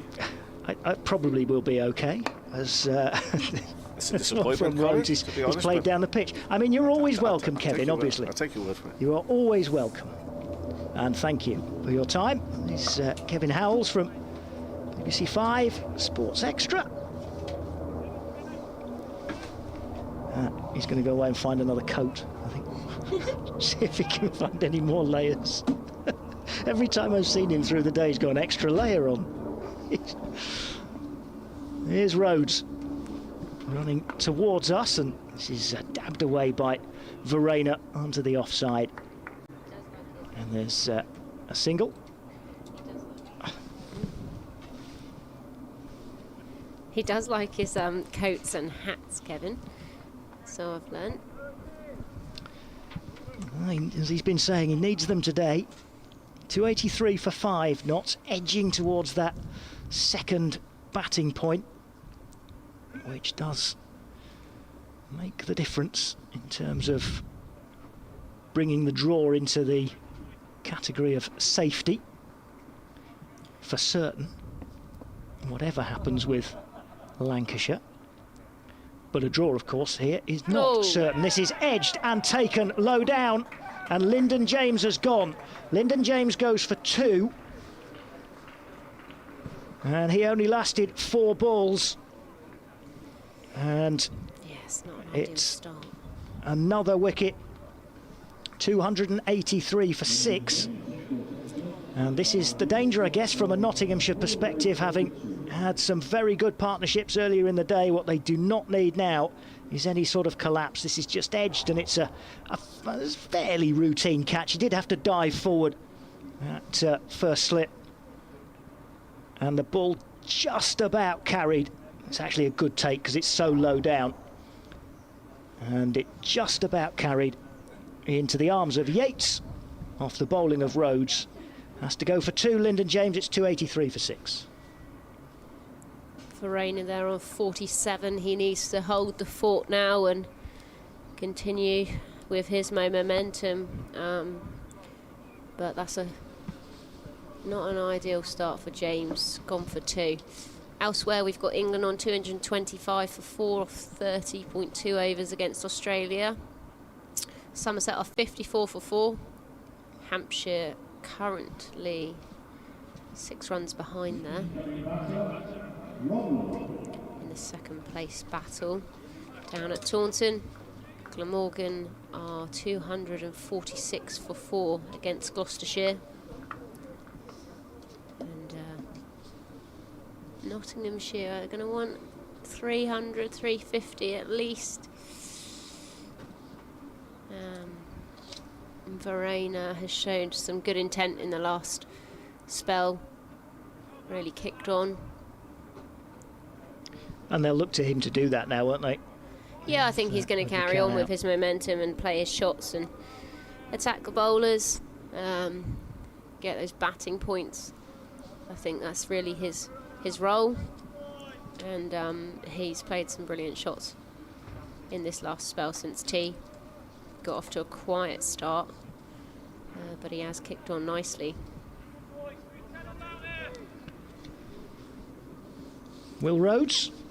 Rhodes is going to be a big hole for Warwickshire leaving. In he comes now, and this is left by the new batsman, who is Rob Lord. You know, he averages 45 with the bat, but he's also a very good bowler. 1 for 2 already. Yep, he's been a problem for Notts in the couple of overs that he's bowled. And I said this yesterday to Clive, actually, that where are Warwickshire going to find those runs? He's averaged 45, 50 for Warwickshire, and he is a fantastic player. Took that low slip, one-handed slip catch earlier in the day today as well. So he certainly makes impacts on games and is a match winner. He's got the ball in his hand again at the end of his run, and is coming in now to the tall figure of Rob Lord, who just shoulders arms and lets this one go through.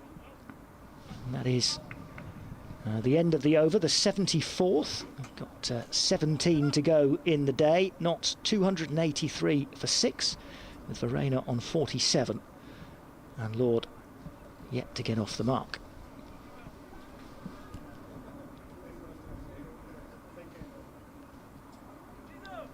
Two men to go in quick succession. Freddie McCann for 130, and then Lyndon James for 2. Robert Lord, Lancashire born, 23 years old,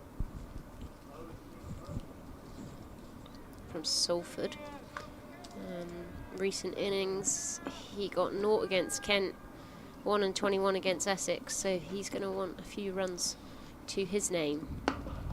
It's a great shot through the covers. That's going to run away for 4. And Verena reaches his 50 in style, raising his bat. You can hear everyone here at Nottingham applauding what has been a brilliant innings from him. It's a great shot through extra cover. 9 fours in that. And Nottingham move on to 287 for 6. Verena 51 off 70 balls. 115 minutes. Short, cut through, backward point, that's going to be another 4. Miles has just got a little bit too short there, short and wide outside the off stump. Verena's able to throw his hands at it and cut it through backward point. Nottinghamshire now 291 for 6.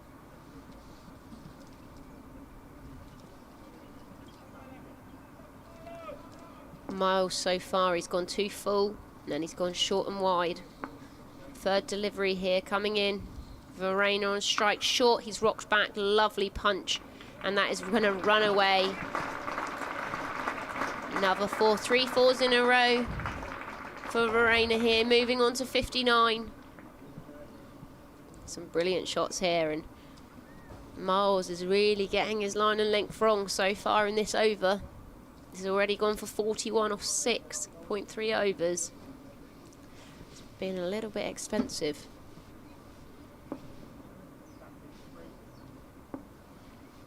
Miles coming in here. Full. Just worked down nicely to third man. Just going to get a 1 for Verena, bringing up 60 for him. Sun shining, coming across the ground. A little bit of shadows from the stand and the floodlights, but certainly a change from this morning. Skies are much brighter,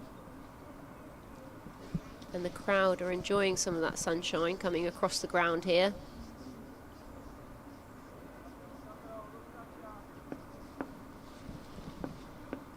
Miles so far gone for 13 in this over, coming in full, defended by Lord. Lord yet to get off the mark. He wants runs though, he hasn't had many in his last few games. He wants to make an impact and be putting his name up there for selection.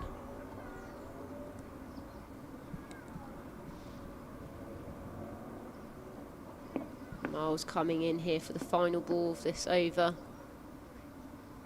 Full, defended down. Just stopped by Miles, moves on to mid-on. And he's going to finish that over. 7 overs, 1 for 42.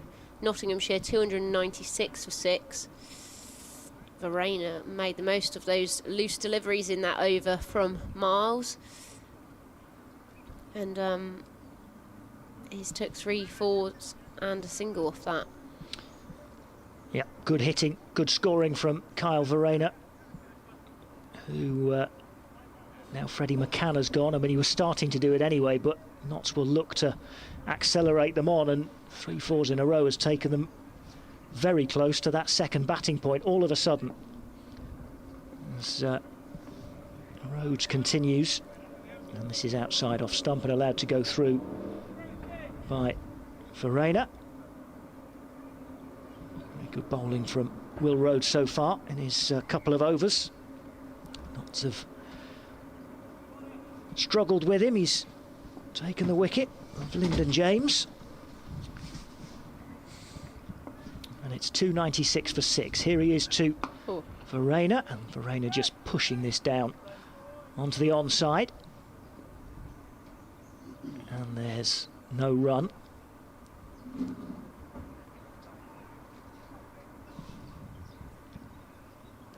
Notts just looking to get that next 4 runs in the bag, get to 300, 2 batting points. Remember, at start of play, 10 would have been enough for safety. Here's Rhodes into Verena, who's late on this, chopping it down towards third, and there's just a single this time for Verena, who's on to 61. 297 for 6. Lots of shouts of encouragement from the fielders out there. Will Rhodes has gone for 3 runs from his 2.5 overs so far. And he's in again, and this is allowed to go by Rob Lord. Just took his bat away late. Still waiting to get off the mark. And it remains 297 for 6. Couple of quick wickets, just sort of getting Warwickshire back into the game. And this next one beats Rob Lord. I said earlier he took his bat away from one. That one beat him, goes through to the wicket-keeper. And more good bowling from Rose.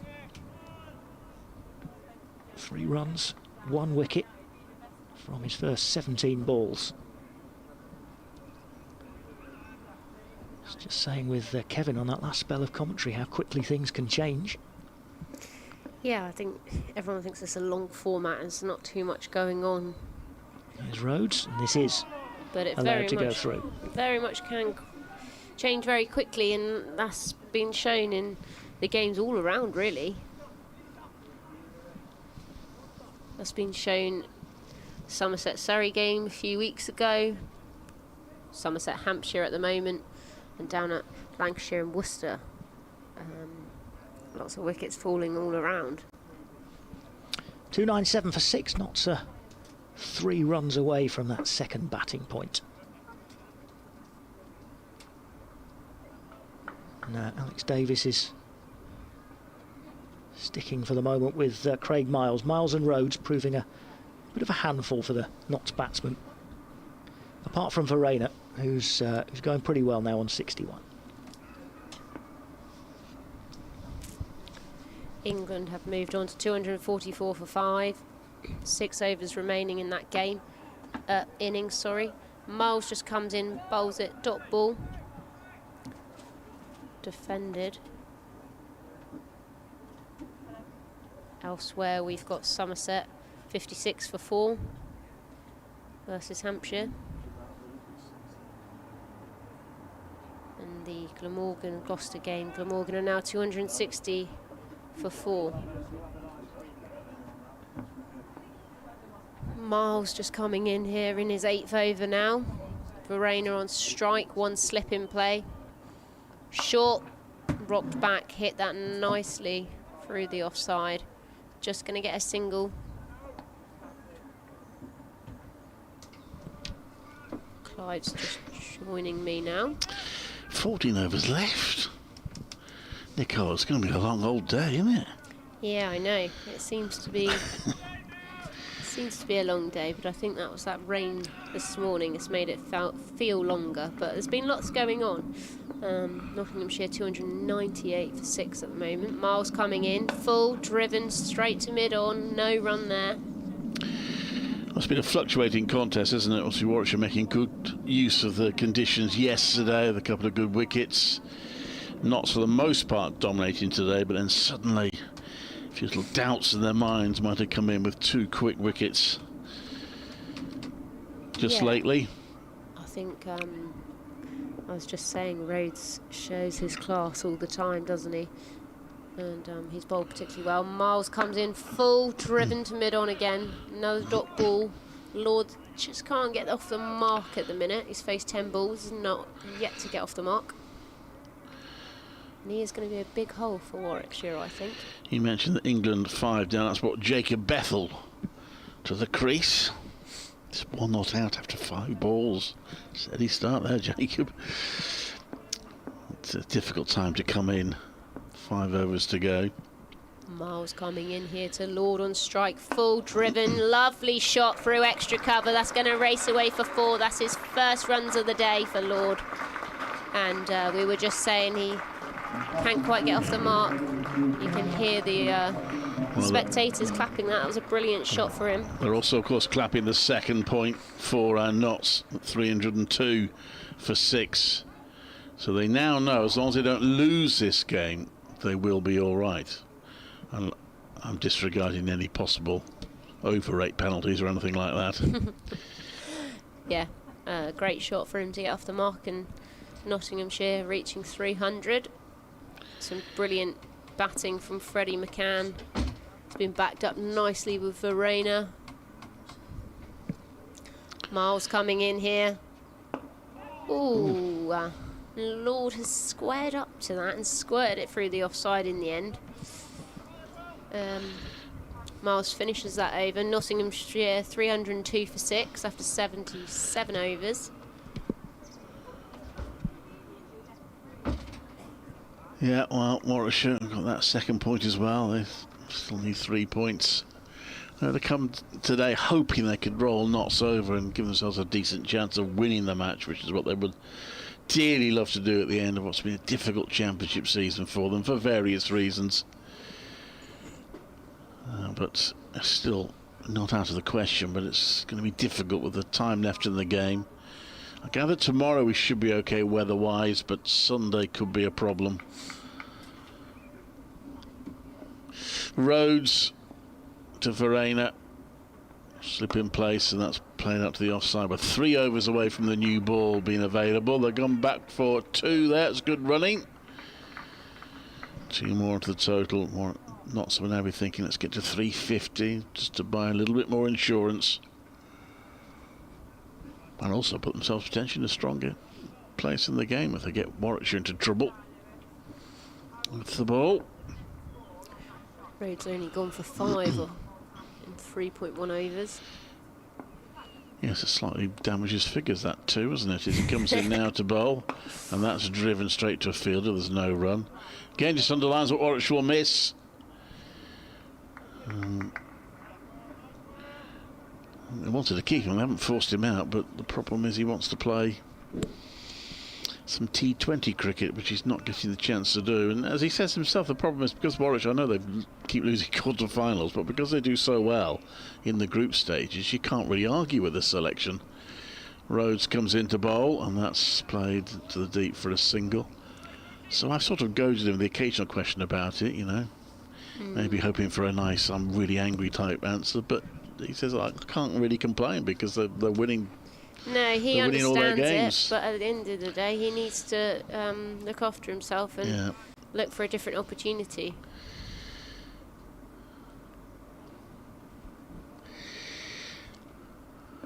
Rhodes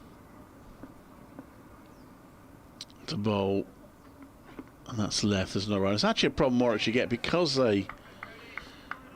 It's a better resource than some counties, being a test match ground. They have a bigger squad than some counties, so they're able to play players in different competitions, but that can cause problems with players not being happy. They lost Adam Hose because he wasn't getting any red ball cricket, or very little red ball cricket at the end, which he wanted.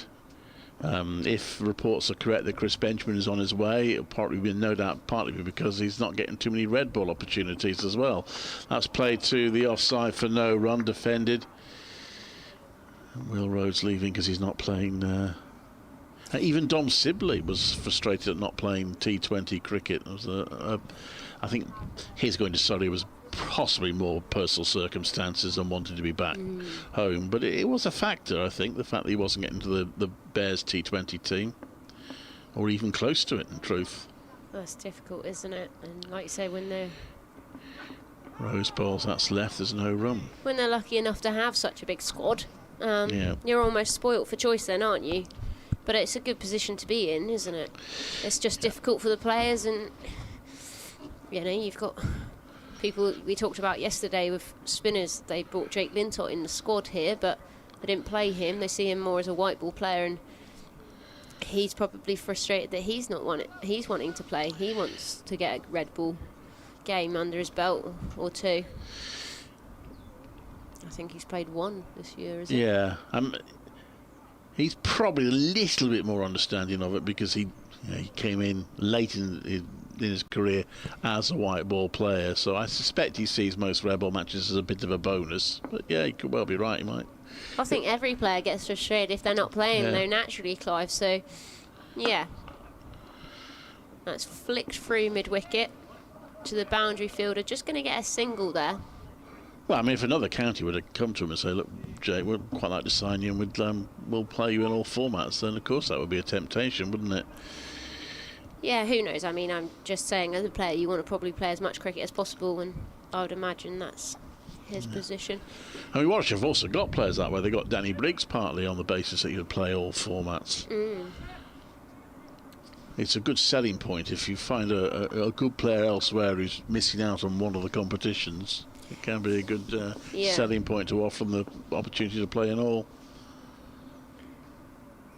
Miles coming in, bowls it just back of a length. Lord just hits that to mid-wicket. There's no run there.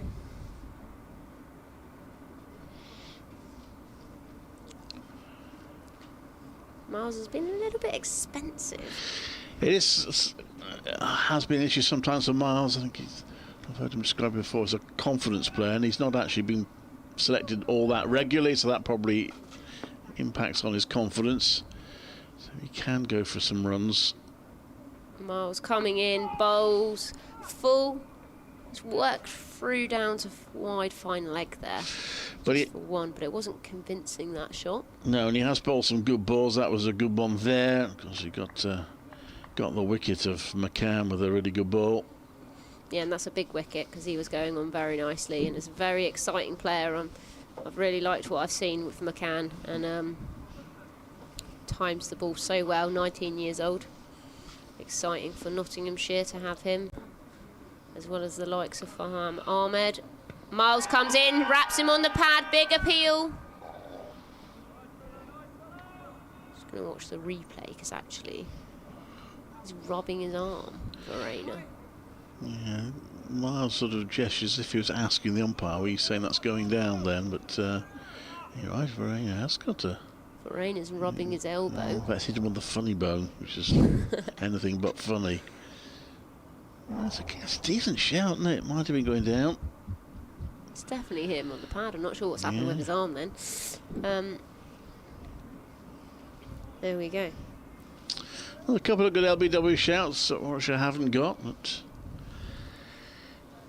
Nottinghamshire 306 for 6, 2 points each for Warwickshire and Nottinghamshire here. Bonus points. Sorry. I'll come back to that in a second. Miles coming in here. Full outside the off stump, way too much room, and that's a lovely shot from Verena. He's given him the width to throw his hands at it, and he's driven it through the covers. I'm just chucking over because Mark Robinson's almost finished his customary walk around the ground. He's gone all the way around. He's about 3/4 of the way back. He just stopped to watch that ball, and it wasn't a very good one from Miles. It was wide and there to be hit. And Robinson just stood there looking slightly aghast for a moment or two. He's now perched himself on the hover cover. It's just going, I think he's actually trying to find the sunshine. He's on a bit on the shade that side. Miles coming in. Bouncer. Pulled. Just out to square leg. The man on the boundary just picks that up. He's only going to get through for a single. Verena moves on to 71. Nottinghamshire 312 for 6. I wonder if he slightly misjudged up the fielder there. I thought for a moment that was going to be a chance, but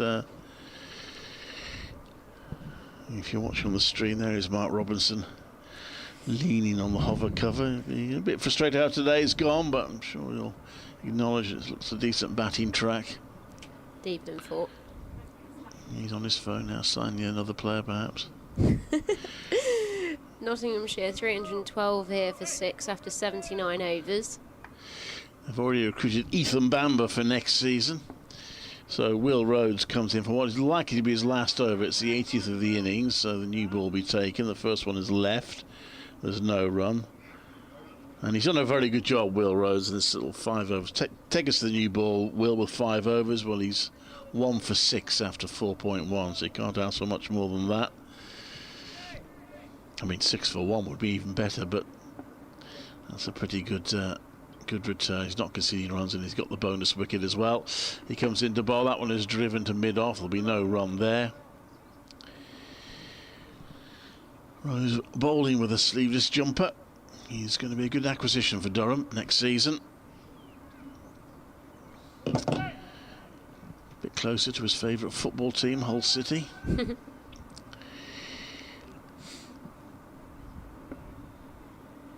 Off to do some football tomorrow, Clive. Yeah, this one is carved away to the deep on the offside. They've gone for one. They think about a second. It isn't to be had. Verena gets a 72nd run. Yes, I'll be at Ellen Road tomorrow for Leeds versus Coventry.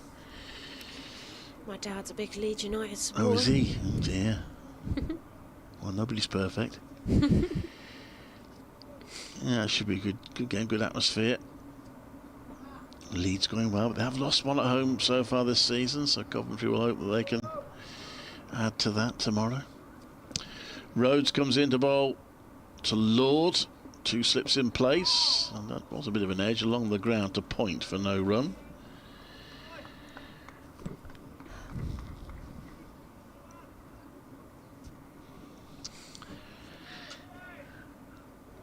It remains 313 for 6.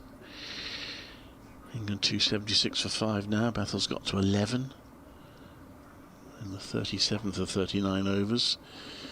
This next one is solidly defended by Lord. Textbook defensive shot, and there's no run. Yeah, Mark Robinson is standing that one little patch of sunlight there with it coming between the 2 stands. Still watching from square. Having a chat with the fielder near there.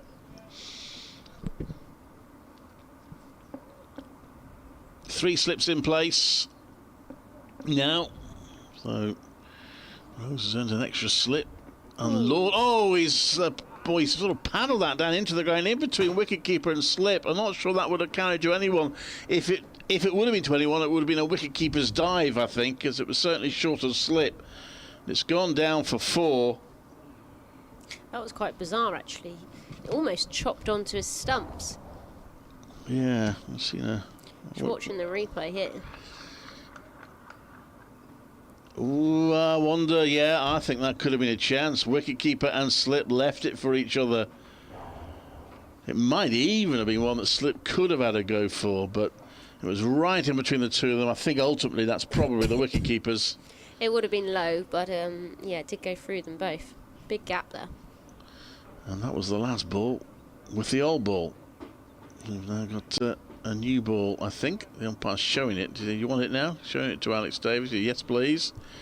And Ollie Hannon-Dalby will have another go at getting this elusive 50th wicket of the season. From the Radcliffe Road end, as you would have heard.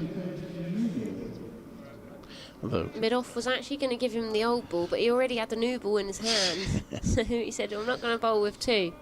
Just got rid of that second ball there. Hannon-Dalby's going to come in here from the Radcliffe end. Verena and Lord at the crease. Verena on strike on 72. Hannon-Dalby coming in here. Oh, that was a bizarre ball to start with the new one. Wide, outside the off stump. I'm going to run back 2 quick singles there, so getting 2 off that ball. It was very bizarre, very short and wide. yeah, it was certainly a wide one, and Verena had to stretch to reach it. I think he actually, it surprised him as well. Just hit that through extra cover. Verena moving on to 74 off 89. Hannon-Dalby coming in here. 2 slips in play. Wide cut away to the man out on the boundary. Just going to get 1. He has been a bit more expensive than usual, Ollie Hannon-Dalby, in this innings. Gone for 74 runs in 21.2 overs. But there was a point in the Notts innings where they were scoring at a very rapid rate earlier today. And he took a little bit of punishment as a result. Floodlights coming on as the sun starts going down.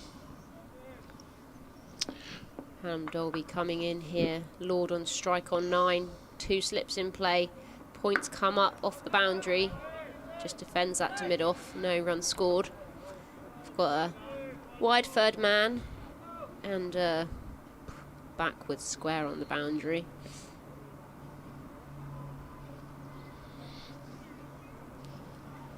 And 2 slips in play.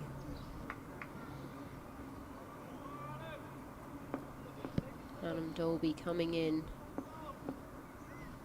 to Lord.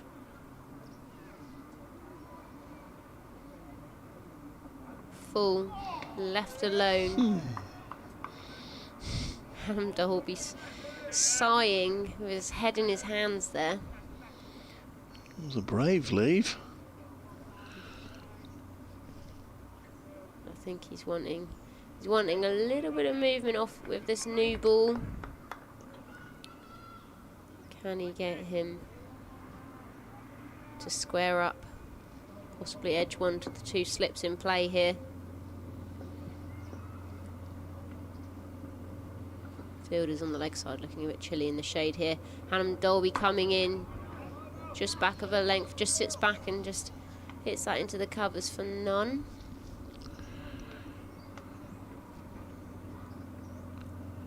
Nottinghamshire 320 for 6. 1 ball left in this over. Sun is shining, but there are some dark clouds above, but to our right it is bright blue skies. Shadows just coming over the pitch now though. Square leg umpire looks a little bit chilly as he's making a note in his notebook. Hannon-Dalby coming in. Slightly slower ball. Worked out to deep mid-wicket on the boundary. Once Lord on strike. Letting them have a single there, the last ball of the over. Nottinghamshire move on to 321 for 6. He has had a long, hard-working season, Ollie Hannon-Dalby. He's now bowled 372 overs this season. Played in every championship match. And at times bowled in some distinctly unpromising conditions. So it would be understandable if he's feeling a little bit weary in this final game of the season. He's got the 1 wicket this innings, looking for a second. And we're going to see, well, Will Rhodes is continuing with the new ball. That's an interesting call. He comes in to bowl, and that's pushed out to the onside for no run. He did see a chance missed in the last over, so he's been given an opportunity with the new ball here, Will Rhodes. That's taken you by surprise there, Clive, hasn't it? Well, he wouldn't normally take the new ball, but he has only gone for 11 off 5. 1 wicket to his name. Rhodes comes into bowl now, and that's going down the leg side. Burgess makes a dive to his left and makes a very good stop. 17 runs. I mean, it might be partly because thinking that Ed Barnard might actually prefer to have a ball that's a few overs old, might we get it to do a bit more. That was a lovely diving stop to his left there, wasn't it? It was. Diving stop and just rolled underneath. Brilliant take. Rhodes in again. That's Good punched shot. down the ground and is stopped. So they don't. Did they get through for a run there in the end? No, they didn't. Well fielded there. It was. Runs saved. Dan Mosey, I think it was. Oh, you to get that cold. You're shutting the window down, Nicole. You're getting cold. Sorry, I don't want to sit here in my massive coat. This is played out to the offside. There's no run. It was nice, but I thought I don't really want to sit here in my winter coat.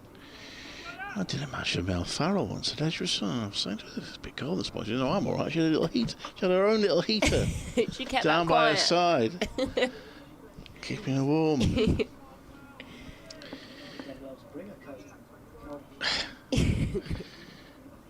This next one from Will Rhodes is defended solidly by Lord. Well, he's not going for any runs here, Rhodes, so there's no I cost in mean, keeping him on for the new ball, but it's interesting call. he has bowled well, but like you said, maybe Bernard wants it 3 or 4 overs old. Ruffle up one side a little bit. Alex Davis is going into the fourth slip position now. So not a defensive move, clearly, keeping Rhodes on. They fancy its chances of getting an edge. It's actually paddled just past Alex Davis. He nearly fell over. That's He was running so slip. fast. And they got 2 runs there. 323 for 6, Lord on to 12. End of the over. Davis' jumper's rather big. It actually looks like it's somebody's ounces. Or he's got 2 on there. Well, I'm just wondering, I was speculating earlier as to whether some of the players might have 2 jumpers. I think he might actually have 2 long sleeves on there, in which I don't blame him. As some of the Notts players are now walking around the ground with their bobble hats on. Sam Haynes definitely got at least 2 jumpers on. Alan Dolby coming here for his... I can't tell you how many overs he's bowled at this moment. Sorry. But Nottinghamshire 323 for 6. Dolby coming in, punched out through the offside. It's going to take a single, Verena. It's his 23rd over. 23rd over, sorry. The scoreboard's still not on. And can't quite see that.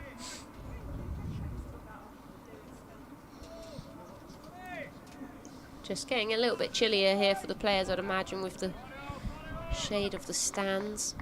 Most of the pitch is now in shade. And Dolby coming in. Lord on strike on 12. 2 slips in. Full outside the off stump. About 6th, 7th stump that. Just trying to tempt him outside the off stump. 2 slips in play. No one else out deep on the offside, other than their wide 3rd man.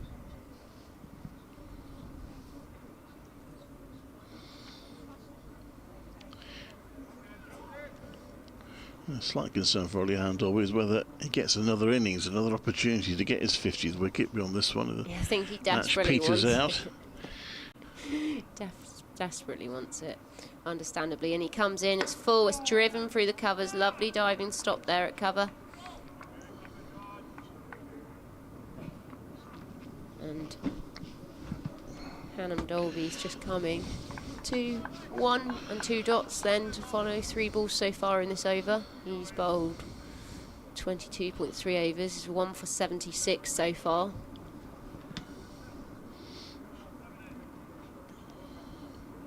Looking elsewhere, we've got England 308 for 5. 1 ball remaining in that innings. And that's short, rocked back. That's a brilliant stop once again at cover. Saved 4 there. Looks like Jacob Bethel's played a nice supporting role for Liam Livingstone. Bethel 12 not out off 19 balls, but Livingstone 58 not out off 26 into the final ball. I mean, 308 is not a bad score in a 50 over game, but this is 39 overs, so it does look a very good score.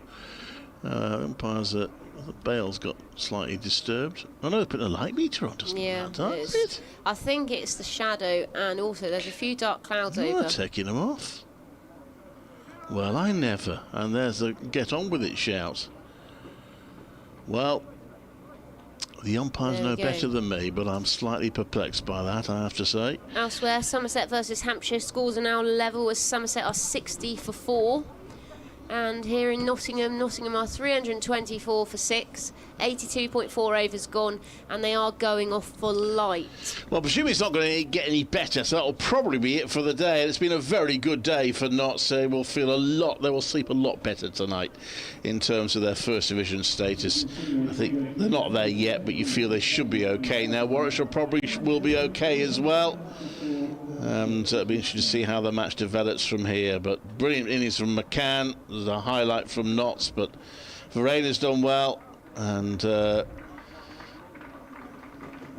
he's on 76, not out as they leave the field, possibly for the last time today, at 324 for 6. So Warwickshire have at least managed to secure a couple of bowling points. They still need 3 more points. Notts need 8 more points, but they both, of course, could get that if the game is drawn, and that also assumes that Lancashire get maximum points of their match, which seems unlikely, to be truthful. So there we are. Well, it's been an interesting day's cricket, Nicole. McCann had 130, brilliant innings from him, really set them up well. And Haynes 47, unfortunate there, brilliant catch. And then Varena so far 76, not out off 91 balls. He's really gone through the gears in his innings and played some aggressive shots in this last spell after tea. So I think, if I understand, and I probably don't understand the rules, but if I understand the things, the umpires will stay there until 6 o'clock, which is the scheduled close of play, even though we've got more overs to go. And if the light hasn't improved by 6, I think they will say that's it for the day. But we will be back if there's any more play. But in the meantime, been a good day, and we will see you I mean, when I say we, I mean very much in the sort of wider sense of we. Nicole will be here. I will Colin. But anyway, the team will be here tomorrow to bring you the third day's play with Notts on 324 for 6 in the 83rd over.